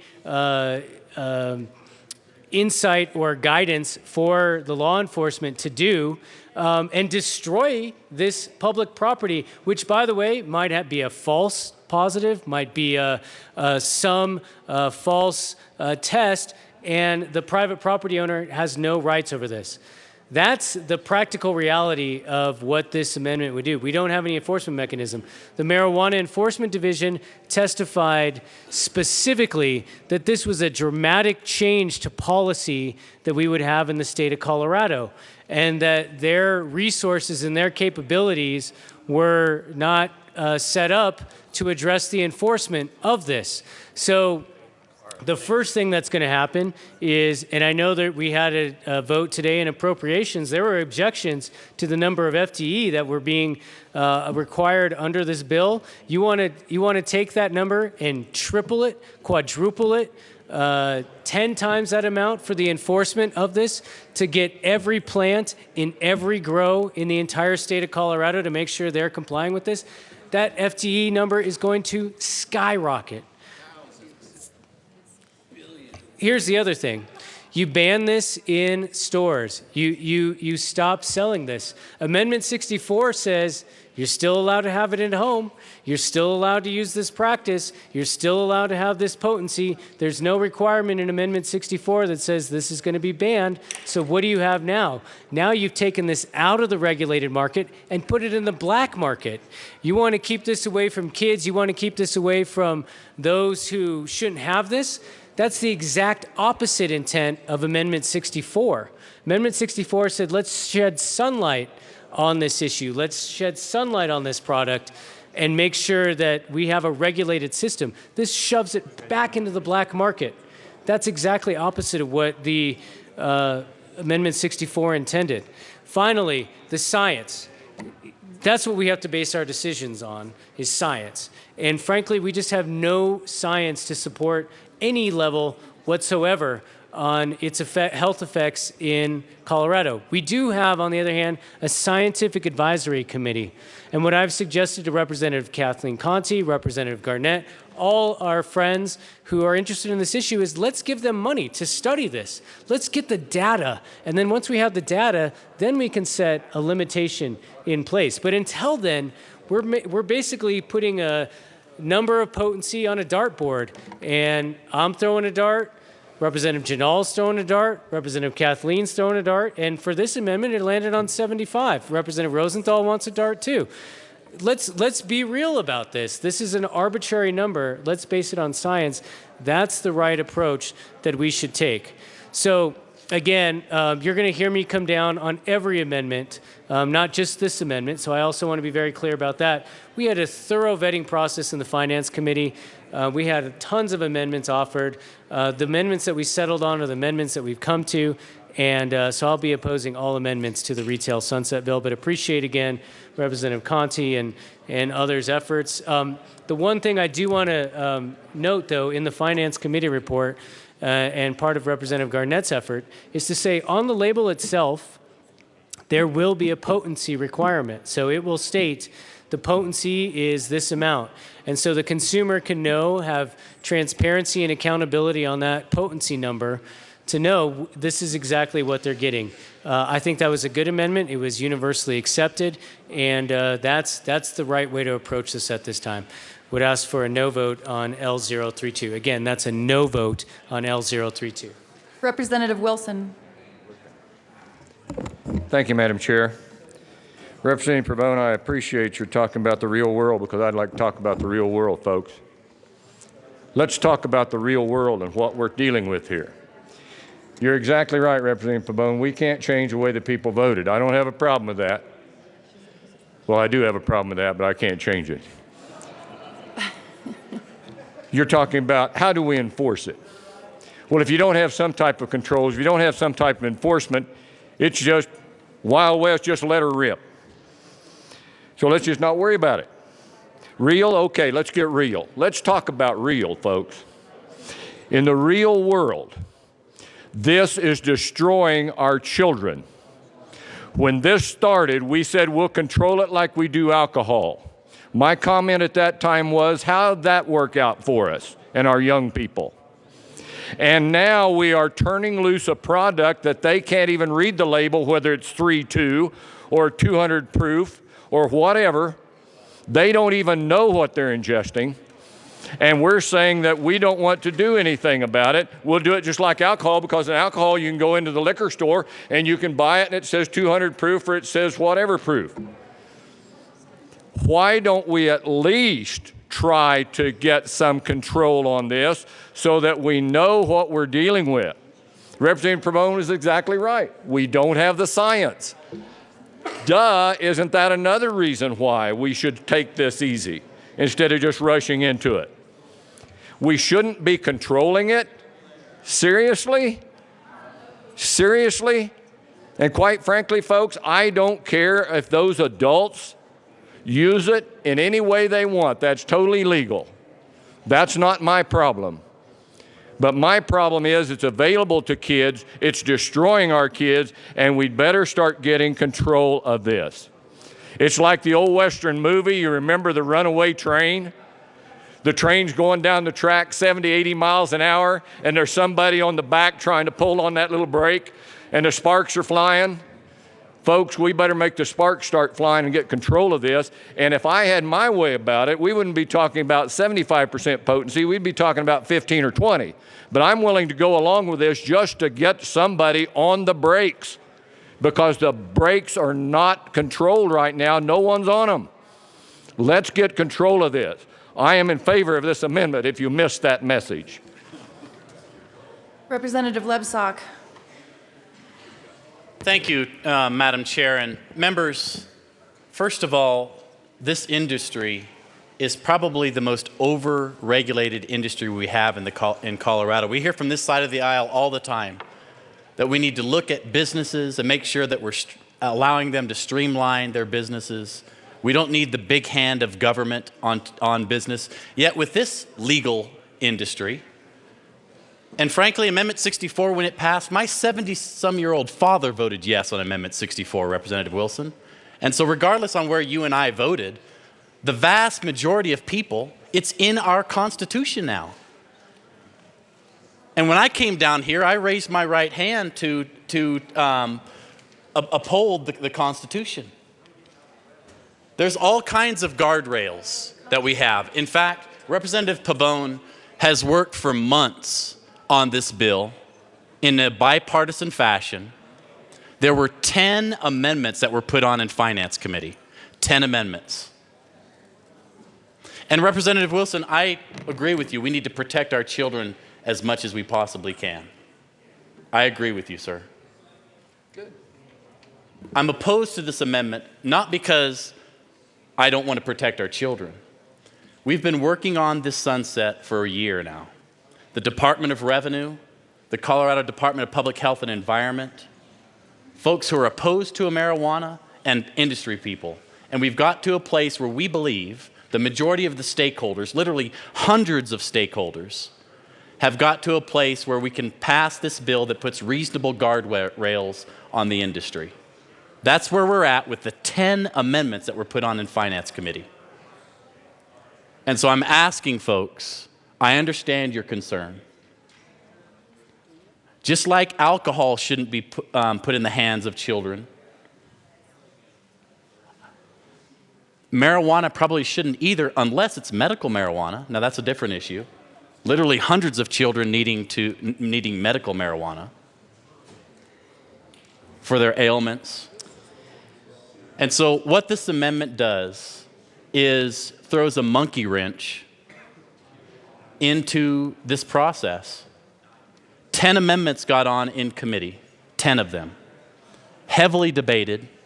This bill passed as is, as we're looking at it right now, members. This bill passed with bipartisan support from the Finance Committee. This is a sunset bill. Been working on it for a year. I know emotions are running high. We want to protect children, but there's plenty of guardrails, folks. Let's pass a bill that we have bipartisan support for right now in its current form after 10 amendments, after Representative Pabon and others have been working on this for a year. I ask a no vote on this amendment. Representative Lundeen. Thank you very much, Madam Chair. So as I listen to the people of Colorado, as I walk around the state, interact with them, we interact on any number of things. They have concerns about policy. They have concerns about finance. What are we going to do about Medicaid? Are we going to be able to fund the schools the way we want to? But when you really want to see the concern flare into their eyes, the quaver come into their voice, the conversation is around this. We have an experiment in our state that is causing enormous concern and disruption. What this amendment does is it sets a bar, far too high a bar in my opinion. It should be a much lower bar. It should be a lower content that is, I think, threatening to people. But this says, let's put a stake in the ground. Let's at least make the point that at some level, this unknown danger is an unacceptable danger. Now, I'd prefer, again, that this be a lower percentage. 75 is too high in my mind. 50, 25 might be more appropriate. But the point is, it demonstrates that we are, in fact, attentive. We are attentive to the fact that there's this experiment abroad in our state. We don't quite understand what it's going to do, how it's going to affect us, certainly how it's going to affect the brains, the minds of our children. But at least we're paying attention and we're trying to make a point. This amendment is a step in the right direction to begin to get a handle on this experiment that has so many unknown aspects to it at large in our state, affecting the adults and, for heaven's sakes, the children of this state. Representative Conti. Thank you, Madam Chair. I would like to read for you directly out of our Constitution. Article 18, Section 16, Personal Use and Regulation of Marijuana, Colorado Constitution. Roman numeral 5. Marijuana sold in this state will be labeled and subject to additional regulations to ensure that consumers are informed and protected. That is not the world that we live in, members. That is not the world that we live in. This entire exercise has been an episode of shoot first, aim later. This was legalized and out of the gate, and retail licenses being issued before we even knew what the health impacts were. What the impacts were on the brain, the developing brain, the mature brain, we don't know. Does it have impacts on other organs? We don't know that either. I can tell you that I've seen firsthand kids that have gone cold turkey that had no appetite for over 2 weeks. I think it does have an effect. And these were not kids that had problems. It was not causing them problems. They were not using high concentration levels. Just regular 17% flour levels over a prolonged period of time. I would remind you that this is recreational only. This will not impact the medical community. Medical concentrates will still be available for those people who need it medically. We're talking about recreational only. I ask for a yes vote. Representative Melton. Representative Court. Thank you, Madam Chair. There were 11 of us in the Finance Committee for 8 hours a week ago. We talked about this issue, and we talked about this issue, and Representative Pabon did yeoman's work, as anybody on that committee will acknowledge, in bringing forward amendments, in discussing the bill. We had testimony and testimony and testimony. This is what we heard. We heard that the Department of Revenue doesn't know how it will be able to enforce this. CDPHE says we have no idea what the number ought to be.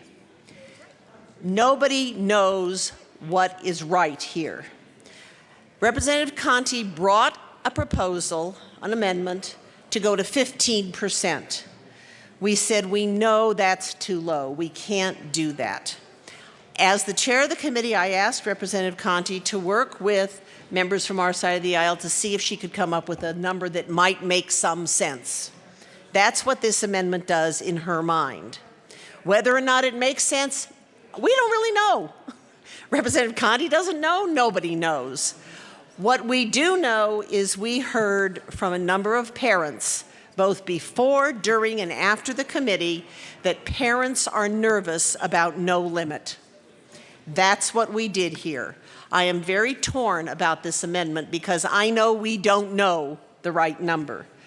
I know we don't know what the hell we're doing with marijuana regulation. But it's in the Constitution. It is our obligation to try to figure it out. So I am still somewhat torn on this amendment, but I encourage all of you to think very carefully about how you want to approach this. We are shooting in the dark, folks. We still are, and whether we put this amendment on or not, we're still shooting in the dark. We really don't know. We are just trying to make the best law we can based on what the people put into the Constitution. So please think carefully about this. Don't just knee-jerk one way or the other about it. Think carefully about what will make the most sense in statute as we move forward with this sunset. Because be clear, this sunset needs to pass. This sunset needs to pass or we won't have any regulatory scheme. So this sunset needs to pass. So be very careful how we approach it. Thank you. Representative Conti. Thank you, Madam Chair. Members, I just want to remind you once again, this is a stab in the dark. We don't know. Once again, marijuana THC levels, concentrate levels, have not been tested above 8%. Between 2 and 8% is all that has had definitive testing. And the marijuana industry has exploded so that these concentrates are now at 62% on average. The average concentrate level, 62%. So we've gone between 62%, we know that they exist up to 99%. So that's why we've chosen a number in the middle. We're not trying to crush industry, but we're trying to draw a line in the sand somewhere to give our public health and safety agencies a place to start with testing, so we can find out what are the health impacts. And that's why we're asking them to come back in 3 years, report to us, and we will adjust this as needed. If it needs to go away because they haven't found any health impacts, fine, it can go away. If it needs to be lowered because they found grave health effects, I think you'll all look back and be glad that we at least prohibited the most damaging that was out there on the market. Again, we are compelled in the Constitution to protect consumers and make sure that they are informed and protected. That is abiding by the oath that you raised your right hand and swore to uphold. I ask for an aye vote. Representative Melton. Thank you, Madam Chair. And members, I'm going to ask for a no vote, but not necessarily because of the policy. I think that you might be onto something, Representative Conti, but the process is not right on this amendment. I feel like this needs to be its own bill because it is so substantive. We just heard from Representative Court, we need to pass the sunset. And adding in something so substantive that has a lot of, that does not have any kind of consensus, it sounds like, is making this a hard thing for me to deal with in terms of the process of putting it into this bill. It needs to be its own bill like we did with many of the other recommendations that came in the Sunset Review. I ran one of those bills, Representative Moreno ran one of those bills, I believe Representative Lebstock ran one of those bills. We ran separate bills because they were inappropriate to go into the sunset. It was new programming, new things that needed to be researched, things that stakeholders needed to come around. It sounds like we're even shooting in the dark in terms of the number on this amendment. So members, the process is not correct in putting this in the sunset. Regardless of the policy, I think you're actually onto something in the policy. But the process is not correct in putting it in the sunset bill. We've got to pass a sunset bill. Let's do that. And then let's deal with new subject matter. Ask for a no vote. Representative Carver. Thank you, Madam Chair. I rise in strong support of this amendment. This is an issue that has come up in every town hall that I have had the past year. And from those that voted for recreational marijuana and those that voted against, they said, why in the world is there no regulation setting an upper limit on THC? And do we have scientific data? And why are we not addressing that huge public safety issue? And so I commend Representative Conti and those that have tried to come up with an appropriate number, and then we get to the science and try to find the appropriate number where we are seeing these health effects. But this is a very important amendment. It is an eminent public safety issue, and we need to add this amendment to the bill. Thank you. Representative Sane. Thank you, Madam Chair and members. I'm grateful for the conversations around this subject.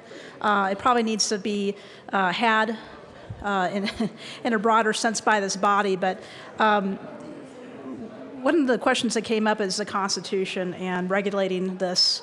Well, this bill, if I've noticed correctly, on page 5, it says testing shall also verify THC potency, representations, homogeneity for correct labeling, and provide cannabinoid Representative profile. Sane, give me a second, please.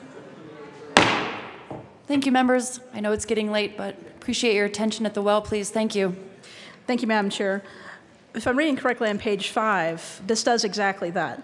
It says testing shall also verify THC potency, representations, homogeneity for correct labeling, and provide a cannabinoid profile for the marijuana product. It also says the state licensing authority shall determine an acceptable variance for potency representations and procedures to address potency misrepresentations. So I believe the bill is doing exactly that. And an argument came up earlier about the black market. And if we did a ban on a certain amount, which we're still has been admitted, we don't know what the safety issue or the safety level is. If we have an outright ban on this, I believe we've had some butane hash explosions. Broker Inn was not that long ago in Boulder. If we have a ban on this, will we have more Broker Inn explosions? I'm not really sure. But if people are looking for that type of concentration, which again, we don't know what it does safety-wise, it's possible. It's a possible argument that that maybe increase those explosions that actually produce this cannabis product. But also, we had a resolution earlier today about American goods and unenforceable laws. And if the Department of Revenue says this would be very hard to enforce, and this particular offering has been discussed ad nauseum that they can't enforce this, it will engender contempt for the law. So I want to say this is a great idea. I'm going to say this is not the vehicle for this particular amendment at this time. I would urge a no vote, but I appreciate Representative Connolly bringing this very important issue to bear. Representative Neville. Thank you, Madam Chair. Members, let me just take a second to talk about arbitrary numbers. I don't like arbitrary numbers, whether they're 15 or in this case 75. Nor do I have any interest in giving DOR or CDPHE or any of those other state agencies more power than they already have. I urge a no vote. Is there further discussion on Amendment L032? Representative Klingenschmidt. Thank you, Madam Chair. I urge a yes vote, setting aside the fact that alcohol is already labeled with arbitrary numbers, either 80 proof or 120 proof or whatever. The Constitution says we should regulate this like alcohol. We've set limits on alcohol. We need to set limits on THC oil. So I urge a yes vote. Is there further discussion on Amendment L032? Seeing none, the question before us, a division has been called.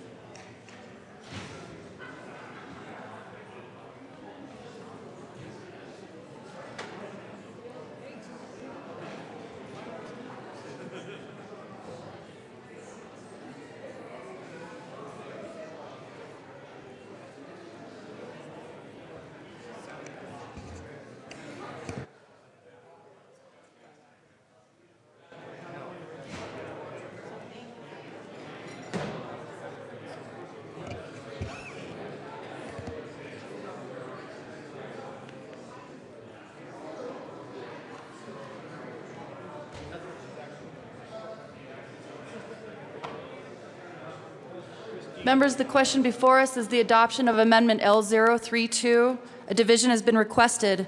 All those in the chamber not entitled to vote, please be seated.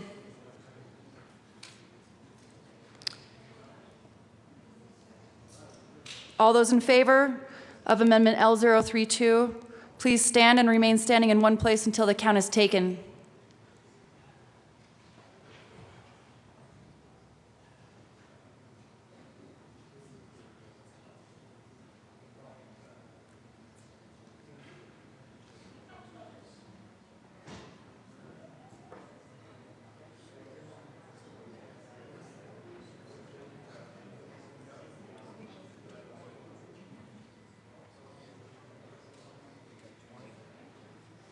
Thank you. You may be seated.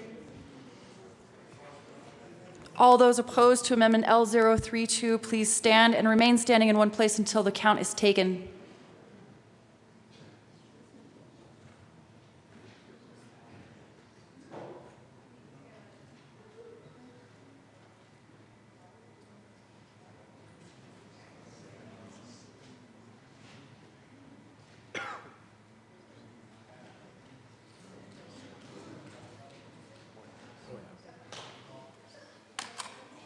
You may be seated. Amendment L032 is lost. To the bill. To the bill, Representative Pabon. Representative Garnett. Thank you, Madam Chair. I move L033. It's all right. No, don't. It's okay. It's all right. With a collective groan, the amendment is properly displayed before you. Please proceed, Representative Garnett. Thank you, Madam Chair. Members, this is, again, we just talked about the marijuana potency issue for concentrates. In committee, we talked a lot about labeling and a lot about education. This is to make sure that we can, as we move forward, have additional information on marijuana concentrates by having a study and making sure that the panel can conduct, through CDPHE, can conduct all the research that they can and make recommendations to the legislature. This is a very similar process to what we did for marijuana edibles. It's time that we step up and close the gap on marijuana concentrates, and I would urge an aye vote. Is there further discussion on Amendment L033? Representative Pabon, Mr. Speaker Pro Tem. Thank you, Madam Chair, and thank Representative Garnett again for trying to work on this. Here's the good news, members. We have the Scientific Advisory Committee. We have the Good to Know Committee. We actually put more money into that than we ever have in all of our resources with the Marijuana Cash Tax Fund. So we have these studies and these issues that are already going on. I know also that one of the members here has a comprehensive study to look beyond just this issue, but all issues regarding marijuana, and I think that's a better use of our time and resources. So, as I said before, we had a very thorough vetting process in the Finance Committee, and we tackled a lot of these issues, and we've tackled them in our budget, and we'll continue to tackle them. But I think this is a necessary amendment, and as I said before, I'm opposing all amendments to this bill. So ask for a no vote. Representative Garnett. Thank you, Madam Chair, and thank you, Representative Pabon. I totally respect that. You've done a ton of work on this issue, and thank you for all that work. Members, the Good to Know campaign, they do great work, and I'm going to attend their next meeting to continue to learn about what they do. But they do a lot with diversion, and they do a lot around education. But they're not going to study whether or not the state needs to move forward on protecting our population from high levels of marijuana concentrate. I think this is a great example of the fact that the federal government's fact that it's still an illegal substance really hurts the state of Colorado, because we don't have those peer-reviewed studies. We don't have the federal government leading the way on research. And this is where the state of Colorado has to step up. This is the next wave of issues that we need to look at. I don't know about you, but the 2 dispensaries that I went into over the last couple of weeks, the amount of product that's flower, the actual marijuana product, is decreasing. And then the amount of the marketplace being consumed by concentrates is increasing. And as this market continues to change, this very common sense study will make sure that the legislature has answers to the questions that just came up in the debate we just had about the concern on the potency limit. And I think this is a simple yes vote, and I would urge your support.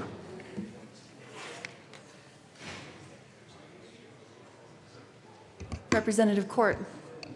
Thank you, Madam Chair. Representative Garnett, do we know that they won't study the potency if we don't pass this amendment? In other words, my understanding is that there's like an open book on what they're studying, because we want to understand so many aspects of this issue. So I wonder if your amendment is necessary, because I don't think that they are prohibited from studying potency otherwise. So perhaps your amendment is not necessary. Representative Neville. Thank you, Madam Chair. Members, take a look at the amendment here. The government shall study. The government shall collect data. I don't know about you, but I'm a limited government guy. I urge a no vote. Representative Garnett. Thank you, Madam Chair, and thank you, Representative Neville. Representative Court, I think that we have provided some funding to CDPHE in their scientific research panel, though it hasn't, in my opinion, it's not specific enough to study the potency limits around concentrate. And so I think this is going to actually be more specific, and it's going to get us more answers to the questions that we heard in committee, the questions that have been raised on the floor. I don't think it means that CDPHE couldn't go in this direction, but currently they're not. And the Good to Know campaign, though we just provided about $6.2 million to them, is just focused on limiting diversion, so making sure that kids don't get it, and doing a better job on education, which I fully support, and I think we should do more on the concentrate area. Concentrates, but it's not going to pull together the health impacts that this study would. Representative Klingenschmidt. Thank you, Madam Chair.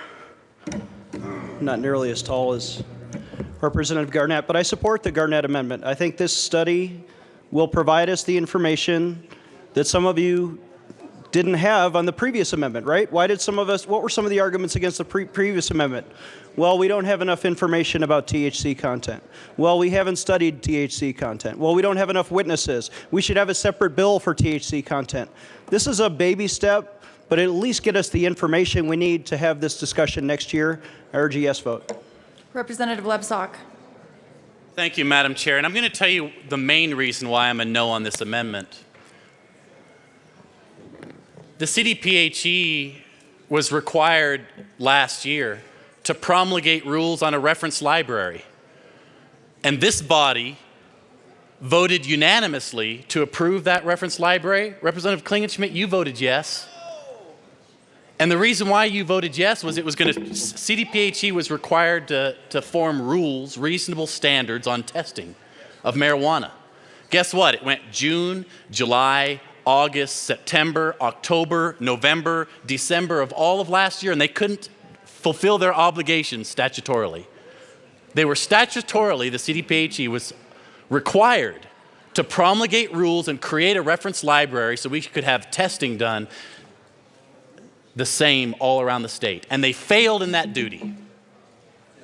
They couldn't get that done, and now we're going to ask them. And so finally this year, when there was a different bill up, 1164, and they found out that I was a no on 1164, then all of a sudden, within 10 days, the CDPHE created that reference library.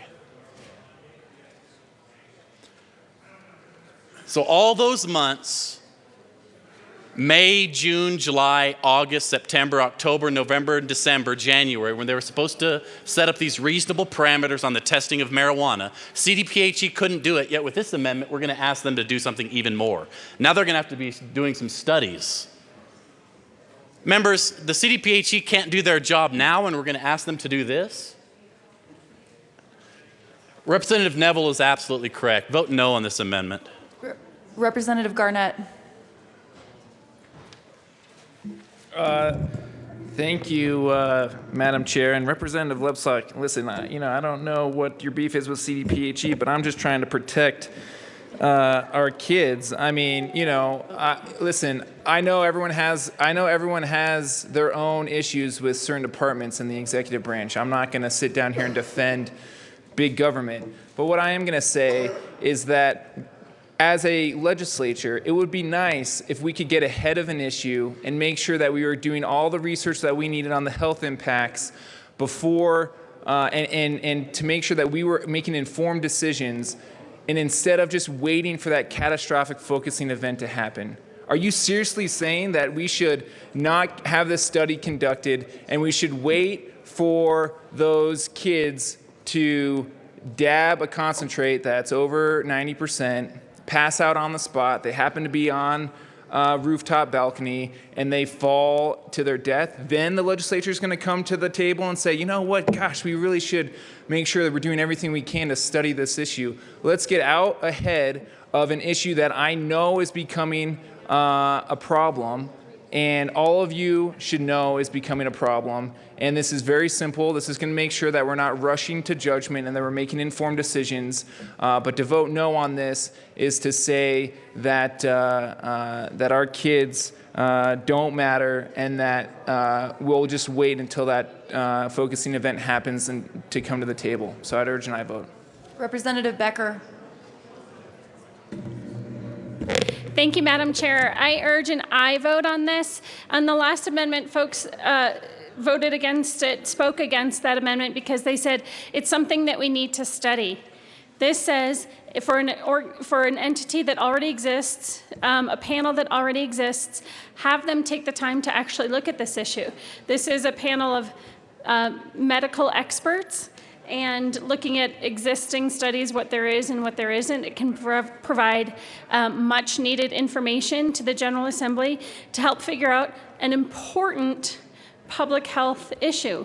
What is the right number? Is this an issue at all? What's out there? What's happening in communities? I just don't know that there's any reason to vote against this. It doesn't appropriate additional money. It just says for the panel that already exists, have them look at this. So I think it's just a common sense step forward on an issue that's that Colorado is really trailblazing here. So let's study it, let's get the information, and let's vote yes on this amendment.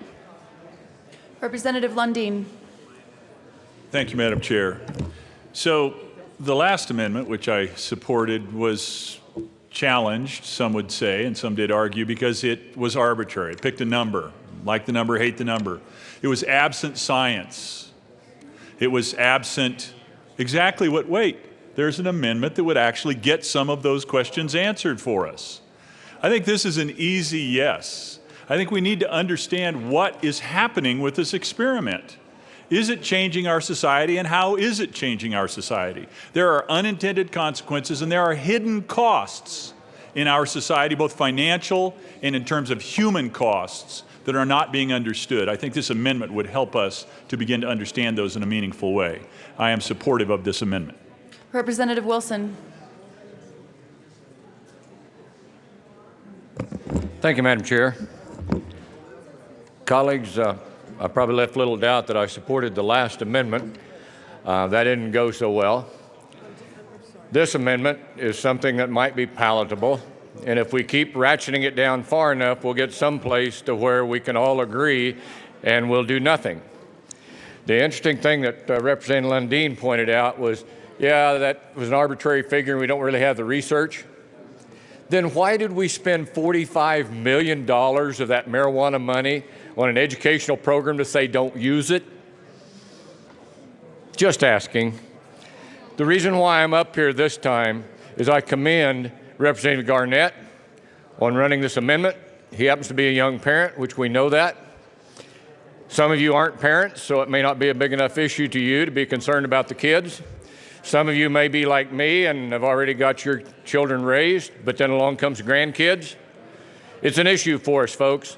Let's at least start studying to see what kind of a monster we're dealing with that our kids are going to encounter tonight and tomorrow night. Tomorrow night's Saturday night. I don't know about your communities, but in my communities, the kids go out and prowl on Saturday night, and trust me, they have access to all levels of marijuana. I'm in favor of this amendment. Representative Neville. Thank you, Madam Chair. Members, this amendment has nothing to do with saving the kids. All right? It's already a felony to distribute retail product to kids under 21 years of age. If a felony can't prevent that from happening, I certainly don't see how a government study will. Again, I urge a no vote. Is there further discussion on Amendment L033? Seeing none, the question before us is the adoption of Amendment L033. All those in favor say aye. Aye. All those opposed say no. No. The noes have it and the amendment is lost. What?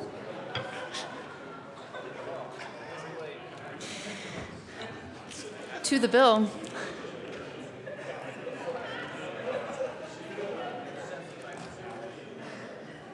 Representative Klingenschmidt. Thank you, Madam Chair. I move Amendment L031. Requested to be displayed on the screen. Thank you.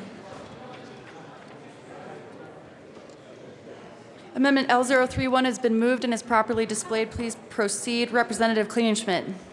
Thank you, members. Thank you, Madam Chair. Colleagues, this is a alignment amendment that would align the retail with the existing medical marijuana statute. The existing medical marijuana statute says you can't get a license to sell medical marijuana within 1,000 feet of a school. Can you believe that was omitted from the retail side? If medical marijuana is already banned within 1,000 feet of a school, then why can they sell retail marijuana within 10 feet of a school? Now think about that. Within 10 feet of a school, you could get a medical marijuana retail license from the state. And some people may say, well, this should be a local control issue. Well, it's not a local control issue on the medical marijuana side. And by the way, this is a state license that is being issued. This is not a county license. This is not a municipal license. This is a state license that's being given to sell retail pot within 10 feet of a public school. I can't believe this was omitted. People were surprised when I brought this, and I asked the drafter, and he said, yeah, actually, it looks like this is something they forgot to do when they did the retail, and maybe there's some arguments about why it was intentionally not done. I don't know the history entirely, but yeah, I think this is a way to make the statute conform. If it's going to be on the medical side, it should also be on the retail side. I urge a yes vote on Amendment L031. Is there further discussion on Amendment L031? Representative Pabon. Thank you, Mr. Chair and Madam Chair. And Representative Klingenschmidt. Thanks for bringing this bill. We did have a conversation about this beforehand, which I appreciate. Here's the issue, twofold. One, we give local control to our counties, municipalities, towns right now in Amendment 64. And Amendment 64 says that counties and cities and our localities can be more or less restrictive than what we decide as the legislature. And I think that's ultimately where this power lies. The other challenge with this amendment, and it's a big one, if you care about licensure and applying a change in conditions to the license after the fact, because all these businesses have relied on their local jurisdictional zoning requirements. To place a new requirement by state law on top of these would essentially ban and prohibit hundreds, if not thousands, of licensed businesses already in place.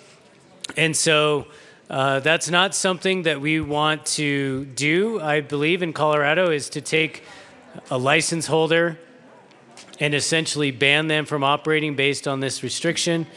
And this, again, is up to the locals for zoning, and the locals have done this through their local process, or frankly, many of them who don't want to have this at all have banned these establishments, and that's what Amendment 64 requires and which we want to honor.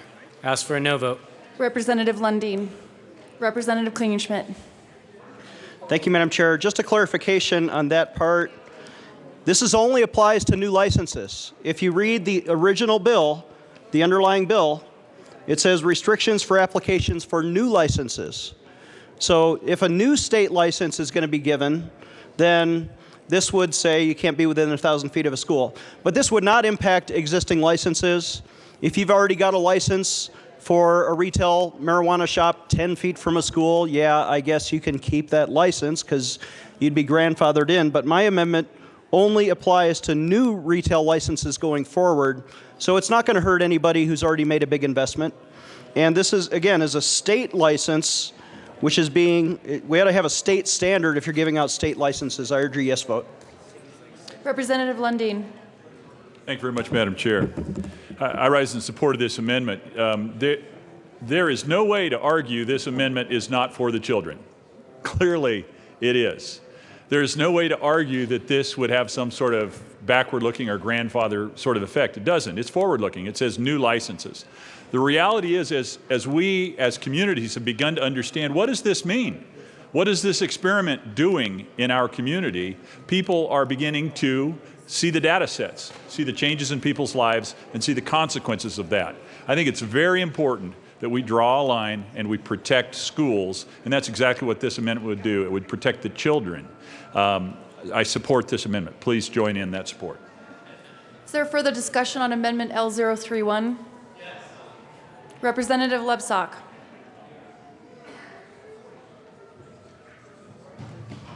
Madam Chair, I'll tell you the reason why this should be a no vote on this amendment.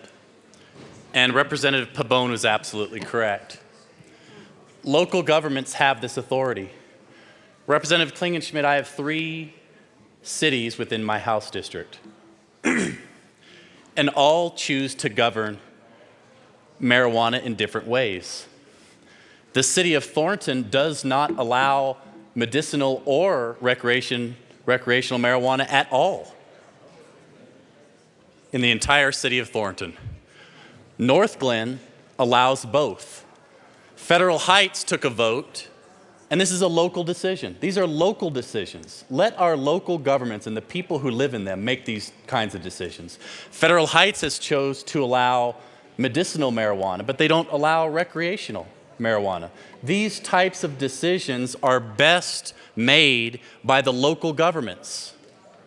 Since when does the state know better than our local folks? Let's make sure that we trust our local city council members and our local county commissioners and vote no on this amendment. Representative Lundin. Thank you very much. I have to respond to the question of state. This is a statewide issue. It was a statewide decision. It's now in the statewide constitution. I think that it's completely appropriate that we, in fact, continue that statewide conversation with something clearly a statewide interest, and that is the protection of children in the schools where they attend. Is there further discussion on Amendment L031? Representative Klingenschmidt.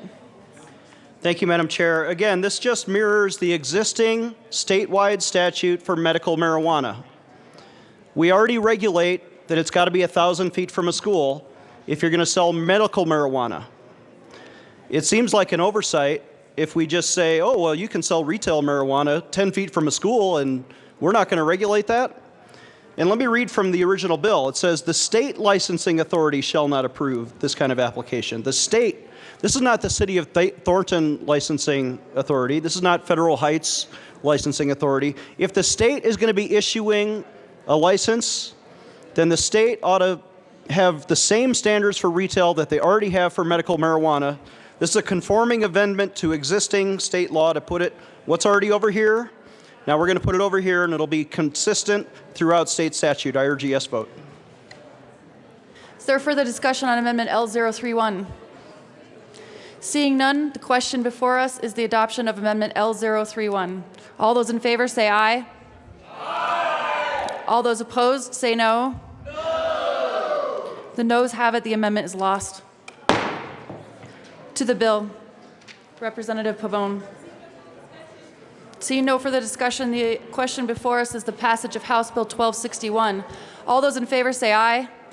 Aye. All those opposed say no. The ayes have it. House Bill 1261 is passed. Madam Majority Leader. Thank you, Madam Chair. I move the committee rise and report. You have heard the motion. Seeing no objection, the committee will rise and report.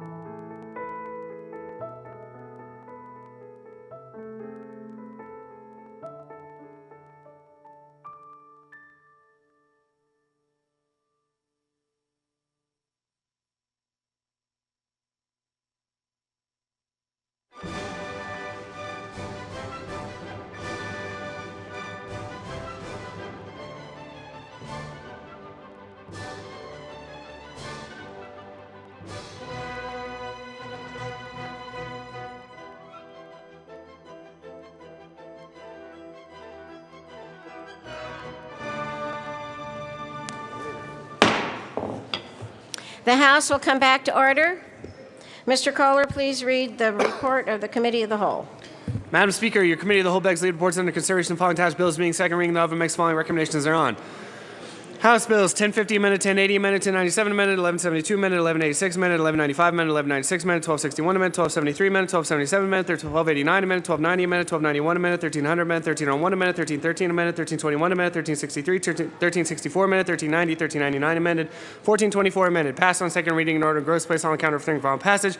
Senate Bills 27 amended, 102 amended, 137, 167, 168. Passed on second reading in order revised, placed on counter for third and final passage. Representative Danielson. I move we adopt the report of the Committee of the Whole. You have heard the motion. There are amendments on the desk. Mr. Kohler, please read the title of the Everett Amendment to the Committee of the Whole. Representative Everett moved to amend the report of the Committee of the Whole to reverse the action taken by the committee in not adopting the following Everett Amendment L001 to House Bill 1399 to show that said amendment passed and the House Bill 1399 as amended passed. Representative Everett. Thank you, Madam Speaker. I move the Everett Amendment to the Committee of the Whole and ask to be properly displayed. The motion is proper and properly displayed. Please proceed, Representative Everett. Thank you, Madam Speaker. Again, this is to narrow the bill on workman's comp to protect our first responders. A vote for this amendment is a vote for our first responders. A vote against this amendment is a vote against our first responders. Let's support our first responders, ladies and gentlemen. Representative Singer. Thank you, Madam Speaker.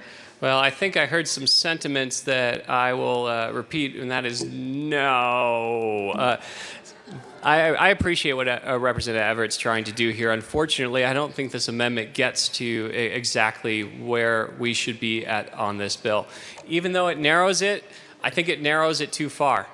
We're talking about actually ceding the definition of emergency responder to the National Highway and Traffic Safety Administration. So we're ceding this definition to the federal government. I'm frankly not sure everything that it covers, but I can certainly say that there are things that it doesn't cover, including our dispatchers and other people who are responding to emergent situations, whether you're a victim's advocate or you're a child protection caseworker who is literally holding a child in their arms as they take their last breath. Should any of those people be discriminated against in workers' compensation? My answer is my request for your vote on this amendment, and that is no. Is there further discussion on the Everett Amendment to the Committee of the Whole? Seeing none, the question before us is the Everett Amendment to the Committee of the Whole on House Bill 1399. Mr. Kohler, please open the machine, and members proceed to vote.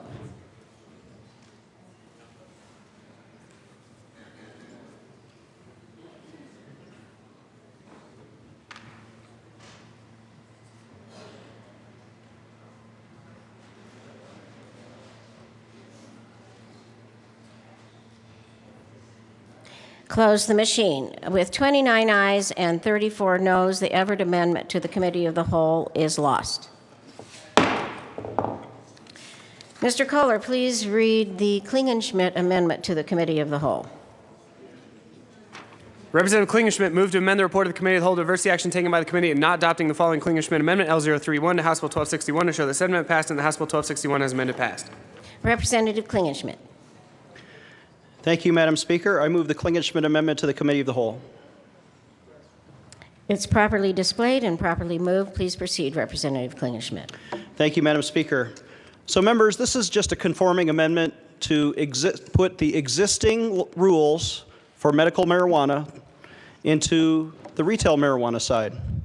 So this has already been the law for a long time.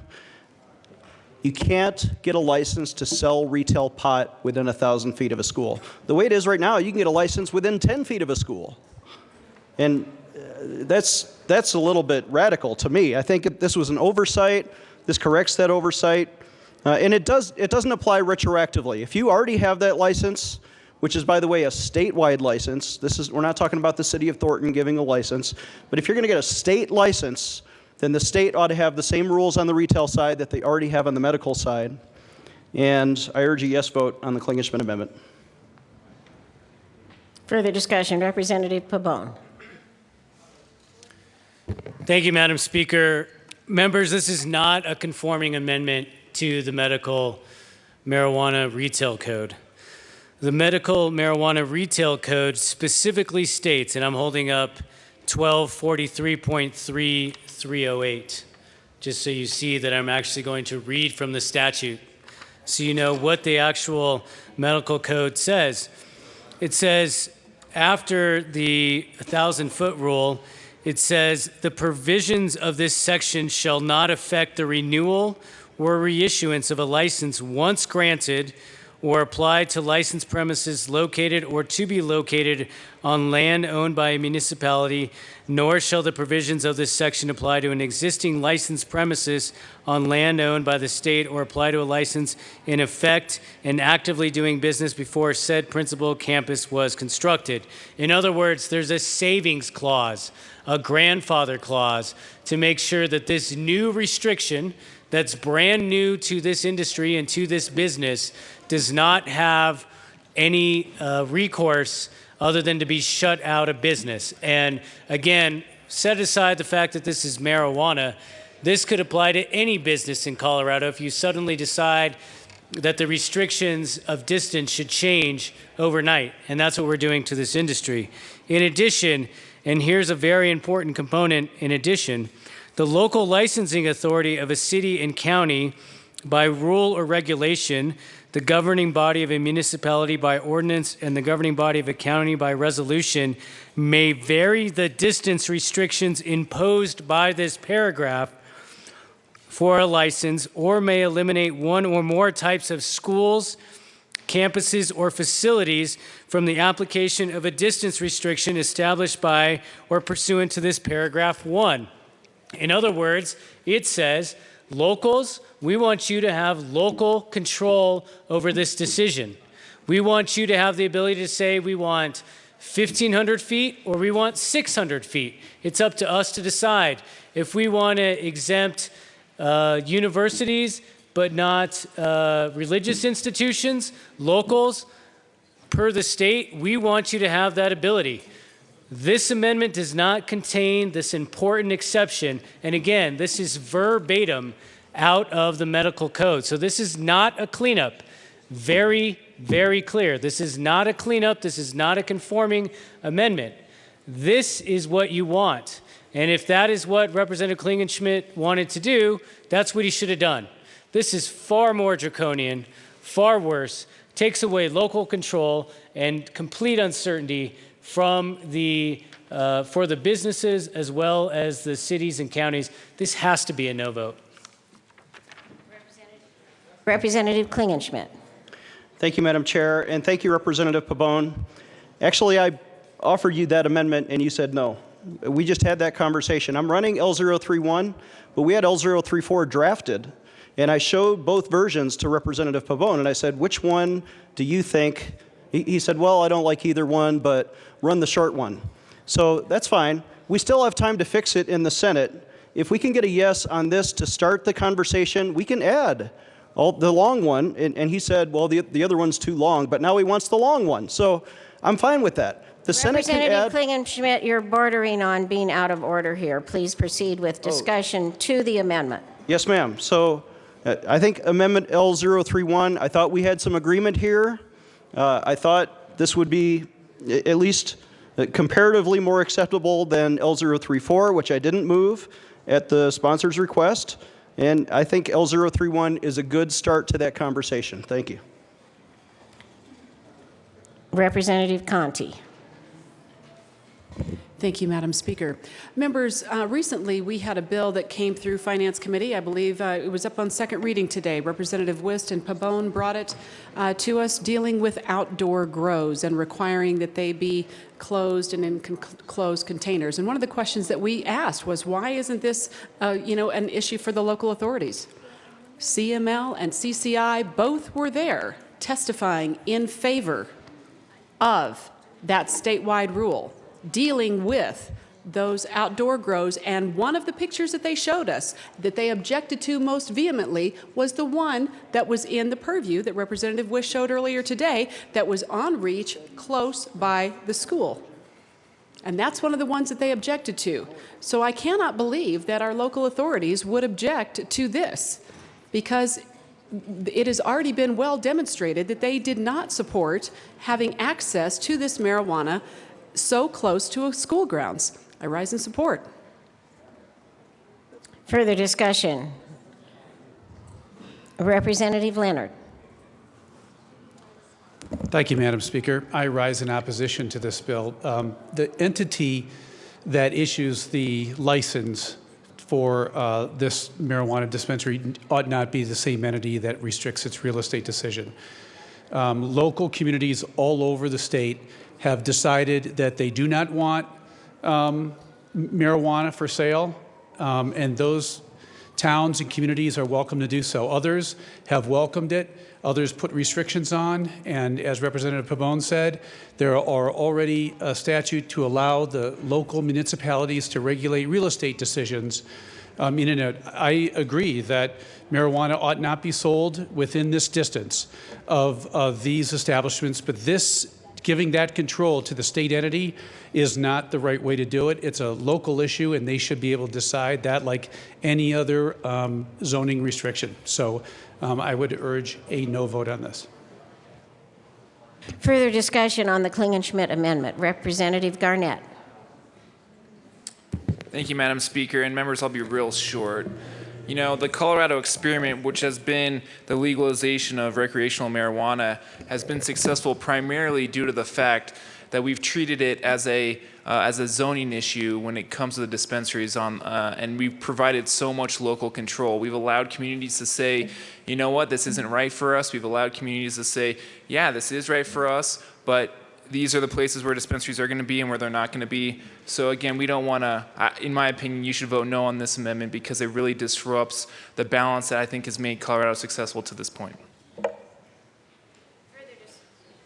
Further discussion.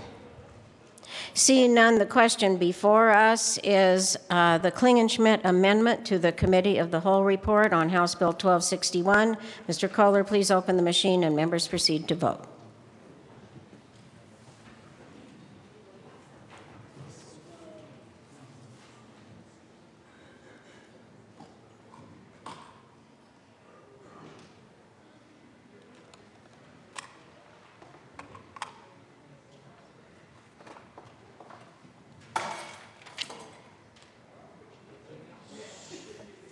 Close the machine. With 21 ayes and 42 noes, the Klingenschmidt amendment to the Committee of the Whole report is lost. There are no more amendments on the desk. Mr. Kohler, please open the machine and members proceed to vote on the adoption of the Committee of the Whole report.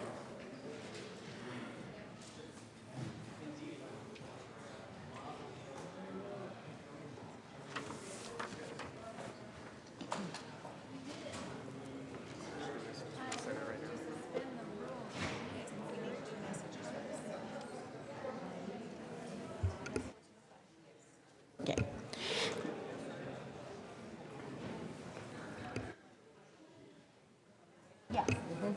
Message from the Senate.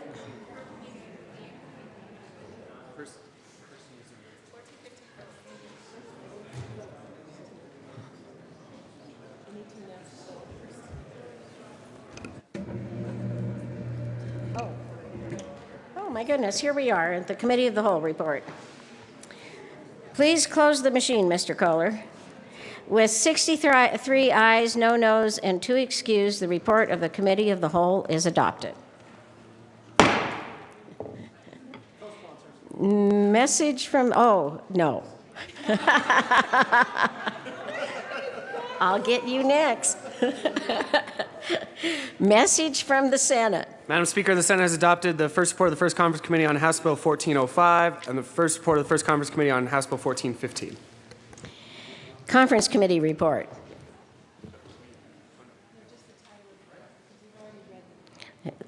Okay, before we do the suspension of the rules. Oh, okay. Mr. Kohler, please read the title of House Bill 1415.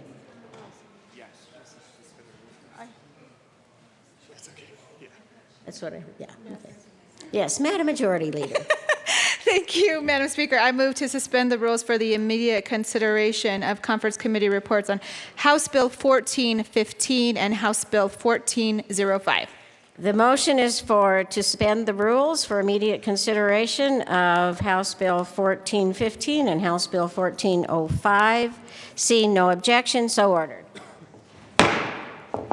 Mr. Kohler, please read the title of House Bill 1415. House Bill 1415, Representative Hamner, also Senator Stedman, concerning the manner in which the state funds driver and vehicle services by the Division of Motor Vehicles and the Department of Revenue in connection with making and reducing an appropriation. Representative Hamner. Thank you, Madam Speaker. I move that the House adopt the first report of the First Conference Committee on House Bill 1415. Proper motion, please proceed. Representative Hamner? Yes, thank you, Madam Speaker. And colleagues, this was the DMV funding bill that was part of the budget package. And the Senate provided some surprising insight and helped us realize that some of the funding we were collecting wasn't in our process being allocated to our counties that operate their DMV offices. So we fixed that, state and budget, and I ask for your support of this conference committee report. Further discussion? Seeing none, the question before us is the adoption of House Bill 1415 of the conference committee report. Mr. Kohler, please open the machine and members proceed to vote.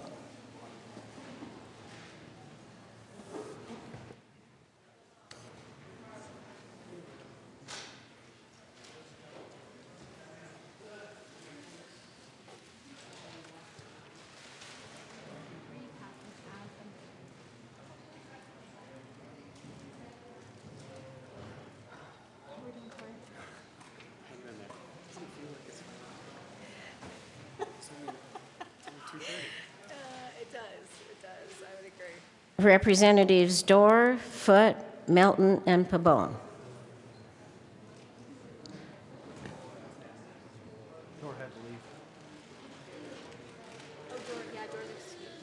Representative Dorr excused.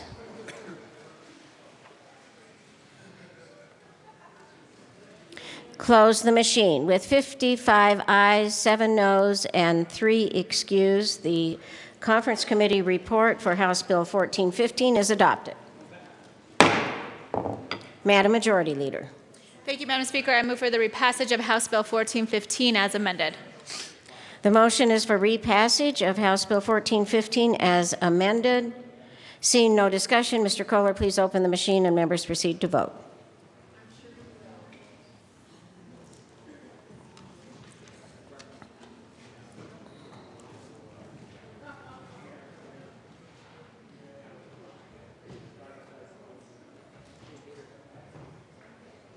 Close the machine. With 40 ayes, 22 noes, and 3 excused, the Conference Committee report for House Bill 1415 is adopted. Well, House Bill 1415 is adopted as amended.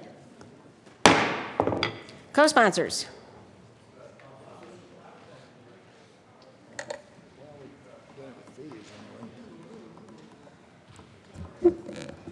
Mr. Kohler, please read the title of House Bill 1405.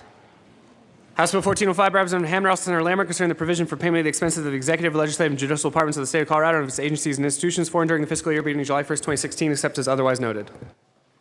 Representative Hamner. Thank you, Madam Speaker. I move the House adopt the first report of the First Conference Committee on House Bill 1405. The motion is to adopt the first report of the First Conference Committee on House Bill 1405. Please proceed with discussion. Representative Hamner. Thank you, Madam Speaker and colleagues. This is the Conference Committee report on the long bill. And a couple things that we did to address the differences in the House and the Senate version. First of all, we accepted the House version to work with because it was great, because we did great work. Unfortunately, we did lose the PACE footnote amendment. There was some concern that that amendment added substantive law through a footnote, so we did lose that footnote. The Senate had added an amendment that added $100,000 for suicide prevention. We thought that was a good idea. We found the money for that and made that work. The Senate also had an amendment on the bill that added 7.1 FTE and a little less than $500,000 to the Department of Revenue to help them with income tax credit fraud investigators for the Earned Income Tax Credit program. And if you remember, the department had asked for a significantly higher amount. We believe that this is an appropriate amount to make sure that we support the department in implementing that program. We also reduced the appropriation to the personal services line item for the Air Pollution and Control Division by about $112,000. This is slightly less than the version the House had, but significantly more than the amendment that the Senate had placed in there, so we thought that was a good compromise, and in talking with the department, they believe that they can live within that modest reduction. And then finally, we created a new line item to appropriate $3 million from the general fund from an allocation we had made in corrections to support in the next year the continued operations at Kit Carson Correctional Center. As you can imagine, these are difficult decisions, and I ask for your support of the conference committee report. Is there discussion on the conference committee report? Representative Melton. Thank you, Madam Speaker. And members, I'm going to be a no vote on this conference committee report. And it's mainly because of that last piece, this piece about providing $3 million for a private prison. When we look at the trends and the numbers of our private prison population, or of our prison population, is continuing to decline. And the reason why we have to put $3 million more into this prison is not because its numbers are increasing, but the very opposite. Its numbers are going down. Now, that doesn't make any sense to me why we would have to do that, but it's because they have inmates that we're housing from the state of Idaho. Idaho decided that they want to return those inmates back to their state, and we're not going to get the money from Idaho to keep this prison open. And so therefore, we're going to subsidize a private company with government dollars. That is not what we should be doing. This is corporate welfare, not economic development. We really should be taking this money and actually investing into this town and creating jobs so that way it doesn't rely on just one single prison. But instead, we are going to subsidize a private prison that's not actually even increasing its numbers, but actually decreasing them. Now, I completely get that we can't leave this town in the dark. I completely get that if that prison closes, that the town would be severely hurt economically, which is why in the future, instead of taking the $3 million to pay salaries for people who are not going to end up doing much, we should actually be investing in real economic development. Members, I hate to do this, but I have to be a no vote because of that. Representative Salazar. Thank you, Madam Speaker. And members, I have to follow up with my fellow Doghouse Dem, Representative Melton.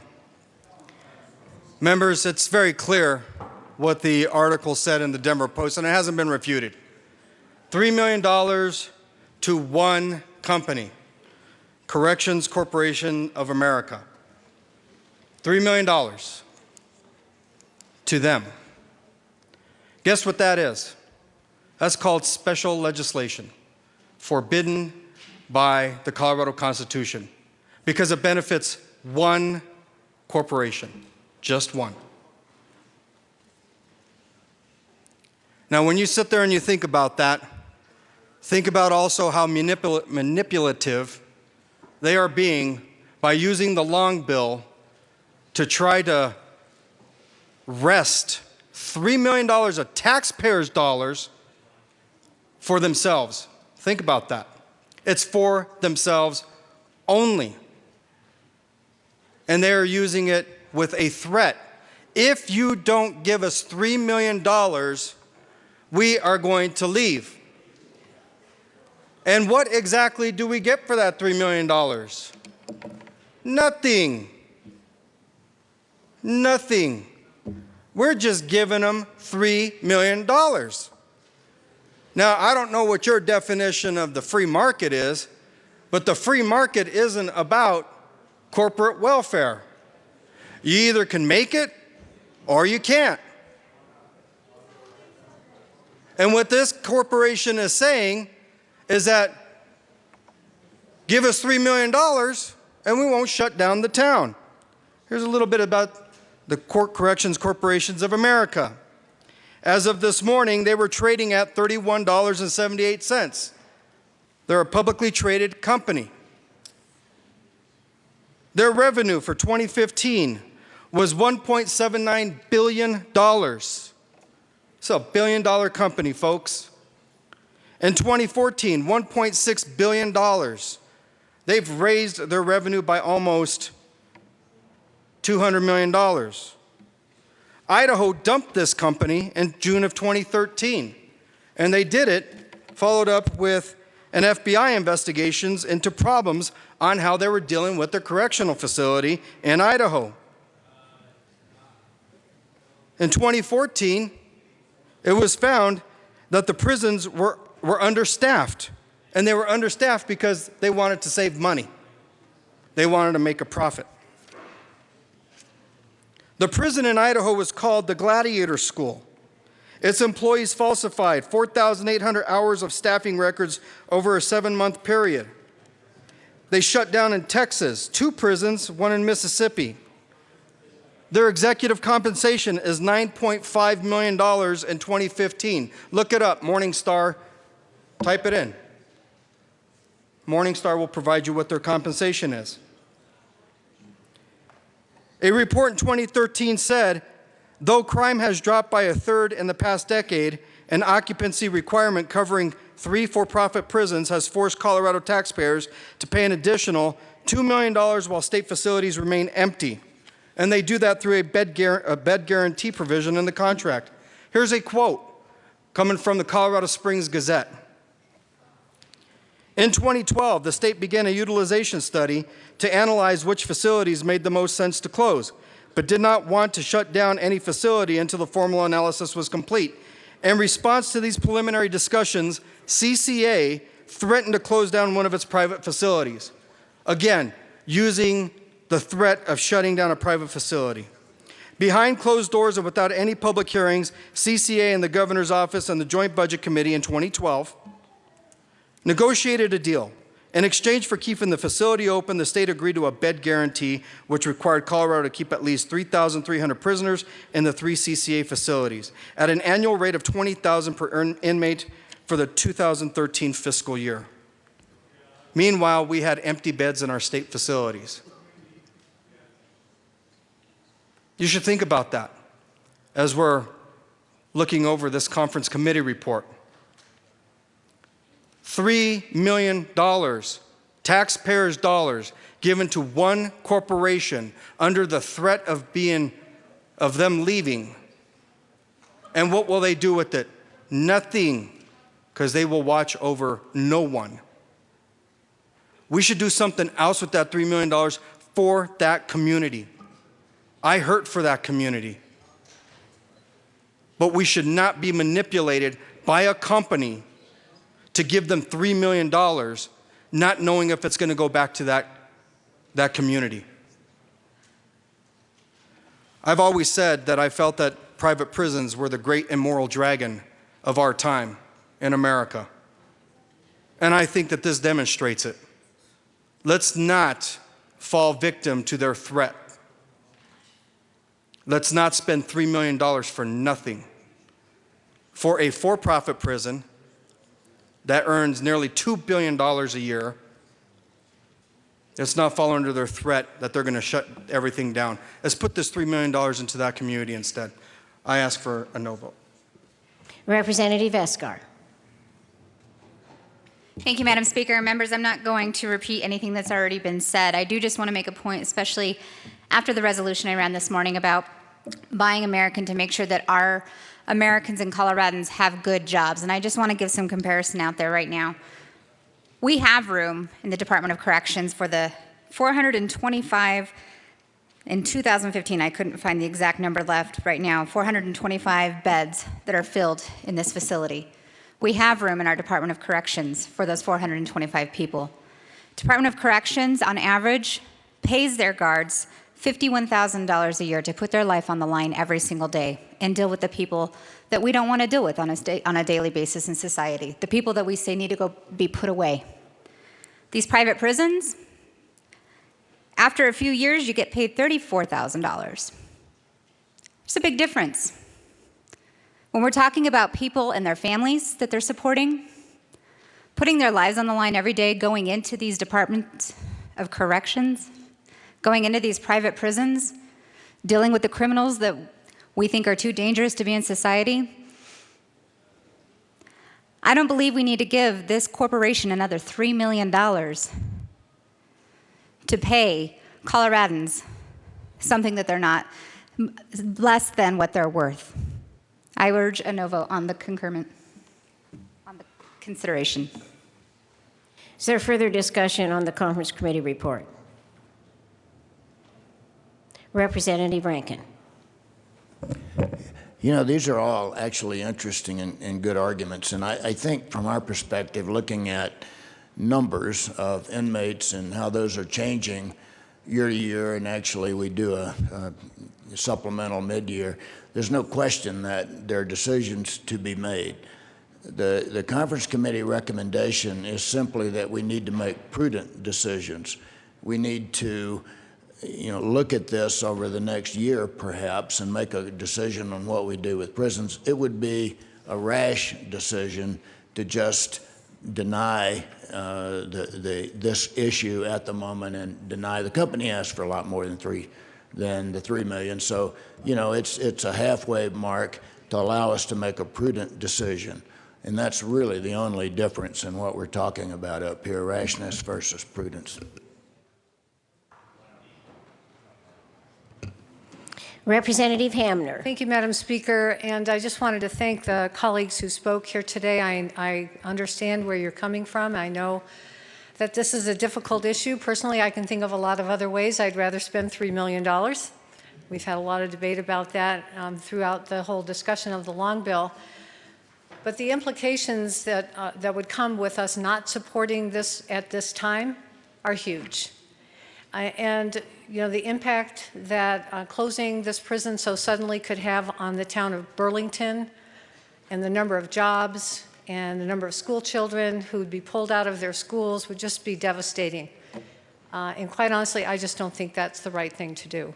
I think that this conversation is part of a larger conversation around the ebb and flow of prison populations. And though we're trending a little bit down at the moment, we also see the forecasts ahead that show that we're trending up. And it'd be absolutely the wrong decision to close this facility and then only have to reopen it again in a short amount of time. But again, I do appreciate the comments. I want to make sure you understand how difficult it is. We have 3 House members and 3 senators on the Budget Committee. And of that mix, we have 3 Republicans and 3 Democrats, and our job is compromise. And that's what this motion reflects, and I ask for your support. Further discussion on the conference committee on 1405. Seeing none, Mr. Kohler, please open the machine and members proceed to vote.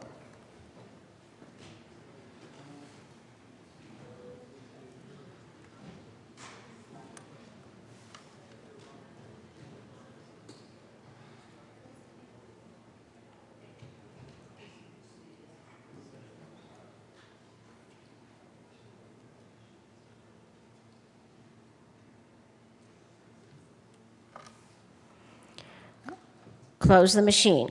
With 34 ayes and 28 noes, the conference committee report on House Bill 1405 is passed. Madam Majority Leader. Thank you, Madam Speaker. I move for the repassage of House Bill 1405 as amended. The motion is for repassage of House Bill 1405 as amended. Seeing no discussion, Mr. Kohler, please open the machine and members proceed to vote.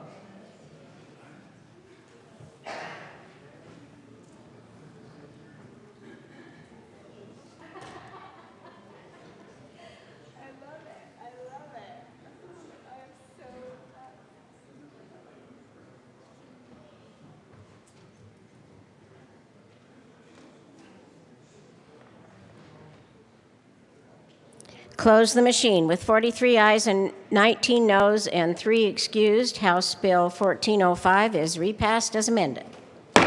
Co-sponsors.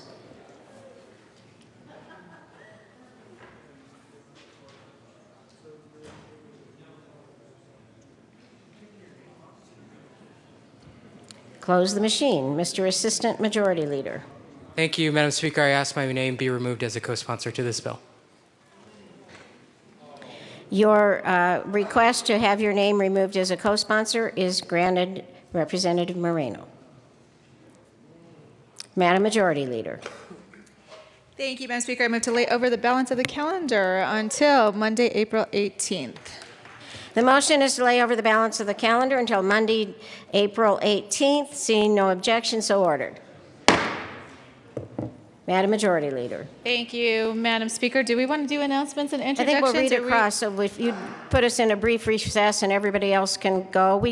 Should we do announcements and introductions? Yes, I see okay. one coming. Announcements and introductions. Representative Primavera. Thank you, Madam Speaker. Sad but true, Public Health Care and Human Services will meet in 5 minutes to hear 3 bills. Representative Foote. Thank you, Madam Speaker. Committee on Legal Services, you should already have noticed that the meeting was canceled that was going to be upon adjournment of both houses. But we do have a new meeting date. It's going to be set for this coming up Wednesday. That's April the 20th at 7:30 a.m. So get fired up for that meeting for Committee on Legal Services. It'll be at a committee room, House committee room to be announced later next week. Again, Committee on Legal Services meeting rescheduled for next Wednesday morning, 7:30 a.m. Representative Conti. Thank you, Madam Chair. Members, I just wanted to give you an update. We do have bags on the back table that are going to our veterans for our little contest that's happening with the Senate. We have decided average number of items per person will determine the winner, and so far that average number is 18 items per bag. So way to go, whoever it was that put those bags back there. Thank you so much. And don't forget to do your shopping this weekend and bring them on in. Members, I know you're anxious to get out, but please place your attention to the well for the remainder of the announcements and introductions. Representative Wilson. Thank you, Madam Speaker. A bit of good news, folks, provided that I can get to Salida and back in a major superstorm. The hot dogs will be back for the last time next week. Representative Navarro. Thank you, Madam Speaker. Just a reminder, on your desk this morning you have an invitation for the Rocky Mountain Crisis Partners event on Thursday, April 21st from 11 to 1. Thank you. Further, Representative Kraft-Tharp. Members, before we all take off, while we were working so hard, I want to let you know that our Rockies are also working hard and they're beating the Cubs 6-1. Further, yes, we do have some things to read across. So, Madam Majority Leader, are there further?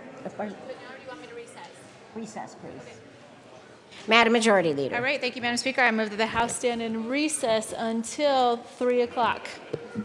The motion is to stand in recess until 3 p.m. today. Seeing no objection, so ordered.